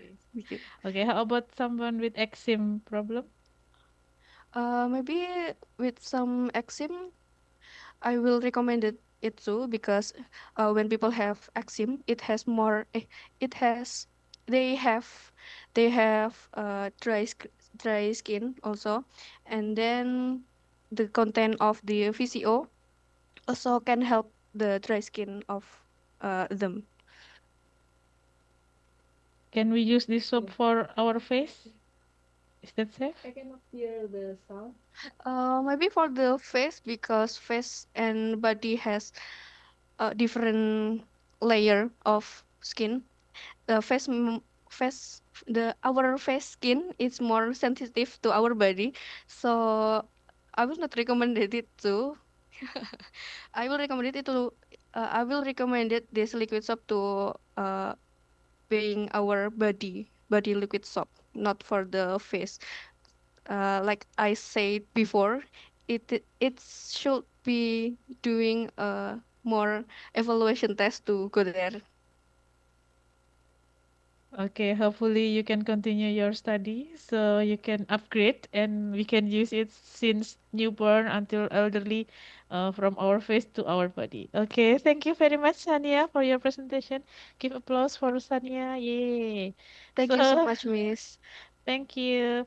The next presenter will be Melati and Teams. Please present your presentation.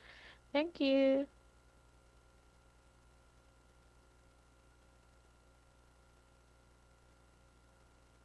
Assalamualaikum warahmatullahi wabarakatuh. Let me introduce myself. My name is Muhammadiyah Amandala Likri, as a presenter.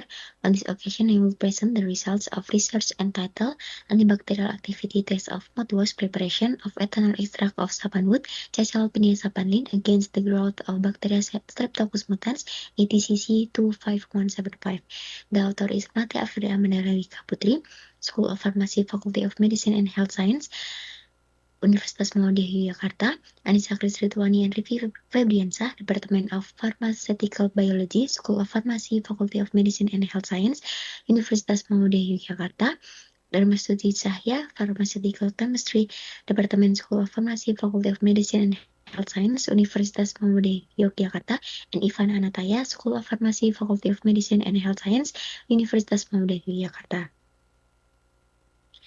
The background in researching this is according to data from the 2018 Riset Kesehatan Dasar, the prevalence of dental and oral disease in Indonesia record cases of dental caries at 57.6%.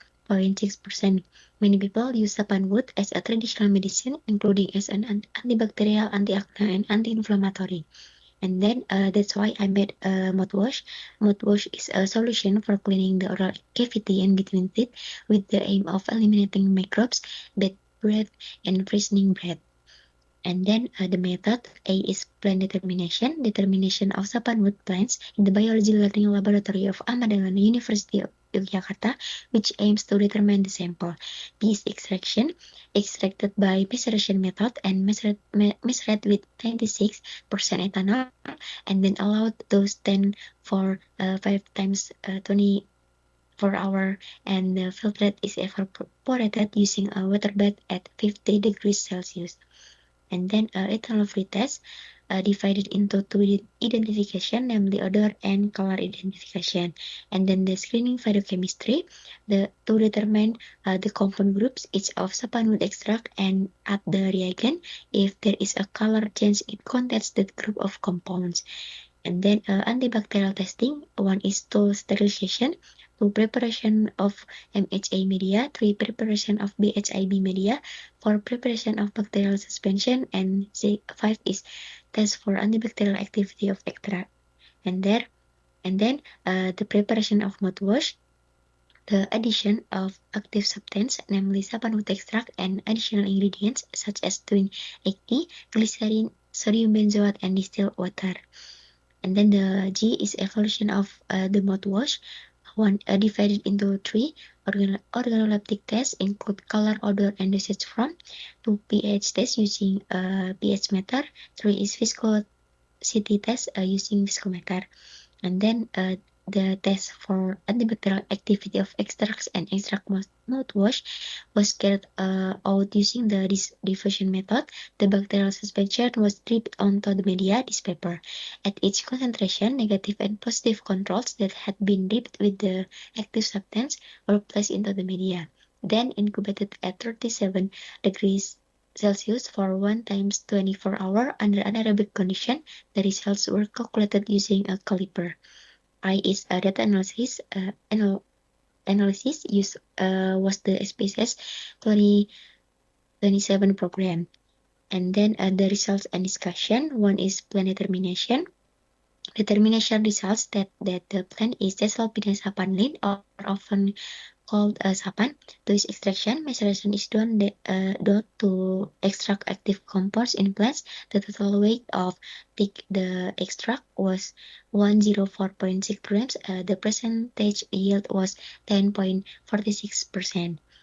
And then the ethanol-free test results. The ethanol-free extract was tested using two treatments to determine whether the extract still contain ethanol. The test results showed that the sapanwood extract did not contain ethanol, as evidenced by the absence of ethanol odor and absence of any color change in the extract. Or is result of phytochemical screening. Phytochemical screening results showed that sapanwood extract contains alkaloid, tannin, flavonoid, and saponin. Its compound group has its own function, namely disrupting the formation and extraction of bacterial cell walls, thus causing bacterial death. And then antibacterial activity test results of ethanol extract of sapanwood based on the results of the inhibitory power test of sapanwood ethanol extract against Streptococcus mutans bacteria. It can be seen that the three concentration, namely 5 and 10% with a moderate inhibition zone and 12.5% with a strong inhibition zone. Positive control is strong category and negative control not inhibition zone are able to inhibit the bacteria, which is indicated by the formation of clear zone around the paper disc. And then the evaluation results of mouthwash preparation. Number one is in the organoleptic test was conducted to see the odor, color, and texture, which was observed visually. From formulation 1 until 3, the odor parameter produced distinctive aromatic odor of sapanwood. The color parameter is brown. The texture parameter is liquid shape. B is pH test is carried out to determine the acidity for pH of preparation so as not to cause irritation in the mouth. All three concentration met the standards. And then number 3 is viscosity test was carried out to determine the level of viscosity of preparation. The viscosity of mouthwash preparation affect the level of comfort in the mouth when used. All three concentration met the standards. And then number 7, results of antibacterial activity test of mouthwash ethanol extract of sapanwood. In formulation 1, concentration 5%, mouthwash with ethanol extract of sapanwood did not produce a clear zone because it was thought to be due to the addition of ingredients in the mouthwash formulation, namely twin acne with a high concentration of up to 15%. And then formulation 2, 10%, and from recently 12.5% produce a clear inhibition zone with a strong inhibition zone category which can inhibit bacteria. As an comparison, namely the negative control mouthwash base did not have an inhibition zone, and the positive control with a very strong inhibition zone category use chlorhexidine as a positive control was proven to be effective in control plaque by adhering strongly to the plaque surface so that it was able to kill bacteria. And then the data analysis in the normality test of sapanwood extract, the result data is normally distributed in the homogeneity test. The sapanwood extract obtained the results. The data is homogeneous. Furthermore, comparing sapanwood extract with sapanwood extract mouthwash preparation, the test data, which means there is no significant difference. And then the conclusion, number one, is ethanol extract of sapanwood contains alkali, tannin, flavonoid, and saponin compound groups based on ferrochemical screening with color reagents. To the mouthwash which with extract meets the quality requirements of the physical properties of mouthwash preparation, including organoleptic, pH, and viscosity test. 3 is the concentration percent and 12.5% of sapanwood ethanol extract mouthwash showed antibacterial activity against mutants with a strong inhibition zone category. And the suggestion, one is further research is needed on ethanol extract of sapanwood with different microorganisms. 2, further research is needed on ethanol extract of sapanwood to create other preparation. And then this is the reference in the barcode and can be scanned. Maybe from me enough. That's my all presentation. Thank you. Wassalamualaikum warahmatullahi wabarakatuh. Waalaikumsalam warahmatullahi wabarakatuh. Thank you very much, Melati, for your presentation.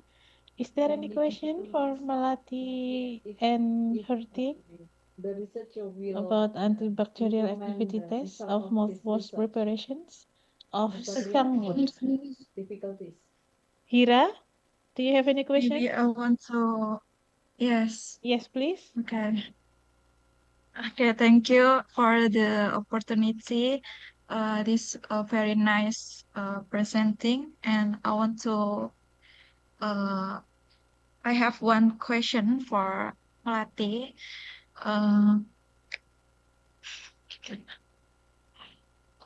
In this presenting of Melati, I hear of ETCC 25175, and my question is, what's the meaning of this? This is only Melati, are you clear enough with the questions from Hira? Yes, I will hear the question. Okay, you can answer now, please. Thank you. Okay, thank you for the question, Hira. Maybe I will answer the question for Hira. ETCC 25175 is American type of collection that organization that provides for research purpose.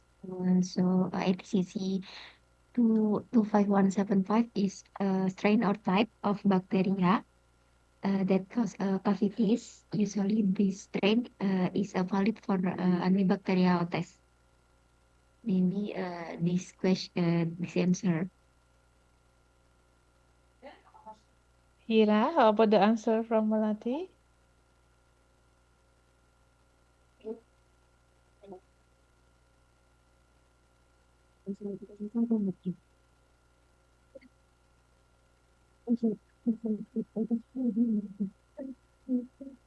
Yeah, see.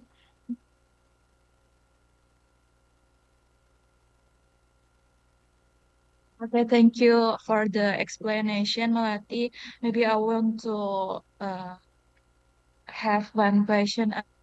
Both for business continuity and for building trust among patient and the community. To close my presentation, I would like to share this statement. In green growth, innovation unites with nature. Environmentally friendly hospital bring harmony. Will customer and consumer community smile with satisfaction. Together, we'll create business sustainability. Thank you very much for your kind attention. Wassalamualaikum warahmatullahi wabarakatuh. Waalaikumsalam warahmatullahi wabarakatuh. Thank you so much, Madam Yayu, for the presentations. It's really great, and this is talking about the great innovation, isn't it? And the data itself. I'm familiar with the data. So, guys, if you have any questions, you can. Okay, Pak Akbar, time is yours. Okay, thank you. From Bu Yayo, I have one question for your methodology. I have also the experience in my master study, my thesis, also using the PLSM. Maybe in your result data, you can add one data is the model of fit, yeah? Because we want to know the model that you made is fit or not, yeah? So if the model is not fit, it means that our result, the hypothesis is also doesn't make us the impact, the big impact. So we have also add the model of fit. Yeah, model of fit is very important in the first result to presenting. And second is maybe you can explain to us that your variables, your instrument variable is use your own instrument, or maybe you adapted from the others instrument. You can explain to us also where your choose your adapted maybe from the others journal or the other country, and after you choose the instrument, you translate to Indonesian to share the participants, and your participant in hospital, maybe you can give data, maybe the age, the sexuality, and the others. Thank you. Okay, thank you, Pak Akbar. So the first question is related to the model fit. Do you perhaps put a model fit in the data? And the second one is talking about the instrument, which where you choose the instrument, or maybe you use from the paper, and maybe you adopt or you modify it. Yeah. Okay, Bu Yayu, time is yours. Okay, right. Can I speak with Indonesia? Yeah, for sure, for sure. Maaf, saya tidak terlalu bisa bahasa Inggris. Gak apa-apa, Bu. Saya mengambil dari teori-teori green inovasi, terus ada teori, sebentar saya buka dulu itunya.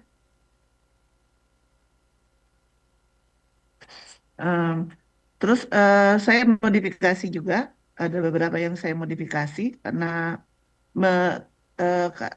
mengingat responden saya dari berbagai dari 4 kalangan ya. Tadi sudah ditampilkan di dalam slide saya kan, ada beberapa instrumen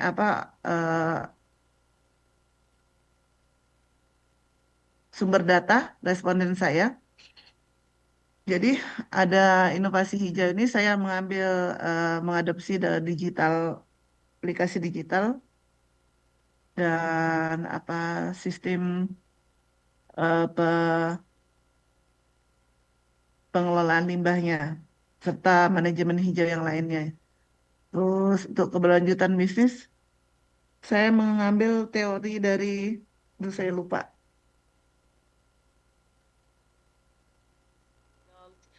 ARX, MRX algorithm, low resource device, ARX encryption entropy is 79947, automated lightweight and cryptographic flux crypto schema, security, frequency, and energy. Result reduce encryption time, power consumption, and increase network lifetime.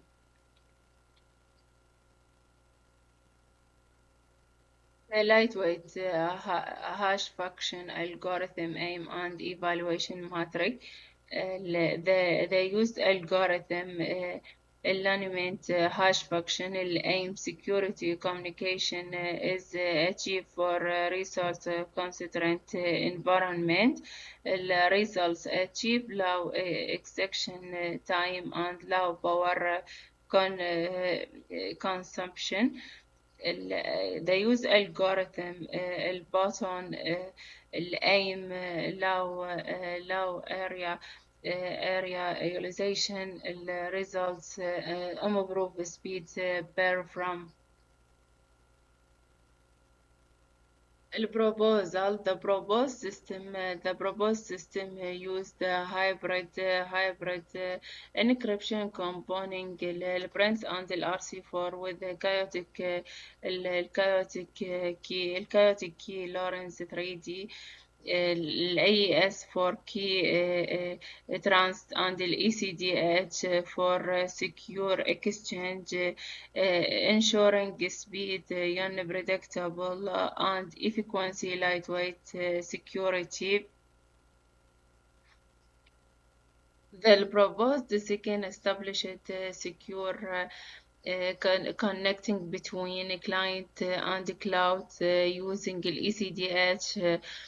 Once the connecting is established, the cloud generating chaotic key encrypt it and send to the client. The client then decrypt the key. Read the file and encrypted the data using the chaotic key. Finally, the cloud receives the encrypted data, performs decryption and evaluation. The result, الثروبوت, الماتريكس standard deviation, الavalanche effect, chi-square test, الماتريكس mean, الانتروبي. Result, the proposed client server system securely handle encrypted data from multiple clients, supporting scalability for over 16 clients, with performing decrypted and statistical evaluation efficiently. Implementation and the speaker function framework الماتريكس cloud system اللي هو Windows Server CPU الرام 60 gigabytes. Results of cloud implementation, the hybrid encryption system administration, exponential performance in the cloud, narrow perfect security, ideal sensitive, minimal modification, and auto handle speed with the statistically evolved randomness. Results of quality implement, high quality encryption with absolute randomness, perfect sensitivity, and efficient file size. Result of security and distribution analysis server الماتريكس والفاليو. الفاليو result الانتروبي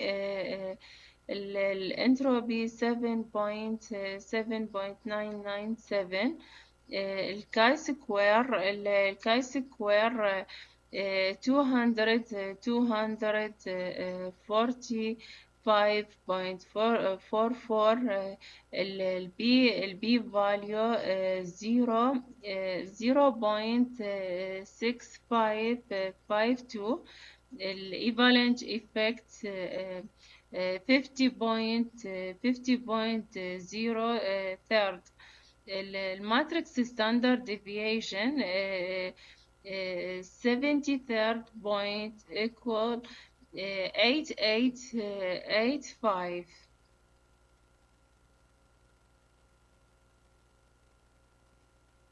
The proposed system comparison with other related work.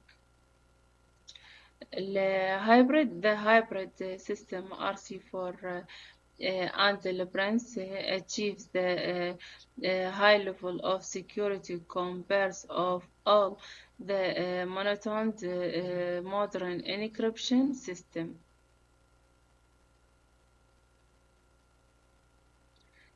Conclusion, cloud-based chaotic hybrid encryption ensure strong security and performance with the future focus on real-time use and collaboration.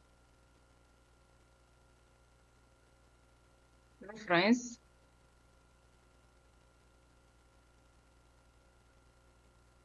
Thanks.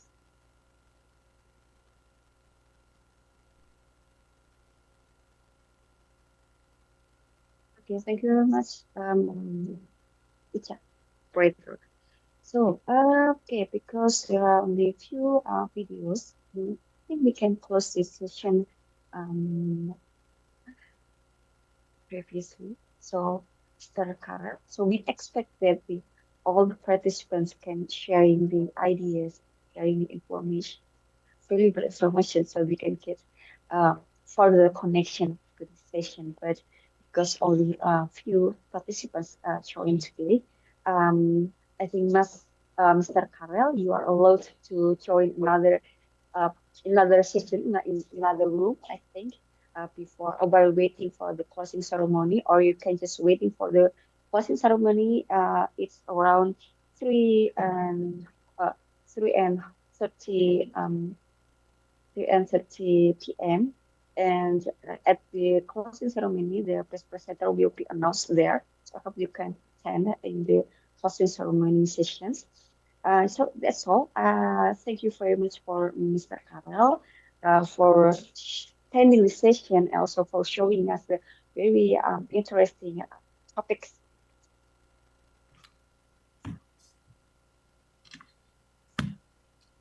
Research variables. First, entrepreneurship education. The second is entrepreneurial readiness. The third is a digital business literacy for financial literacy. And the findings, entrepreneurship education has a 50% influence on the entrepreneurial readiness. The second is the digital literacy and financial literacy also play an important role as the mediating variables. Gen Z start business because they want to be financially independent, have the flexibility in their work, and are interested in the digital world. However, they also face obstacles such as the limited Recording in capital, lack of progress. experience, and fierce competition.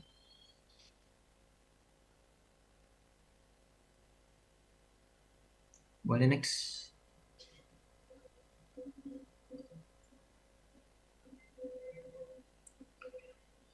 Theoretical analysis.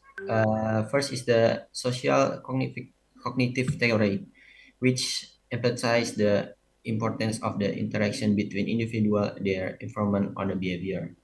In the theoretical analysis section, we connect the research finding with the relevant theories. Entrepreneurship education has been proven to play an immortal role in the building entrepreneurship readiness.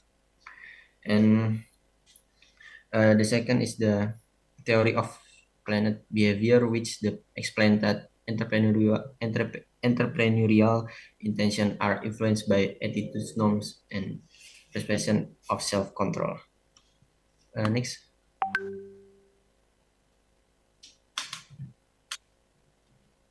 Recording stopped. So the conclusion is the Gymnasium has the high potential from success in the digital entrepreneurship. However, they need support from relevant education, access to technology, and cross-sector collaboration between the worlds of education, industry, and government. Next. So here we have a recommendation. For the first is the providing a digital technology based entrepreneurship.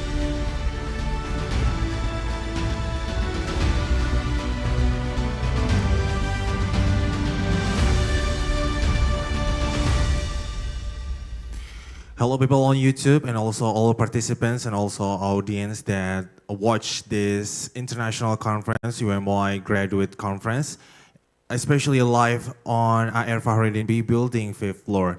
Yes, as we come back again with a lot of information, as we promised to you back again. So we have already connected with Diva, who will report you what current situation down there with vocal conference or track conference. So Diva, am I audible right now? Very clearly, Raihan. Yes, Diva. So can you tell me how the situation going down there as you standing as the last room that you report lastly. So can you tell me how's the rest down there? Okay, thank you. Good afternoon, Raihan and also everyone. Back here again with us in ARB building, Universitas Muhammadiyah Yogyakarta, where the UMY Grace 2025 is being conducted. We are now standing at the focal room, the very room that the second International Graduate Conference on Biomedical, Pharmacology, Bioengineering, and Technology is being conducted. And we are very honored to be accompanied by Dr. Andika Wisnujati, who will guide us through the progression of the second BioPhTec Grace. Good afternoon, Mr. Andika. Okay, good afternoon. Okay, so can you please tell us about the main theme of this year's BioPhTec Grace? Yes, in this year, the theme of BioPhTec Grace is recent trends in biomedical science and technology, which primarily emphasize fundamental biomedical and pharmacological studies. This shift reflects our intentions to highlight not only theoretical research, but also practical and emerging trends that can directly impact healthcare and society. That's our theme of the BioPhTec Grace in this year. Very well, sir. And how many papers that are accepted and presented at this year? In this year, there is 50 papers were received in our conference and 21 papers accepted for the BioPhTec vocal session in this year, with full participation from presenters during these parallel sessions. In total, UMY Grace in 2025 is on track to present it around 149 papers in this year. Very well. And how did today's parallel sessions go? Did they go smoothly or did you find any obstacles at all? This year, the parallel session, I think, went very smoothly. Yeah. Thanks to the preparedness of both of the presenters and then session chair, and we were able to follow the schedule smoothly, closely. And then the online format, maybe the online format in this conference, the international participants joined without difficulty. Yeah, and technical support from the organizing team ensure that the session ran seamlessly, and then from the start to the end of the conference. Okay, and also, what were the interesting topics that you have found during the sessions? In this vocal, in the BioPhTec vocal, we heard about application of nanotechnology. Yeah, in targeting innovation in biomedical devices for early disease detections and bioengineering solution for regenerative medicine. Yeah. Very brilliant. And last but not least, what are your hopes for the future conference? Our hope in this focal session, BioPhTec Grace, will continue to grow as a recognized platform for students and young scholars, yeah, to share their idea and build our collaborations. We aim to strengthen international partnership and increase the diversity of topics and then ensure that the research presented here to find its way into impactful applications. Yeah. Ultimately, and then in the end, we hope we want this conference to inspire the next generation of the researchers to contribute meaningfully to healthier, more sustainable communities worldwide. Okay, very well, sir. We hope you have a great day, and we hope the rest of the sessions go very smoothly as well. And we will be back with more informations regarding the UMY Grace 2025. Last but not least, thank you so much, Dr. Andika, and we will return to you very soon. Returning to the studio, Rehan. Thank you so much, Radifa, and also thank you so much, Pak Andika. I hope the focal conference runs smoothly till the end of this agenda. As we both hear right now, the papers that already submitted and in this today's conference, there will be like 100 more papers. So for those of you that are really interested for this kind of things, feel free to stay tuned on our international conference of UMY graduates 2025.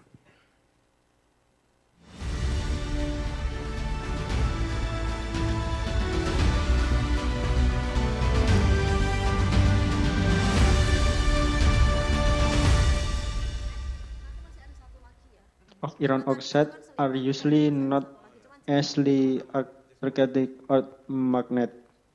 Therefore, to test them, rust powder is brought close together with a magnetic rod. This less is proven this iron oxide will not attracted to magnet. Discussion. Based on the physical contact or of sample, is naturally to know the category of iron oxide. The naturally from Fe2O3 is halcyonic hematite and Fe3O4 is solid magnetic. But our iron oxide is difficult color. Fe2O3 is usually light brown of are in the hematite category are according the color on and the sample from natural corrosion are host to magnetic. And based on table 1, it can be known that prototype of the right sample for the base material of iron for to get electrolysis number predicted the natural corrosion sample but gather the iron oxide the gather the protein cell they can be feature process to get hydrogen reduced. This the sample can be used in the iron fuel cycle. After the HDR reduction process is carried out, a sample will be used again using the ETCRF method. ETCRF is a highly relevant testing queue for characterizing product result from direct hydrogen reduction. ETCRF, like ETX. Provide element analysis, but usually a more micro of representative scale of bulk sample. Run the specific micro in some ETX the following table to show the result of the ETCRF test for the reduction iron oxide A. NP. High field level are a key indicator that the reduction process is effective and the most of the iron oxide has been converted to metallic iron, low oxygen level also confirm this, that lower the oxygen, the higher the degree of metallity. This is evidence that pure hydrogen is used as a reconstruction agent. Distillation is from traditional reduction process that use coke or natural gas. Elements such as Se, Al, Ca, Mg, and Ti are impulsive. They are in healthy present in earthy iron ore. The direct reduction process does not remove this impurity of sulfur and phosphorus. The two elements are high underwater impulsively so still because they can damage their mechanical property. The XRF can confirm that the level is very low. Conclusion and suggestion. Based on the physical compression of each sample, it is necessary to know that category of iron oxide. The naturally from Fe2O3 is challenge hematite and Fe3O4 is scaled magnetic, but are iron oxide of differently colors. Fe2O3 is usually light brown, of radius brown, white, radiant brown, when Fe3O2 is generally dark blackish brown is color.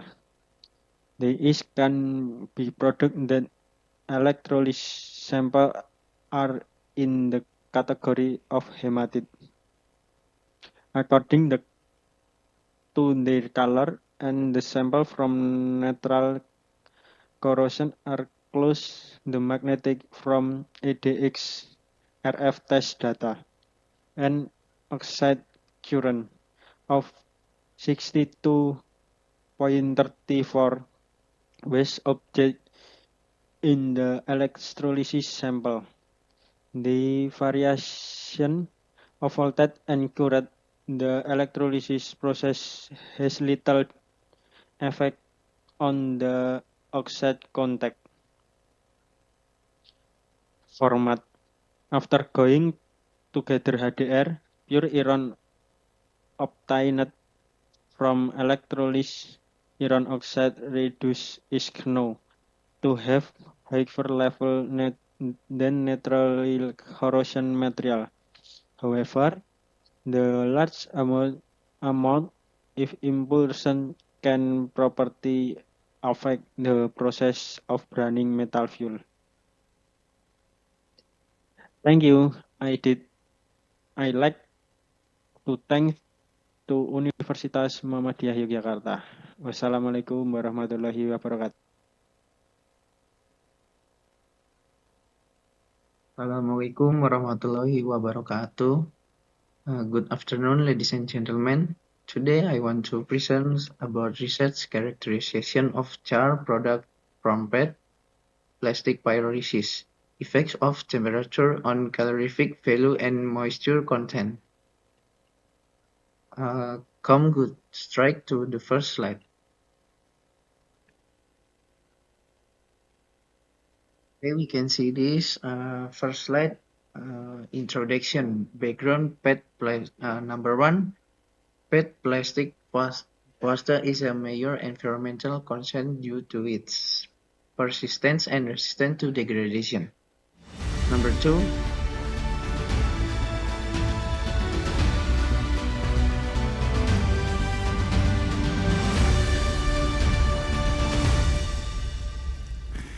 Hello people on YouTube and also all the audience that here attend on the fifth building of IR Fahrudin Universitas Muhammadiyah Yogyakarta.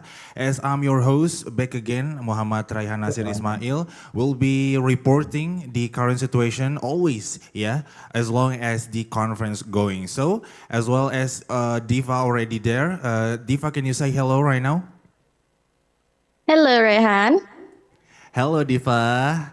And today, please, Diva, do your work and then please tell how the situation going down there. And I mean, with who do you standing with right now? Thank you. Welcome back to the reportage of UMY Grace 2025 with me, Diva, your favorite reporter. So we are reporting from the second International Graduate Conference on Biomedical.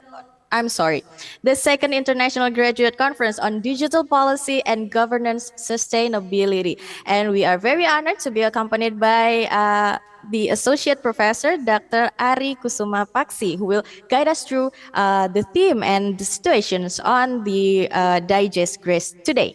Good afternoon. Good afternoon. Can you tell us more about the theme that is brought up at the Digest Grace today? So the theme of the digest, the second digest, UMY Grace, is about fostering the Gen Z, in particular about sustainable development and renewable energy. That's the main theme of the digest this year. Yeah. And how many participants are we having today? So we got 67 from various countries, some from Asia, some from Asia largely, some from Malaysia, for example. We got some Taiwan, Pakistani as well, and mostly Indonesian, of course, the participants. Given the variation of the participants, are there any interesting topics that emerged today? So of course there are some interesting topic, because basically the participant of the digest this year coming from various background. Some they're coming from political science or international relation. Even my student, they send the article. They discuss about some about renewable energy, their point of view about, for example, Paris Agreement. They discuss also about environment. Meanwhile, the other student discuss about mainly about education and high tech, information technology, ITC. Yeah, so quite interesting, some of them. So most of the participants are from the younger generation. Am I correct? Yes, mostly undergraduate students. Yeah, most of them. Yeah. And is there a special message from you personally to the younger generation regarding for their encouragement in maybe research fields or anything else? So of course, I hope that this focals or the digest will continuously become the platform where all the participants from various background, various countries can participate and share about their research, about their perspective, on their articles, so that it's not only about sharing the research actually, but they can build network, initiated some activities further in the future. So that's my expectation. Last but not least, what are your hopes for the future of this particular conference? So I hope that, of course, this particular conference or the particular focal continuously, develop again and again, because it becomes a strategic, space for young people, especially undergraduate researchers, to meet and discuss, about various things. Then their research can be also used as policies, advice, right? That can be read by not only policymakers but also those who are interested in this respective fields. Very well, sir. Thank you so much for your time. I hope you have a lovely day. We are going to return to the studio very soon because the sessions in the UMY Grace 2025 is about to end very soon, right?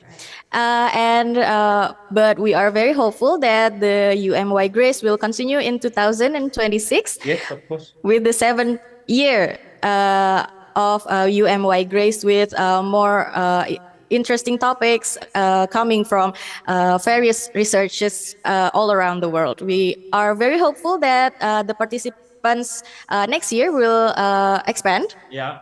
And also, we will be joining you at the studio very soon for the closing ceremony of UMY Grace. Returning to the studio, Rehan. Thank you so much, Radifa, and also thank you so much, Dr. Ari. Hopefully, you guys have a lovely day, both of you. Amin, ya rabbal alamin. Okay, ladies and gentlemen, as we heard that, so this is the end of the vocal. So please stick to us as we completely end the whole vocal conference, and also don't forget to give a like and a share this conference and also this live streaming to your colleague and your family. So without any further ado, please stick to us and don't go anywhere. Still with us at the UMY Grace 6 2025.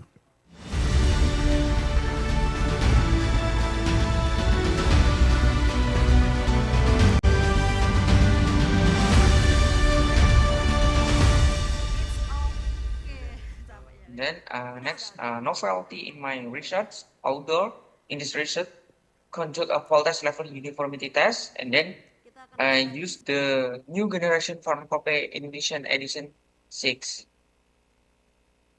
And then the method of my research using a descriptive research with a cross-sectional design, and then the population in the study were pharmacies in Yogyakarta city, total 142 pharmacy. Sampling technique using cluster sampling. The sample in this study was divided into 3, including place sample, pharmacy worker sample, and all this preparation sample is used in the study paracetamol. And then the variable research in the study, there's a 2 dependent variable such as weight uniformity and level of uniformity content, and then independent variable such as demographic and non-demographic factors. Then in this study, have inclusion criteria. This is pharmacies in Yogyakarta city that are willing to be research subjects, and then pharmacies in Yogyakarta city that serve prescription for concoction of pulverized preparations. And then next, analyze weight uniformity. The first step is calculate weight in percent. The formula is pulverized weight divided average weight of pulverized times 100%. And then the second step is calculation of standard deviation. And then the third step is calculation of acceptance value, qualified if the acceptance value of 10 packs of the preparation is less than 15%, and then qualified if the final acceptability value of 30 packs of the preparation is less than or equal to L1% is 15%, and no pack is less than a formula in this slide, with the L2 value is 25. And then analyze content uniformity. The first step is calculation of measure concentration. The formula is average absorbance times intercept, divide slope, and then find content in milligram. The formula is measure concentration times dilution factor, divide 1000, and then find percent content, and then the last proportion of acceptance value, qualified if the acceptance value of 10 packs of the preparation pool for us is less than 15%. And then next, analyze demographic and non-demographic factors using Microsoft Excel 2016. The data has been collected, will be processed and analyzed by descriptive statistics. The analysis only produce frequency, distribution, and percentage for each variable to provide an overview. This is a result and discussion. Acceptance value of 10 packs of paracetamol focus from 8 pharmacies. This tablet is so that none of the pharmacies meet the requirements as that's in the Indonesian Pharmacology Edition 6, which states the acceptance value must less than 15%. And then next, acceptance value of 30 packs of paracetamol poppers from 8 pharmacies in this table, so that none of them meet the weight uniformity requirement listed in the Pharmacology Edition 6. Acceptance value must less than or equal to 15%. And then next, value range percent weight of 30 packs of qualities from 8 pharmacies. This tabel so that pharmacies A and C that do not fall into the range of qualities weight percent value according to the formula is 76.125% until 126.875%. And then next, acceptance value of level of uniformity, 10 packs of paracetamol powders from 8 pharmacies. This tabel show that none of pharmacy meet the requirements of the acceptance value is must less than 15%. And then next, demographic characteristic of pharmaceutical workers who compound poultice. From this study, the majority of these will compound pulveras are female, with only one male at pharmacy G. Among the pharmacy workers from the 8 pharmacies, 5 have completed a bachelor's degree in pharmacy. And then next, non-demographic characteristic. In this non-demographic characteristic, we see that the personal powders from the 8 pharmacies are still mostly pharmaceutical technical personnel.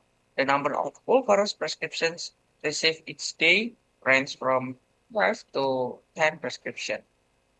And then the other non-demographic characteristic relate to the quality smoothing tool from 8 pharmacies use mortar and stamper, and then in cleaning the remaining powder into mortar to prepare the next prescription.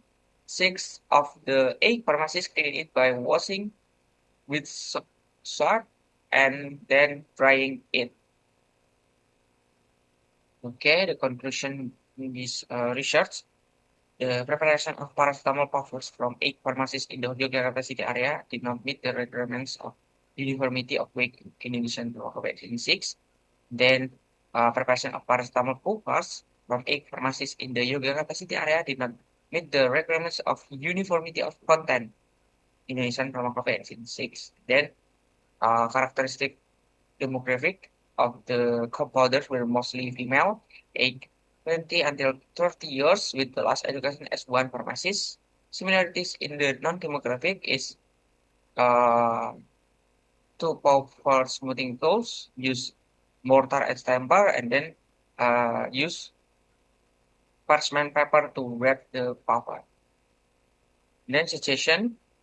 It is hoped that they can develop this research by taking more than 1 sample prospectively in few days to obtain more accurate with uniformity results. And then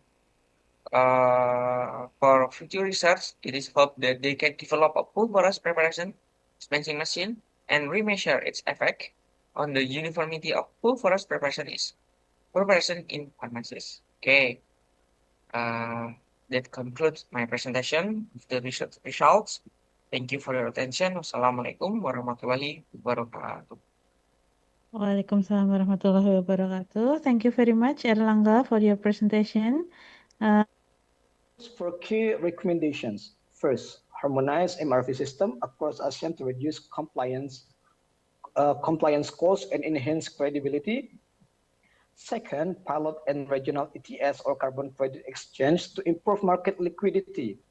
Third, prioritize decarbonization in high-emission industries such as steel and cement. Fourth, build the capacity of small and medium-sized enterprises to comply with CBAM reporting requirements. These steps could transform CBAM from a perceived trade barrier into an opportunity for green competitiveness in the region. Again, before I close, I would like to acknowledge the main references that supported this research. These include policy documents, official statistics, and scholarly work, such as those by COSBE, the Government of Indonesia, and the GATP investment plan. The full list of references can be found in the full of paper. This ensures that all data and analysis presented here are grounded in credible and verifiable sources. That concludes my presentation. Thank you very much for your attention. I look forward to your question and constructive feedback. Thank you, Mr. Zainur. I invite participant to ask any question. I have one question actually, Mr. Zainur, moderator. Yes, please, Miss Mary. I would like to know why you choose Vietnam as to compare with Indonesia. Why not, for example, like Thailand or Malaysia in ASEAN? Thank you.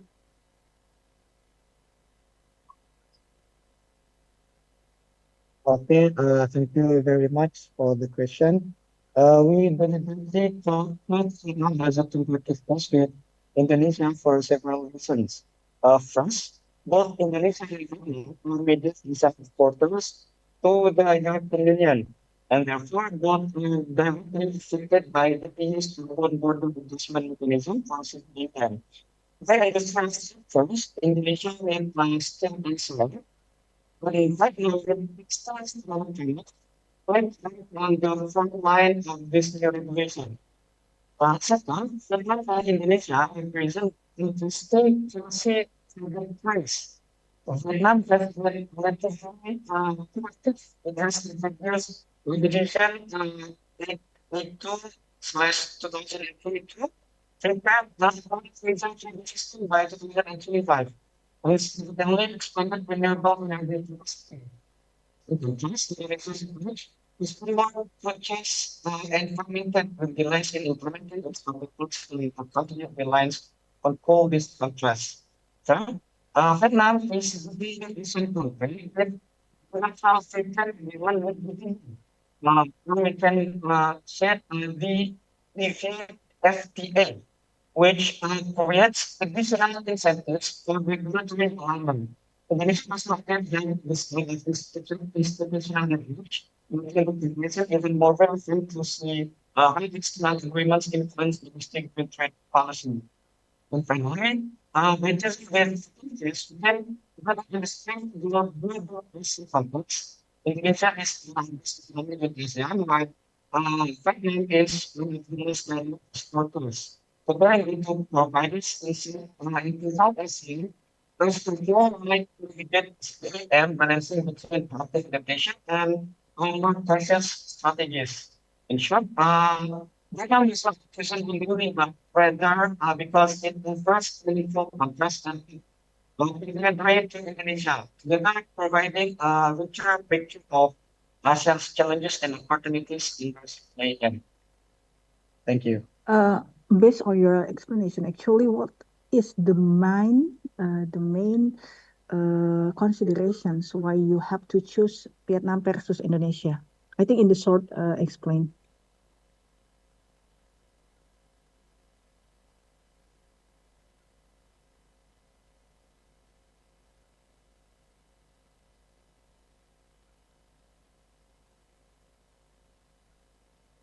Okay, we choose Vietnam and Indonesia because both are middle asset exporters to the EU, but they represent really the same countries. Vietnam is practically renewable energy and About the demographic characteristic distribution, they have at least five variables.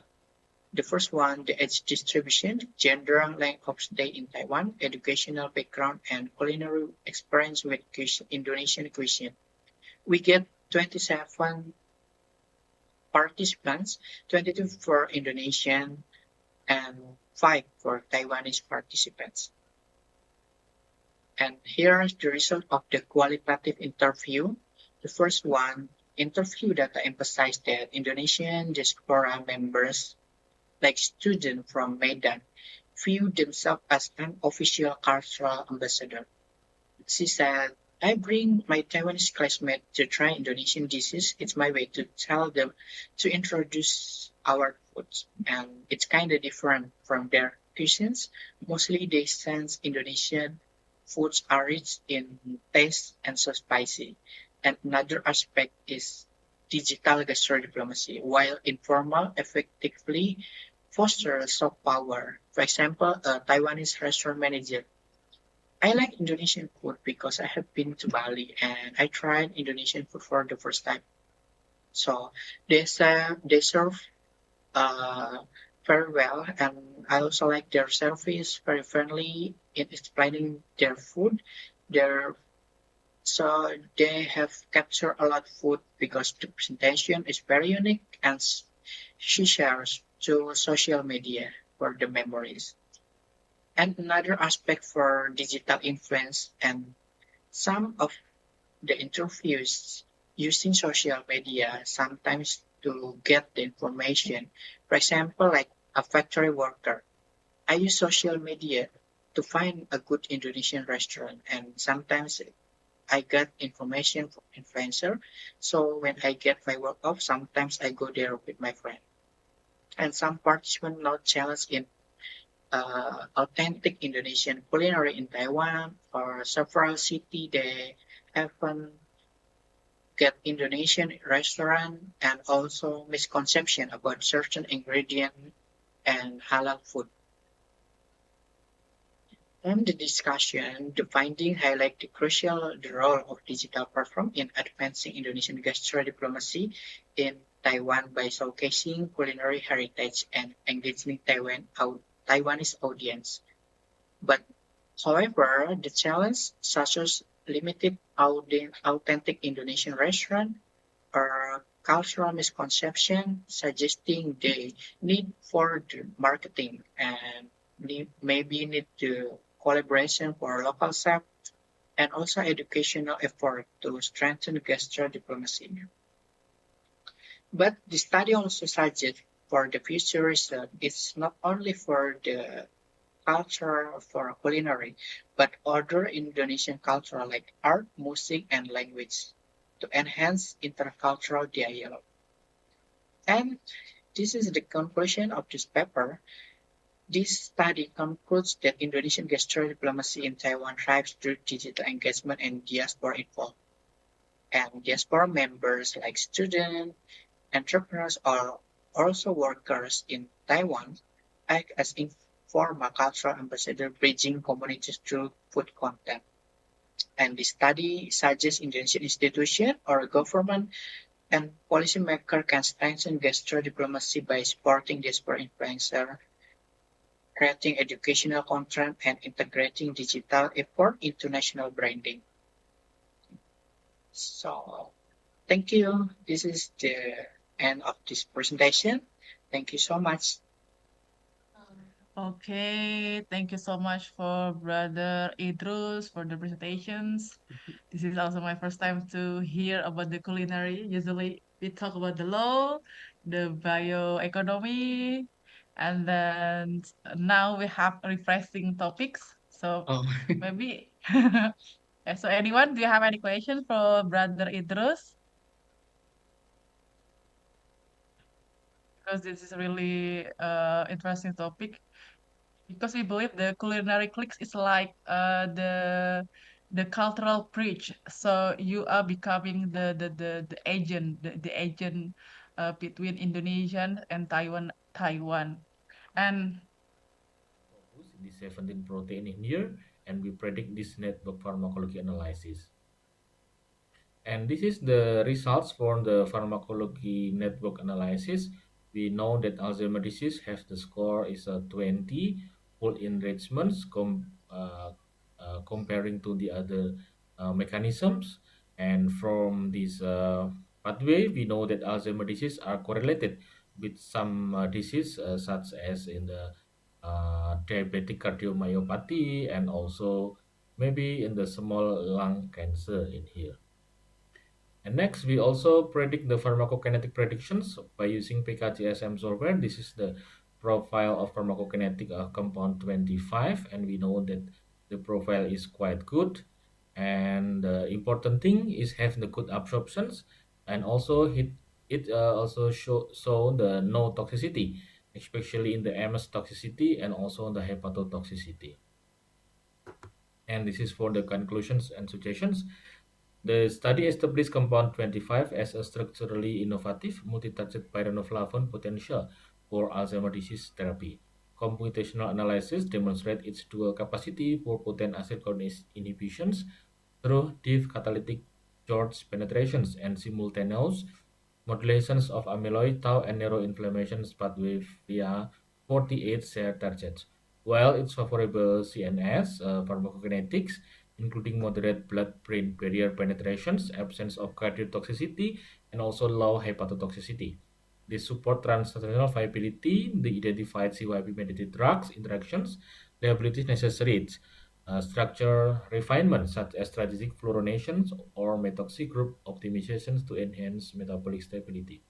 And for the suggestion for the future work, must prioritize synthesize and in vitro validations of acetylcholinesterase inhibition kinetic, molecular dynamic, and simulations to confirm binding post-stability, and evaluations in transgenic AD models to assess cognitive rescue efficacy.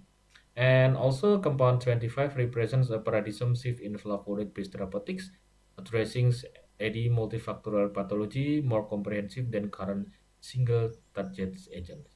We would like to say thank you for UMY for the funding and also the supports. Thank you.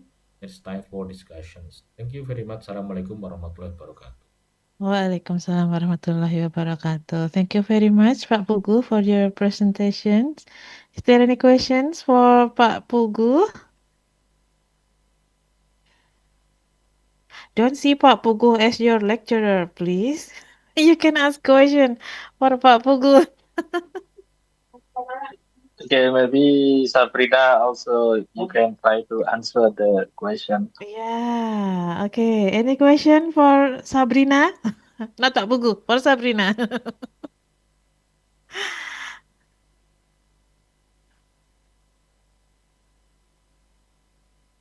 No? If no, maybe I want to ask a question for Sabrina. So, based on the study that has been conducted, what is your recommendation for your future study related to Alzheimer patients? Thank you.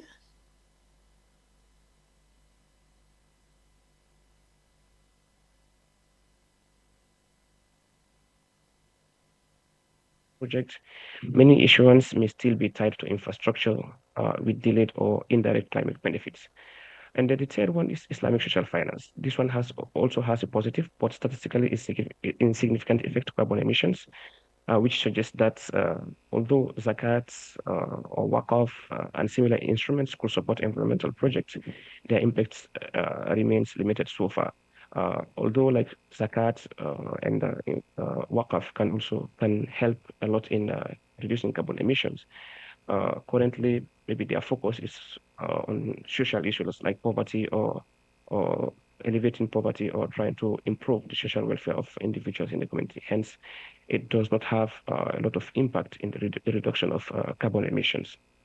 If we go to the control variables, we can see GDP among the control variables. GDP per capita is negatively linked with emissions. This is consistent with the environmental closeness curve, where higher income eventually leads to cleaner practices. And financial developments also shows a negative relationship, meaning stronger financial systems tend to channel resources more efficiently into green projects.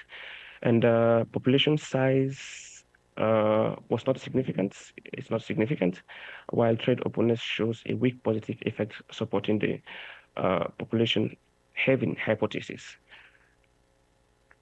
So to conclude, what does this mean? Our study shows that Islamic banking assets and sukuk as currently structured are still connected to carbon-intensive activities. To change this, we recommend applying environmental screening to both banking and sukuk portfolios. We also suggest expanding Islamic social finance to address not only poverty, because as we can see currently it's focused on poverty and social issues, but also to grassroots climate resilience, strengthening financial development, and also embedding environmental safeguards in trade policies and also crucial steps. I think that's all for my presentation. Thank you. And if you have any questions, you are welcome to ask.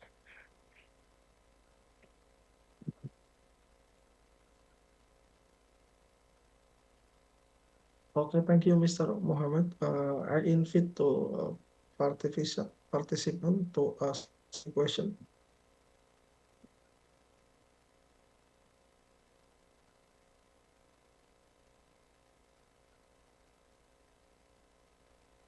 because, as can be seen in the picture, the parts of the cerebral cortex, which is important in processing information, is shrinked. Apart from that, the part of the hippocampus, which plays a role in forming memory, also shrink and become filled with cerebrospinal fluid. Currently, drugs used clinically to treat Alzheimer's disease, including the mild severe, is donepezil, galantamine, and rivastigmine. And while the mechanism of Alzheimer's disease is multifactorial, that's why the interventions on a multi-target basis and based on a genetic perspective are very necessary in complex conditions such as Alzheimer's disease. And in this research, we focus on the cholinergic hypothesis as the source of the pathophysiology. And for the method, we use predictions by using in silico method. First, we select a pyronoflavone derivatives from Zinc20 database. This is the have the so many structure, and we got about 142 structure. And after that, we select for the solubility and gastrointestinal absorption screening. And the third screening is blood-brain barrier permeability screening. And after that, we conduct 42 compound which is passed the screening by using autodoc 4 to 6, and we have got the 5 potential compounds, and we continue to the network pharmacology enrichment analysis. And from the screening from the blood-brain barrier permeability, we have got 42 compound, and we do the molecular docking by using the butyrylcholine esterase proteins, which is our protein is extracted from the RMSD and PDB software. And from these validations, we conduct 10 PDB and also 10 native ligand, and we got the validated protocol to predict the binding by using autodoc. And this the blue color is the validated system, and from this we choose the one POI. This is a very valid. From the average is a 2.18. And this is the results of the best molecule binding. This is the molecule 9, and it's both in the butyrylcholine esterase active pocket with the PDB1 and we can see it's bound to the some residue of amino acids which is important for the binding, such as tryptophan 82 and also phenylalanine 329. These two amino acids is very important for binding of the ligand. And we continue to the network pharmacology analysis from the database C9 target. This is the compound molecule 9. It's a predict have the 267 potentials of the targets. And we also predict the Alzheimer's disease target genes. We have got 423 proteins, and we make the diagram vein for this, and we got the 14 protein which is suitable for the compound 9 and also Alzheimer's disease. Now we are focused on this 14 protein by using network analysis, and this is some protein which is important for the Alzheimer's disease and also have the correlations with compound 9. Okay, and this is the result and discussions from the predictions. The compound 9, the best compound from the screening, have the activity in the Alzheimer's disease about the 20-fold enrichments. And this is the correlations of the Alzheimer's disease with the other mechanisms. And this is the Alzheimer's disease pattern in here. It's correlate with some genes which is correlate with the pathophysiology such as toxoplasmosis, lipid and atherosclerosis and diabetic cardiomyopathy. And for the last, we also conduct the pharmacokinetic predictions by using PKGSM software, and we have know that the compound 9 if is the safe compound for the drug candidates. It's can be seen, and the absorption is quite good, and also it's predict have no toxicity because we use the toxicity in the MS toxicity. It's so the no predictions in here. And also for the hepatotoxicity, it also shown the no toxicity. And the next is conclusions and suggestions. And the conclusions is the study identifies pyranoflavone derivatives as the potent butyryl inhibitor with multi-target potential against Alzheimer's disease. By using virtual screening, we have got the molecule 9 as the top candidate. The molecular network pharmacology revealed it's a polypharmacology across 15 Alzheimer's disease associated targets. And despite promising multi-target, ADMET profiling also have the good profile. And for the suggestions, this challenge necessitates structure optimizations. And for the future, we need to validate by using experimental assays. And this integrated computational pipeline exemplifies a rational approach to accelerating multi-target anti-Alzheimer's disease drug discovery. And for the last, I would like to say thank you from Universitas Muhammadiyah Yogyakarta for the grant, and please, if you have some questions. Thank you. Assalamualaikum warahmatullahi wabarakatuh.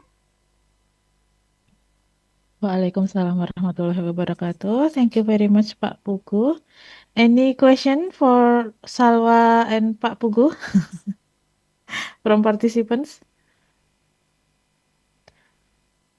I think the studies is quite related each other with the previous presentations. Yes, it is just different in the enzyme target. Yeah. Okay. Do you have any potential or candidate of the leaves, or maybe what kind of herbs or Yes, something? actually, for Alzheimer's disease, it's some plants is recommended to to slow down. Moving toward sustainable growth requires more than just ambitions. It demands a clear strategy and substantial resources. Research shows that a green growth approach could increase Indonesian energy productivity by 2.4 times compared to only 1.6 times if we continue with business as usual. This means more economic output for every unit of energy consumed. To meet emissions reduction goals, the government aims to cut 156.6 million tons of CO2 by 2030 through renewable energy and efficiency measures. However, achieving this will require enormous investments, about 1,600 trillion Indonesian rupiah. So, given the scale of this challenge, collaboration in this case is essential. Public institutions must create a clear regulations and incentives, while private investors need to mobilize capital and innovation. When these efforts come together, Indonesia can unlock a pathway to long-term prosperity, and it will reduce its reliance on fossil fuels and protect the environment for future generations. And despite Indonesia's enormous renewable energy potentials, progress has been constrained by major regulatory and investment barriers. One of the biggest issues is the lack of the coherence in the legal framework. Different ministries and agencies issue overlapping and sometimes contradictory regulations. For investors, this legal uncertainty presents serious risks. So without clear and consistent rules, it's difficult to justify long-term investment in renewable infrastructure. A specific example is the slow rollout of the Regional Energy General Plans, or REGP. Although they are required by law, only 16 of 34 provinces have completed their plans. This delay not only weakens regional planning, but also limits investors' confidence in local energy markets. On top of this, Indonesia's energy policy still heavily favors fossil fuels, making the transition to clean energy more difficult. So addressing these regulatory challenges is very crucial to creating an investment climate that supports green growth. And although Indonesia has a number of laws and regulations addressing energy and renewables, such as Law Number 30 of 2007 on Energy and Law, or number 21 of 2014 on geothermal, the country still lacks a unified, a comprehensive renewable energy law. So this legal gap results in fragmented policies, overlapping authority, and a lack of long-term clarity for investors. So to address this, a draft of renewable energy bill was included in the National Legislative Program for 2020 to 2024.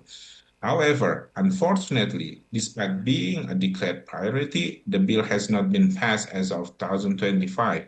This delay sends mixed signals about the government commitment and continues to discourage private sector investment.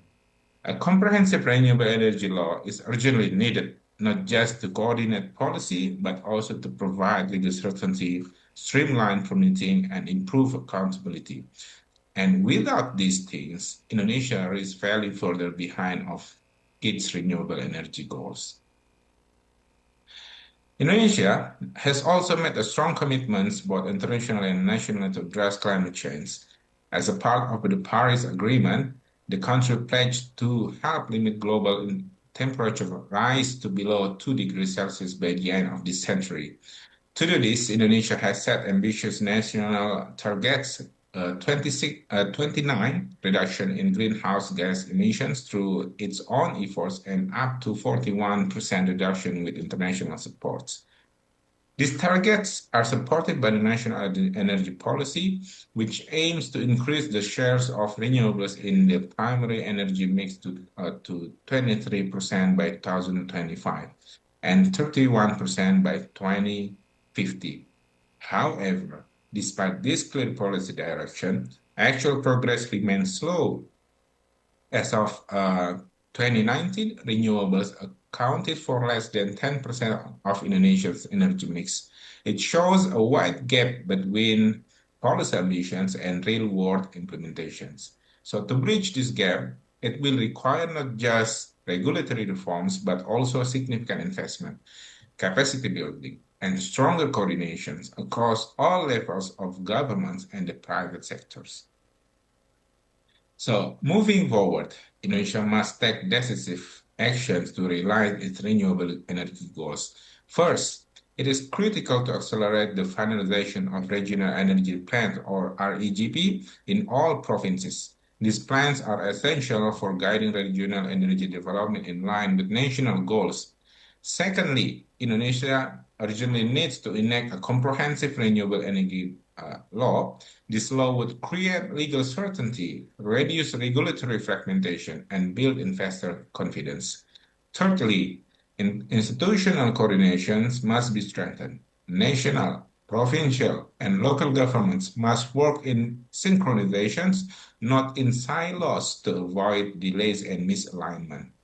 Fourthly, the government should improve investment incentives by streamlining permitting, clarifying tariffs, and ensuring stable policies. And finally, engaging the public and private stakeholders is essential to build momentum. Public awareness campaigns and inclusive policy dialogues can help ensure broader support for the energy transitions. So these all steps are not just policy adjustments, they are also necessary to move to unlock Indonesia's full renewables. As a conclusion, Indonesia holds a tremendous renewable energy potential that remains mostly untapped due to persistent regulatory and legal challenges.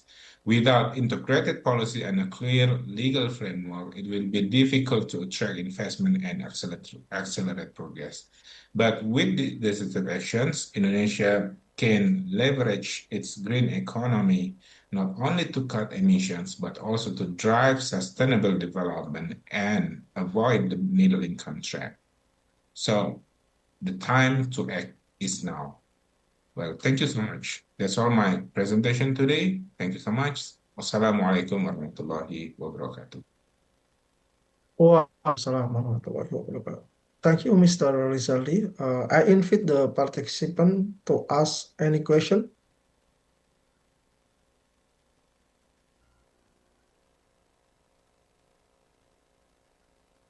I have one question, sir. Okay, please. Okay. Thank you, Pak Rizaldi. Actually, I have one question, Pak. Based on your research, in your opinion, what regulatory areas require the most urgent adjustment to address the legal gap in Indonesia green economy, Pak? Well, thank you so much for the questions.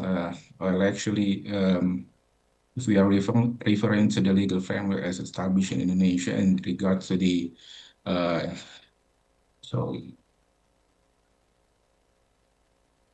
for establishment of the green renewable energy. So moving forward, I think Indonesia must take decisive actions to realize its renewable energy goals, where the first thing that we should conduct is to accelerate the finalizations of regional energy general plans, or REGP, that recently is not fulfilled by many regions or provinces in Indonesia. And secondly, Indonesia also urgently needs to enact a comprehensive renewable energy law. So this law would create legal certainty, and also it would reduce the regulatory fragmentations and build investor confidence. And I think these all things are the major problems in regard to the legal framework established in Indonesia. Okay, thank you, Pak Rizaldi, for your answer. Okay, thank you, Ms. Mary, and thank you, Mr. Rizaldi, for your presentation.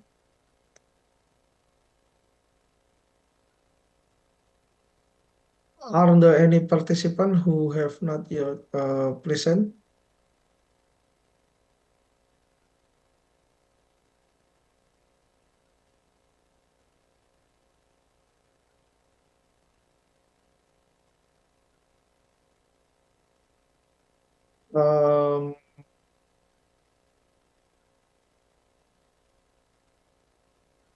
Mr. Susil Kumar, Ms. Fatima Al-Jabri, Lara Ayu, and Karimova Nargiza.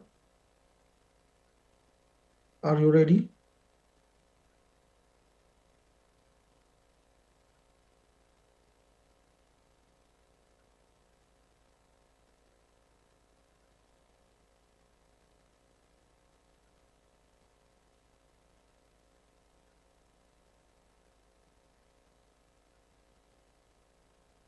All participants, please open your camera for documentation.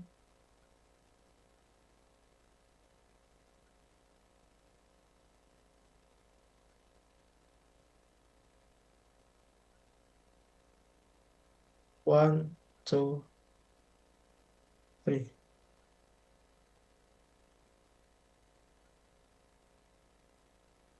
Okay, one more again.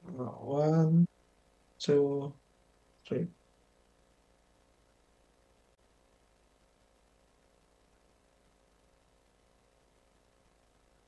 Okay, thank you all the participants. I would like to thank all speakers for excellent presentation and the participants for their active participation. Hopefully this session has provided new insight and is useful for all us. Once again, thank you and have a great conference. Wassalamualaikum warahmatullahi wabarakatuh. Waalaikumsalam. Wassalamualaikum. Thank you. Thank you, everyone. Yes, thank you.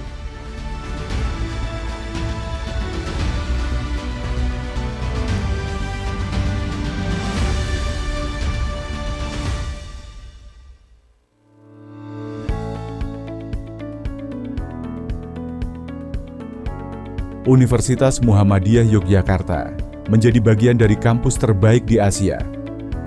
Dengan kualitas pendidikan yang sesuai standar global, dengan adanya pengembangan inovasi riset, juga penyediaan fasilitas unggul sebagai pendukung pembelajaran yang efektif. Kami menjunjung tinggi nilai inklusivitas, di mana setiap individu memiliki ruang yang sama untuk tumbuh, berkontribusi, dan saling menguatkan. Sejalan dengan visi misi Muhammadiyah yang berfokus pada peningkatan kualitas pendidikan bangsa. Dengan komitmen kuat dalam bidang akademik, penelitian, dan pengabdian kepada masyarakat, kami secara konsisten meningkatkan kualitas sehingga kami menjadi salah satu kampus pilihan utama. Kami telah meraih prestasi signifikan dengan masuk ke dalam jajaran universitas terbaik di Indonesia dan masuk jajaran kelas dunia. Komitmen kami dalam mencetak generasi unggul tercermin dari berbagai prestasi di tingkat nasional dan internasional. Dosen sebagai tenaga pendidik pun aktif berkontribusi dalam dunia akademik global melalui kegiatan visiting professor, international joint research, international research grant, dan penjalinan kerjasama strategis.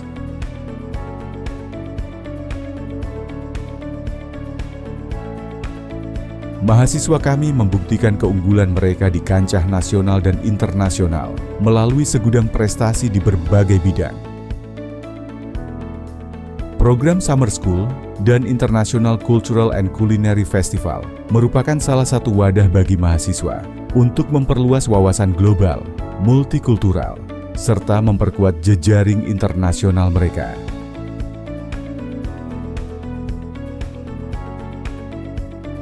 Sebagai kampus yang memiliki kekuatan dalam bidang riset, kami telah meraih sejumlah penghargaan nasional maupun internasional.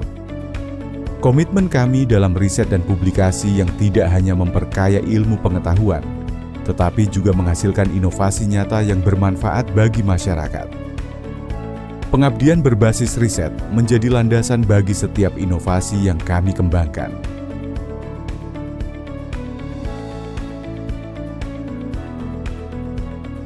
Komitmen ini tercermin dalam inisiatif kami sebagai pelopor sistem darurat medis di lingkungan kampus, atau Code Blue, dengan memastikan respons cepat dalam situasi kritis.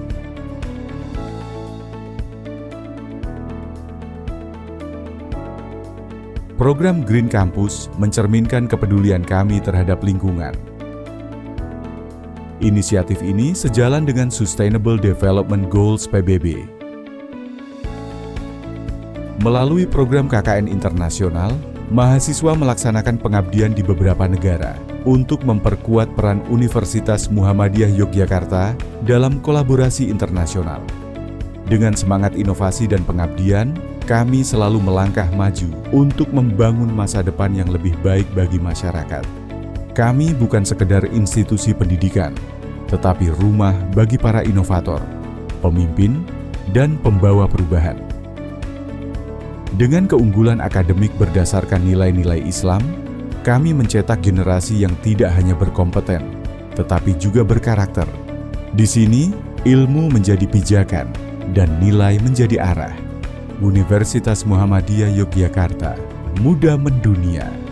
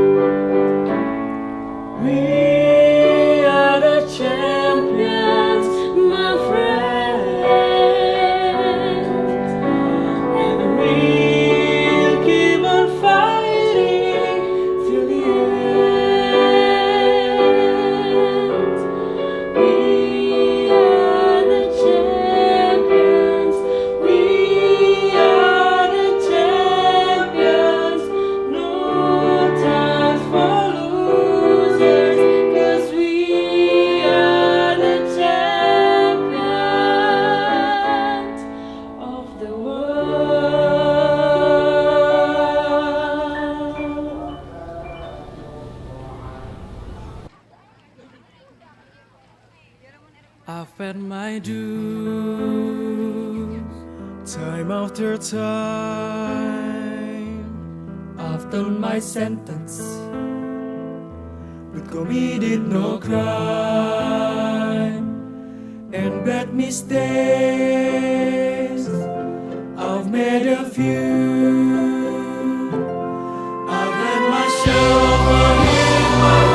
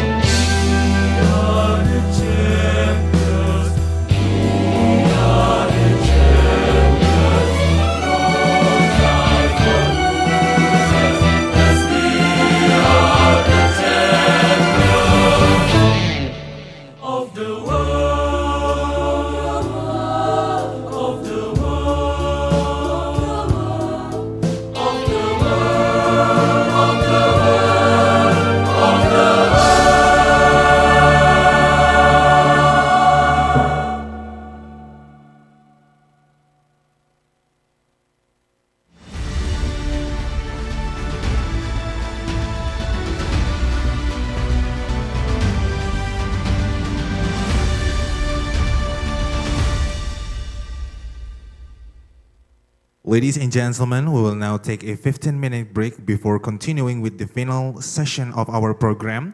And also during this time, this committee is also finalizing preparation and verifying the nominees for our upcoming awards such as Best Paper, Best Presenter, and also Outstanding Participants.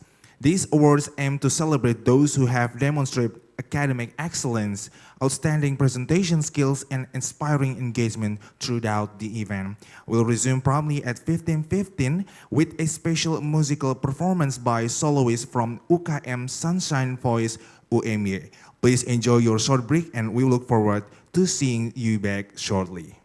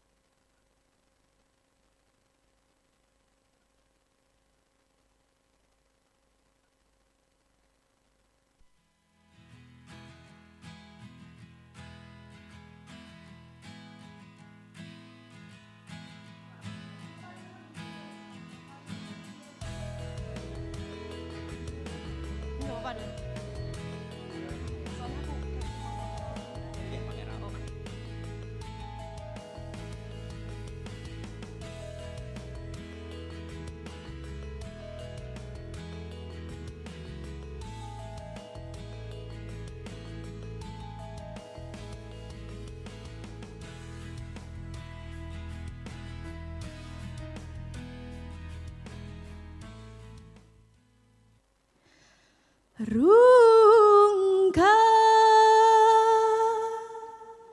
ente-entean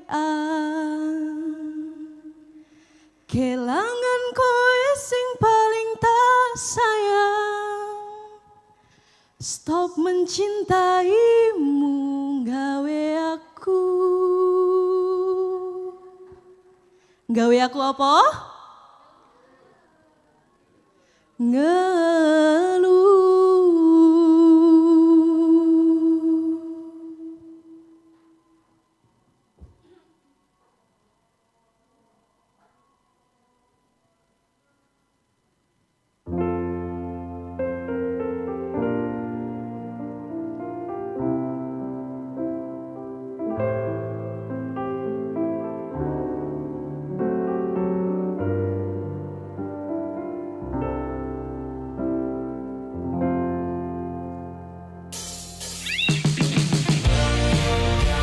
Buat ibu-ibu nanti yang hafal lagunya bisa ikut joget bareng dan nyanyi bareng deh.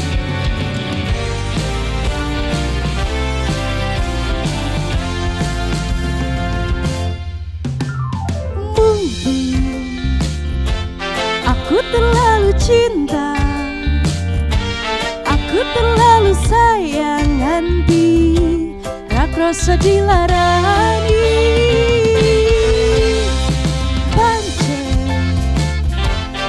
Aku iku salah, terlalu percaya mergo mung nyawang rupa. Saiki aku wis sadar, terlalu goblok mencintaimu.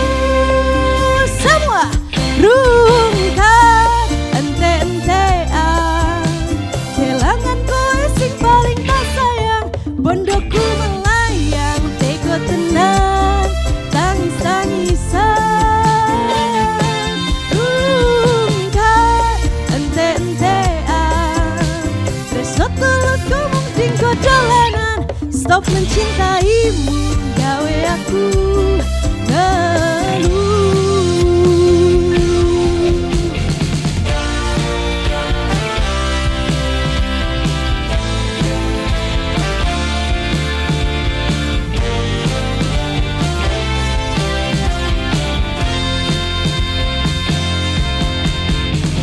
Yang di online juga nanti bisa ikut nyanyi di rumah masing-masing.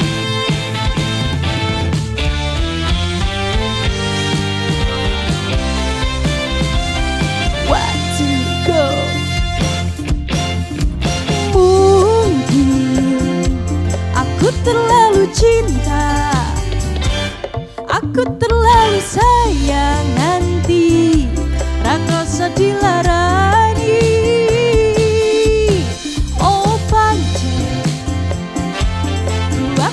Aku salah, terlalu percaya mergo mung nyawang rupa. Saiki aku wis sadar, terlalu goblok mencintaimu. Rungkat ente-entean, kelangan kowe sing paling tak sayang. Bondoku melayang, tego tenan, tangis-tangisan, rungkat ente-entean, tresno tulus ngomong tingko dolanan. Stop mencintaimu gawe aku ngeluh. One more, rungkat ente-entean, kelangan kowe sing paling tak sayang. Bondoku melayang, teko tenan, tangis-tangisan, rungkat ente-entean, tresno tulus ngomong tingko dolanan. Stop mencintaimu gawe aku ngeluh. Stop mencintaimu gawe aku.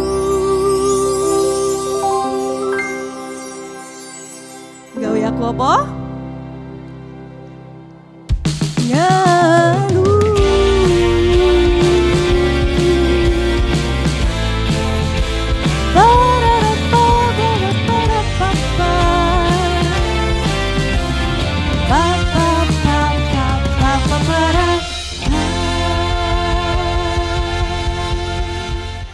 kasih.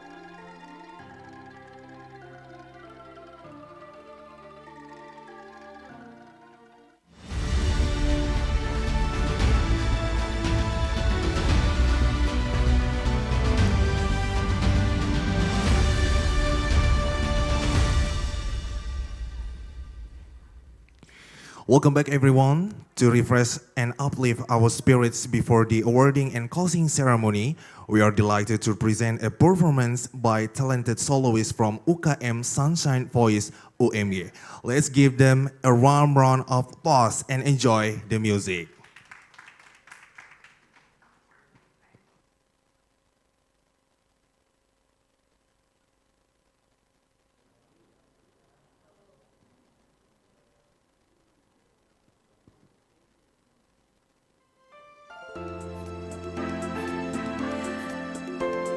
Selamat menikmati untuk persembahan lagu terakhir dari saya, yaitu Diskoria.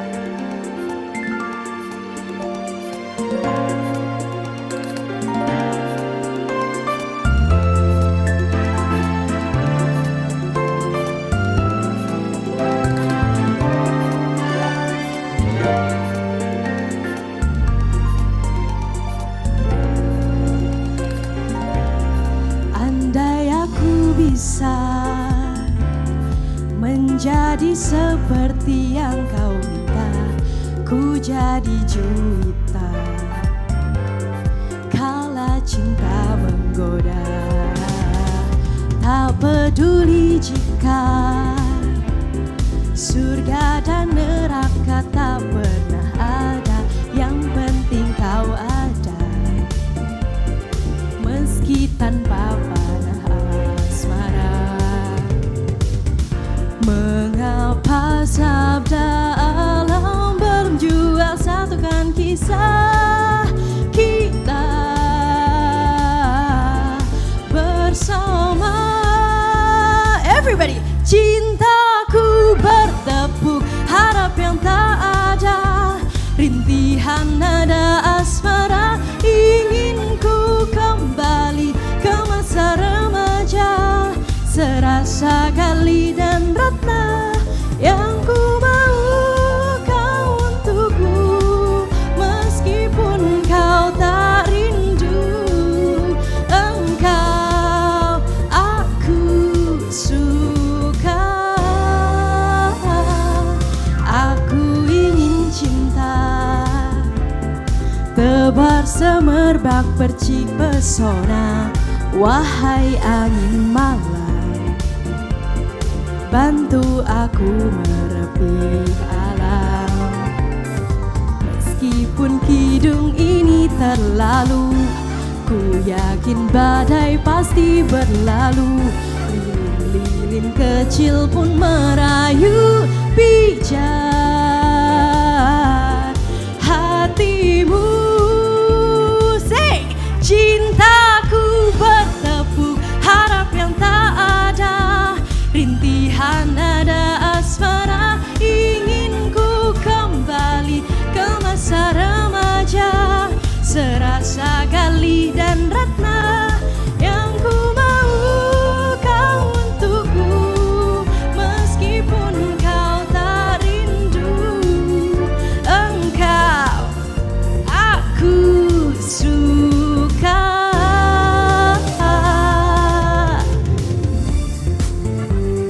Ayo goyang mbaknya.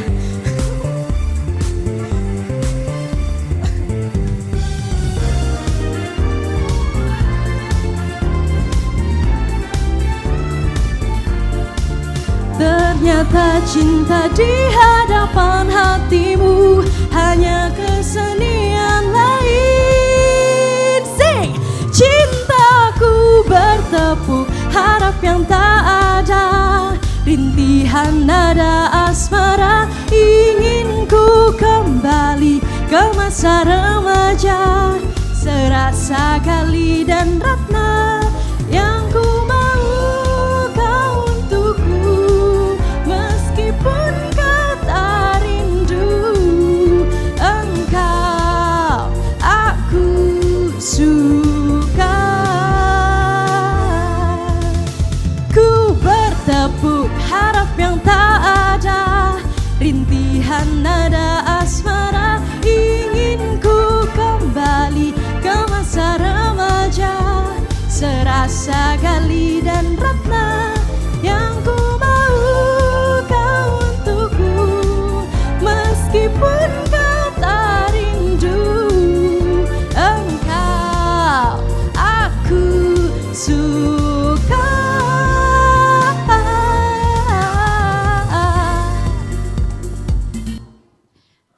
kasih.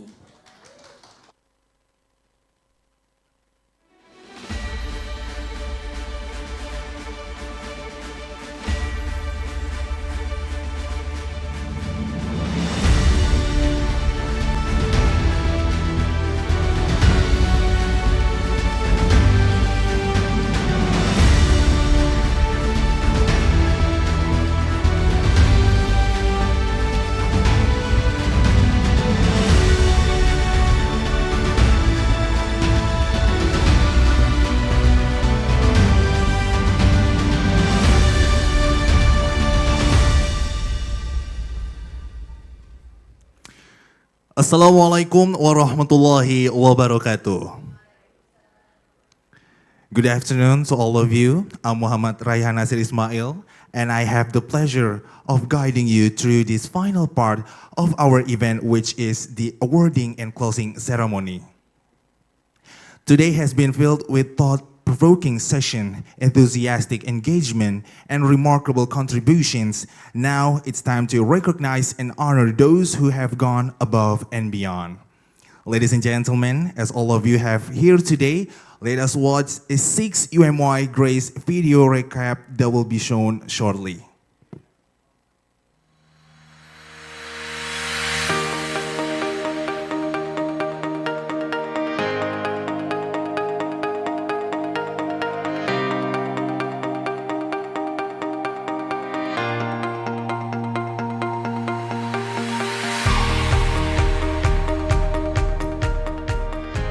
So let's count down together from 4, 3, 2, 1. Ladies and gentlemen, the 6th Universitas Muhammadiyah Yogyakarta International Graduate Conference 2025 is officially open.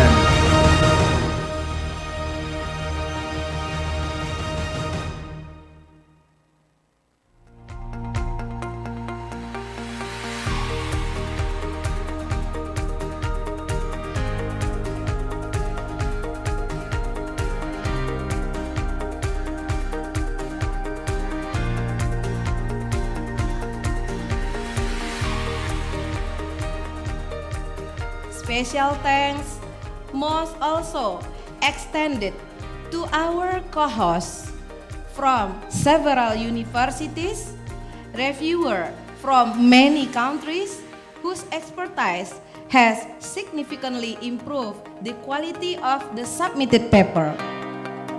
So UMY is not only the venue to connect.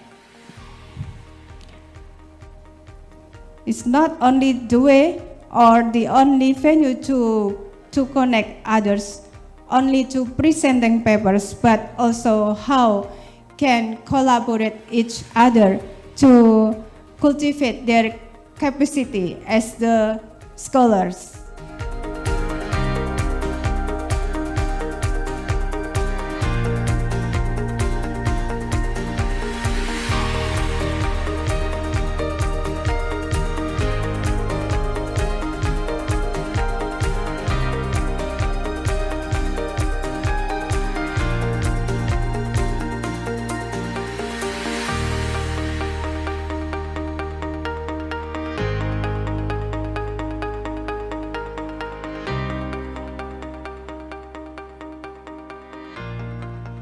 Let's give a round of applause for the 6 UMY Grace video recap. Ladies and gentlemen, now we proceed to the awarding session, a moment to highlight excellence across several categories. The awards to be presented include 1 Best Paper Award, Best Presenter Award, and Outstanding Participant Award. For the first category that we want to call is Best Paper Award that will be announced by Dr. Alfik S.Kep and Kep Nurse. To Bapak, please come to the stage.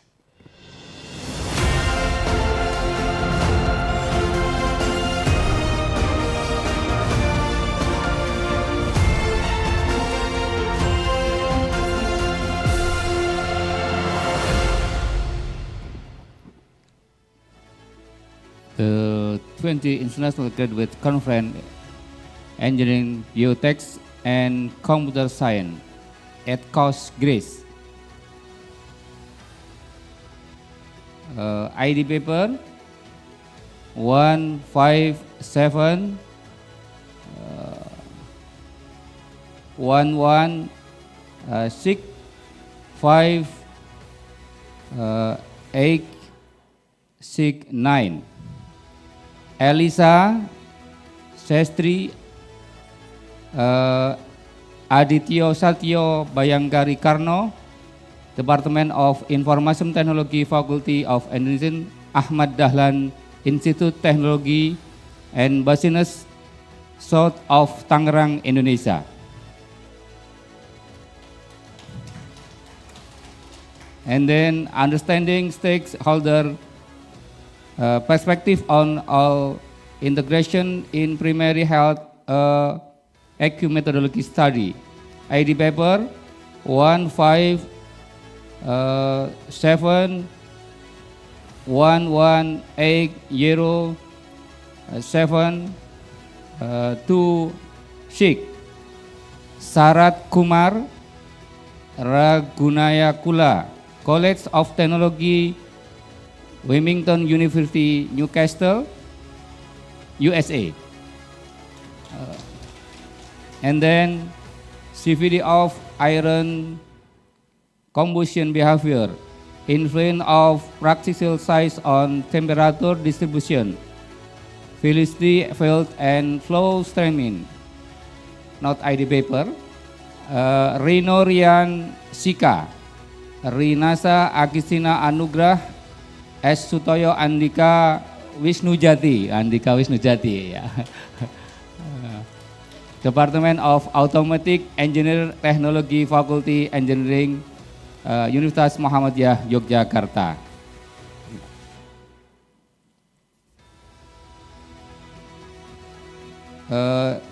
And then UMY Grace, the state of institutional readiness of build regional awan data to foster data-driven policy.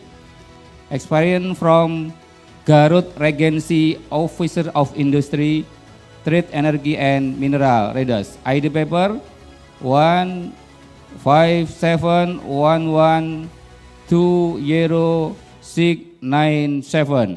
Muhammad Sukarni, Bahtiar Rifai, Karlina Sari, and Septian Adiwara, National Research and Innovation Agency, Indonesia. And then Transjakarta and the Green Economy, a model of sustainable mobility for sub-Sahara African cities. ID paper 15711555535. Kerkulah P. Nyeleker and Anwar Khalid, Universitas Muhammadiyah, Yogyakarta. And then ID paper Analyzing Digital Transformation in Indonesia, the Role of Government in Improving Public Service for Economic Activity. ID paper 15711455253. Armando Sabarovek, ya, Ahmad Nurmandi, ini Pak Rektor, and Muhammad Yunus, Universitas Muhammadiyah, Yogyakarta. And then best paper, BioPhTec Grace, Research and Development of Tonatric, Tool Nature and Sound and Isometric Hand Grip for Hypertension. ID paper 15711269190. Afifah Salsabila, Sri Endang Widiarti, Arwani Sudirman, and Walin, Poltekkes Kemenkes Semarang, Indonesia. And then development of hibiscus, Sabda Riva, El Nano Face Mist for Antioxidant with Evidence-Based Sustainable Technology. ID paper 15611800209. Rinasa Agustia Anugrah, Universitas Muhammadiyah Yogyakarta. Safira Aryanti Batubara, S. Farm and Norma Wahyuning Tisias, Universitas Ahmad Dahlan Indonesia. Farah Az-Zahra, Akademi Farmasi Indonesia Yogyakarta Indonesia, and Universitas Ahmad Dahlan Indonesia. Rino Rian Sika, University Muhammadiyah Yogyakarta. And then virtual screening, doxing, and network pharmacology of Piranovis inhibitor for action therapy. ID paper 15711701296. Puguh Novi Arsito, Salwa Nabilah Onindya Arsani, and Galih Titi Sari Karismawati, Universitas Muhammadiyah Yogyakarta. And UMY Grace, Solar Fertigation, a unified cloud platform for smart fertigation and agrivoltaic system integration. ID paper 15711434462. Francesco Zito, Nicola Ivan, Giano Vaccaro, Sergio Strazella, Department of Innovation Engineering, University of Salento via per Material Italy. And then the price of progress, assessment of Indonesian nickel downstream policy for the global energy transition. Eri Rahmadani and Ari Kusuma Paksi, Universitas Muhammadiyah Yogyakarta, Indonesia. And then the Kittel Twin Technology Integration in Maritime Agriculture Transport. ID paper 157173213. Tri Cahyadi, Larsen Barasa, Nathaniel Suranta, Bambang Kurniadi, Maritim Institut Sekolah Tinggi Ilmu Pelayaran Jakarta, Indonesia. Thank you. Thank you so much, Dr. Alfik. You may return to your seat. And then let's give a round of applause for all the best paper holders in this conference. Ladies and gentlemen, next we moving on to the Best Presenter Awards. I would like to invite Pak Andika Wisnujati, Ph.D. to announce the Best Presenter Award, please.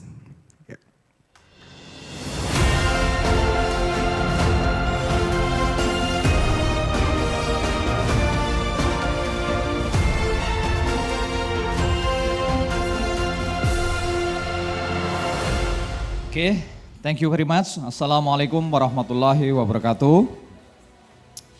Now I would like to announce about the best presenter in UMY Grace 2025. The first is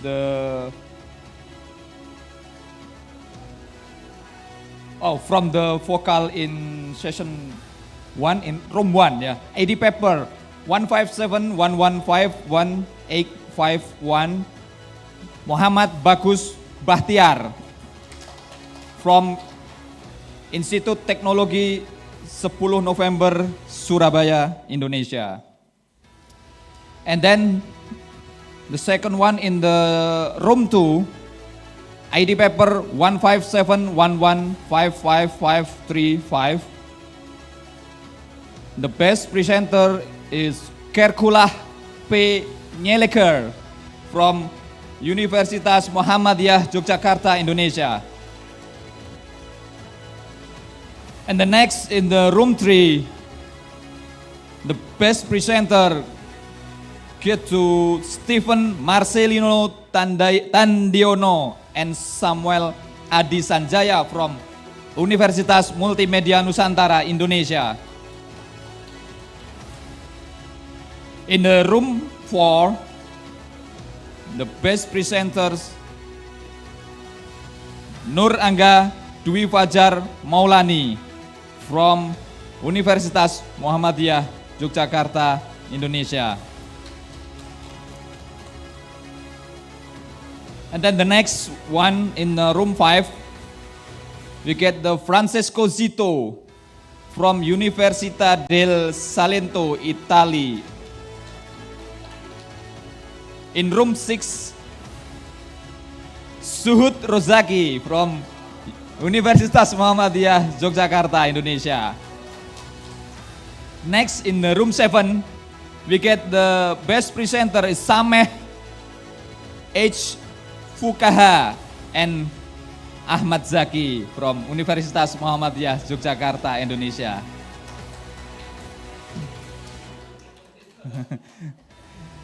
In the next best presenter in session 2 in room 1, Sania Azhar Rosani from Universitas Muhammadiyah, Yogyakarta, Indonesia. In room 2, Muhammad Nur Rifki Amirullah from Universitas Muhammadiyah, Yogyakarta, Indonesia. And then the session 2 in room 3, we get the best presenters is Karel A. Christian from Universitas Multimedia Nusantara, Indonesia. I'm sorry. And then in room 4 for session 2 is Yosef Budiman and Agus Widianto for Universitas Negeri Yogyakarta.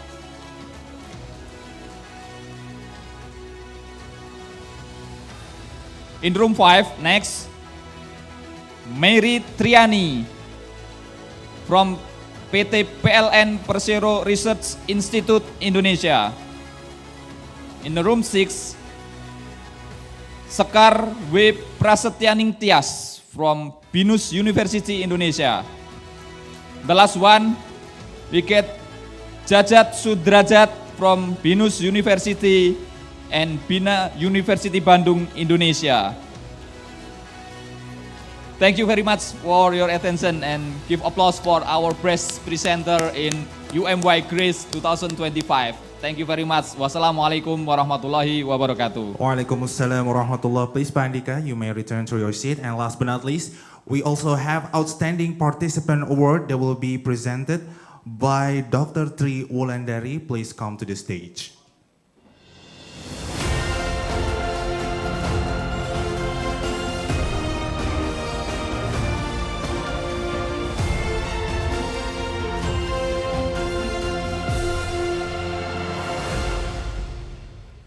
Thank you.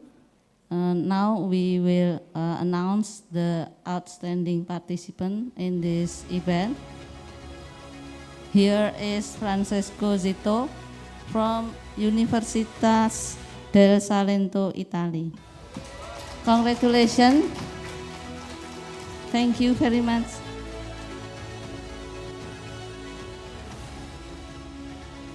All right, you may return to your seat, Ibu.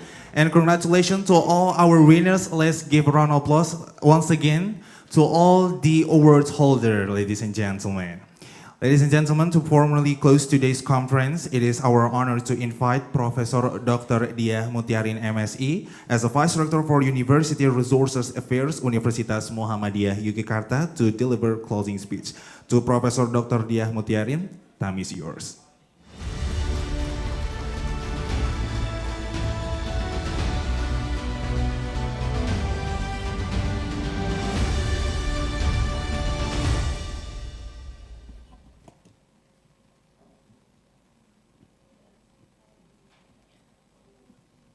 Assalamualaikum warahmatullahi wabarakatuh. Distinguished guests, esteemed colleagues, and dear participants, Alhamdulillahirabbil alamin. As we bring the 6th UMY Grace International Graduate Conference 2025 to a close, I stand before you with immense pride and gratitude. Over the days, we have not only shared knowledge and research, but also witnesses the extraordinary passion, creativity, and determination of our young scholars, the very spirit that gives hope for a brighter future.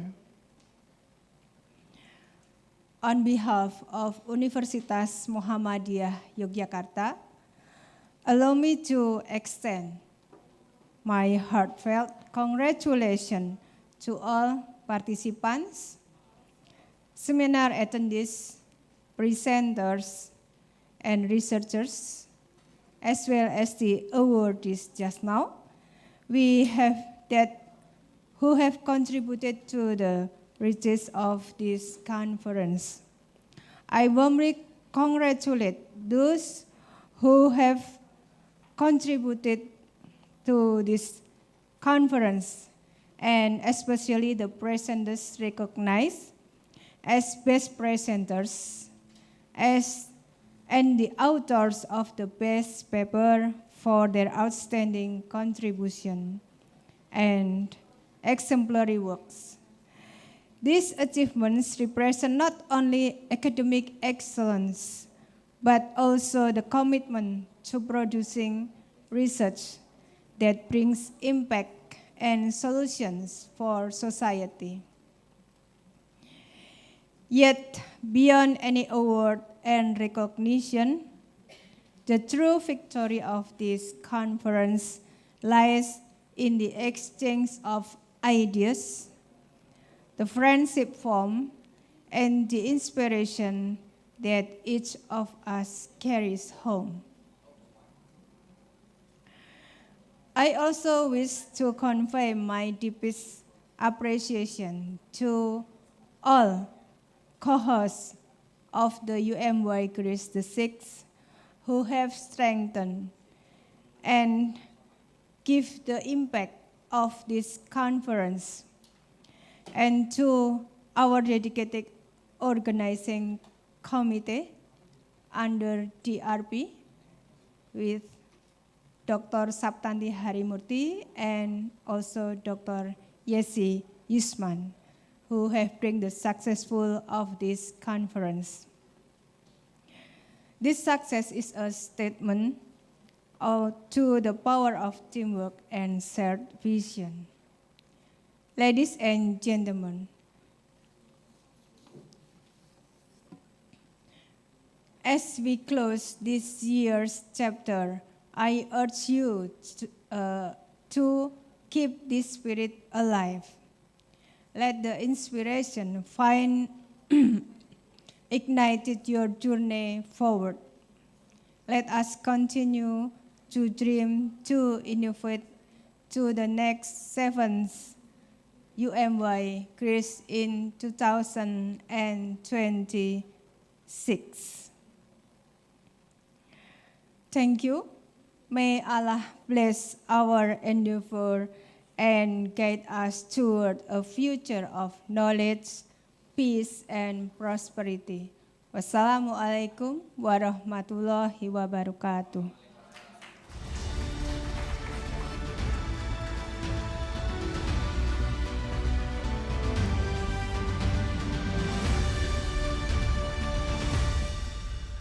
Thank you very much, Professor Dia, for your inspiring and thoughtful closing remarks. And well, ladies and gentlemen, that concludes the closing ceremony of the 6th Universitas Muhammadiyah Yogyakarta International Graduate Conference 2025. On behalf of the organizing committee, we would like to express our sincere gratitude and deep sense of honor for your present and active participation throughout the day. Finally, let us close this memorable event by reciting Hamdalah together. Alhamdulillahirabbil alamin. Good afternoon, everyone, and see you at the next Universitas Muhammadiyah Yogyakarta International Graduate Conference. I'm your host, Muhammad Raihan Nasir Ismail. Akhirul kalam, wabillahi taufiq wal hidayah. Wassalamualaikum warahmatullahi wabarakatuh. And now, please welcome UKM Musik Universitas Muhammadiyah Yogyakarta.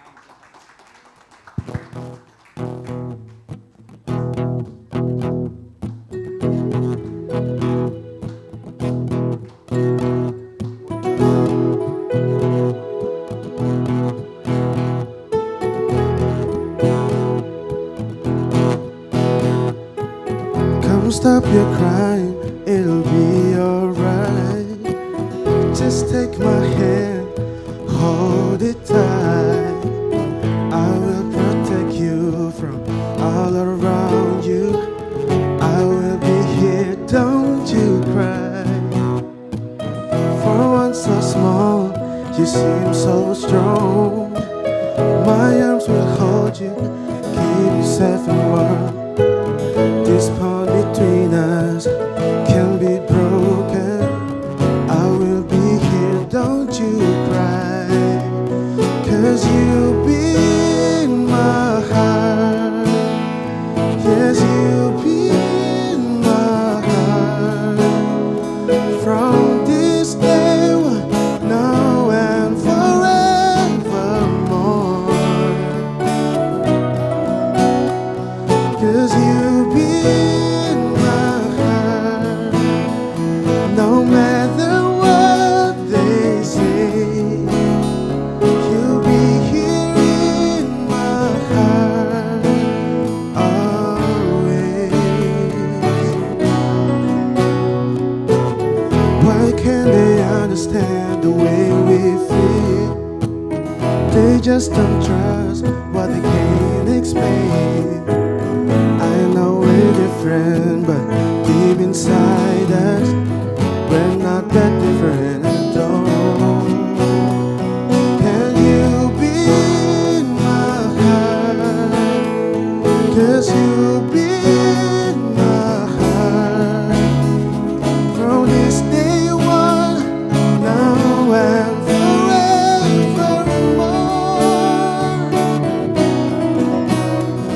Don't listen to them, 'cause what do they know? We need each other to have to hold on. They'll see in time. I know when they say they called you, you must be strong. I may not be with you, but you've got to hold on. They'll see in time. I know we'll show them together, 'cause you'll be in my heart. Yes, you'll be in my heart. From this day on, now and forevermore.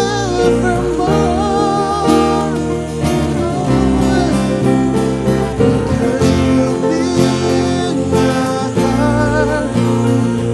No matter what they say, 'cause you'll be here in my heart always, always.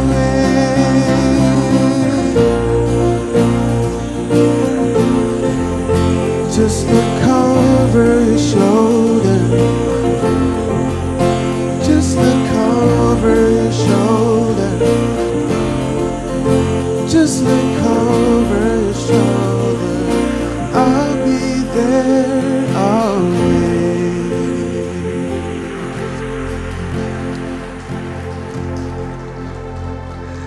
Selamat sore para undangan semua, bapak-bapak, ibu-ibu semua.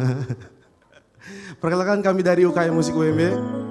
Sebelumnya tadi di sesi pertama kita udah kenalan tuh. Saya Harkan Andriza, perkenalkan. Dan di kanan saya gitaris ada Mas Denny Ananda. Dan yang di bawah sana yang terkucilkan ada Mas Jeki, keyboardis kita. Mungkin lagu-lagunya lagu-lagu anak muda semua ya Bu ya.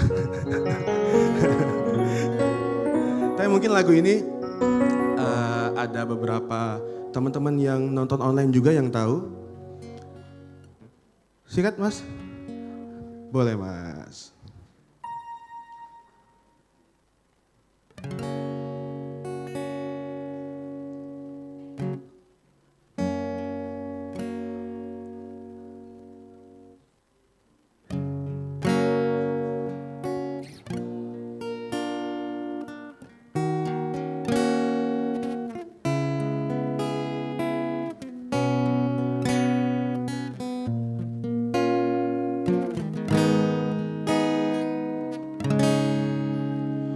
Entah sudah selesai yang keberapa, masih saja kau ada lekat di kepala.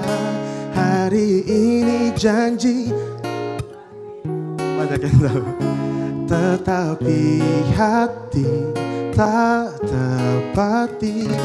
Tampar aku di mana? Biar sadar dan ku mengerti. Hujan samarkan derasnya, tutup air mata, temani kecewaku yang telah lama. Berdosakah ku berdoa, minta kau terluka dan tinggalkan. Gokil, tepuk tangan dong semuanya.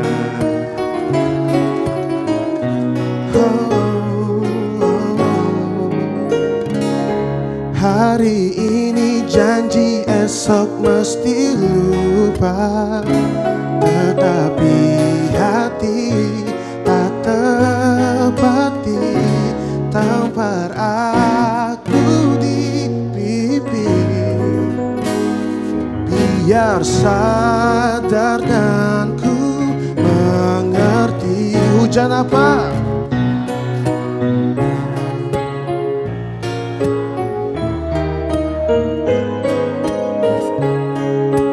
Ku yang tak lama berdosakah ku berdoa, minta kau terluka dan tinggalkan dirinya.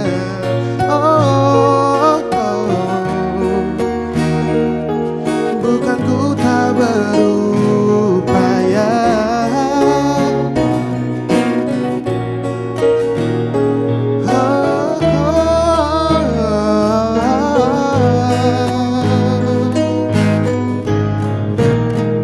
hujan samarkan derasnya, tutup air mata, temani kecewaku yang tak lama. Berdosakah ku berdoa, minta kau terluka dan tinggalkan dirinya. Hujan samarkan derasnya, tutup air mata. 3 tahun tak terasa, masih kau yang ada, bodoh yang sebenarnya. Tampar aku di pipi, biar sadar takkan terjadi.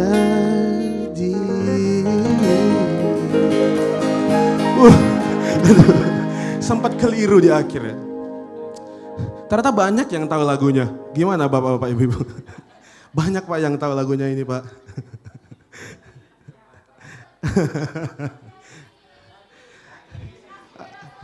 Oke, banyak yang request bara suara kayaknya nih ya. Masih belum bisa move on dari filmnya. Ada yang udah nonton filmnya sore? Ada, seru ya, banyak ya tren salaman itu ya. Itu Pak, Bu, udah nonton film sore belum? Pak, Bu, udah. Kirain belum kan, nggak tahu nanti tren salaman itu.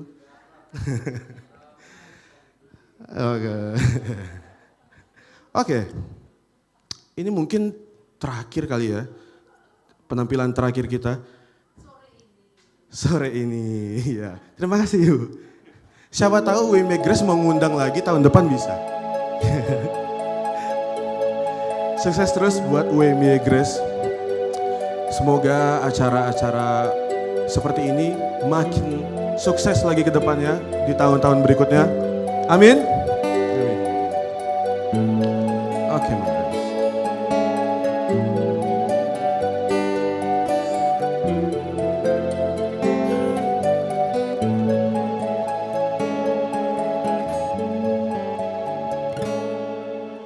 Teringat seru suaramu menepis keraguan.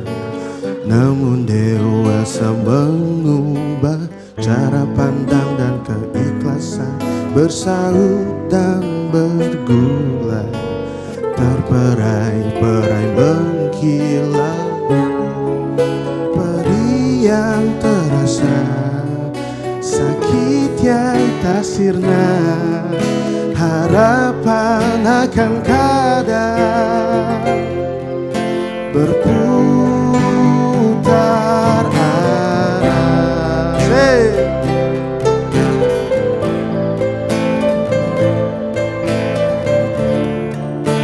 Luka terkuak dan menggebu tanpa arah, tangis yang terbentuk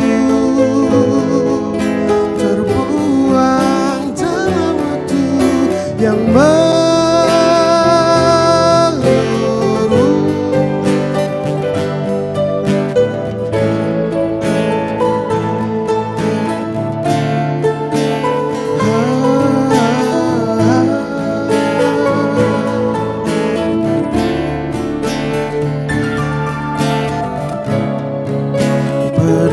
yang terasa, sakit yang tak sirna, harapan akan kadang berubah.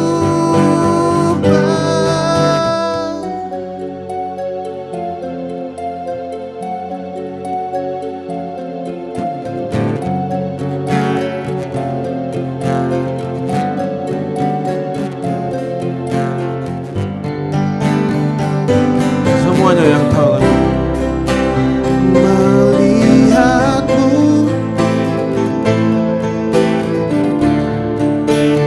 tawa candamu berikan kekuatan, sisa hariku pagi berganti waktu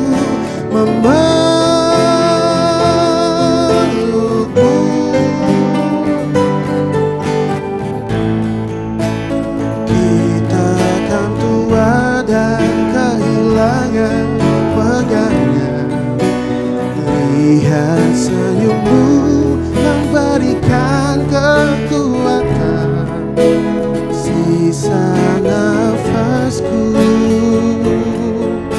cinta tak kenal waktu menjagamu.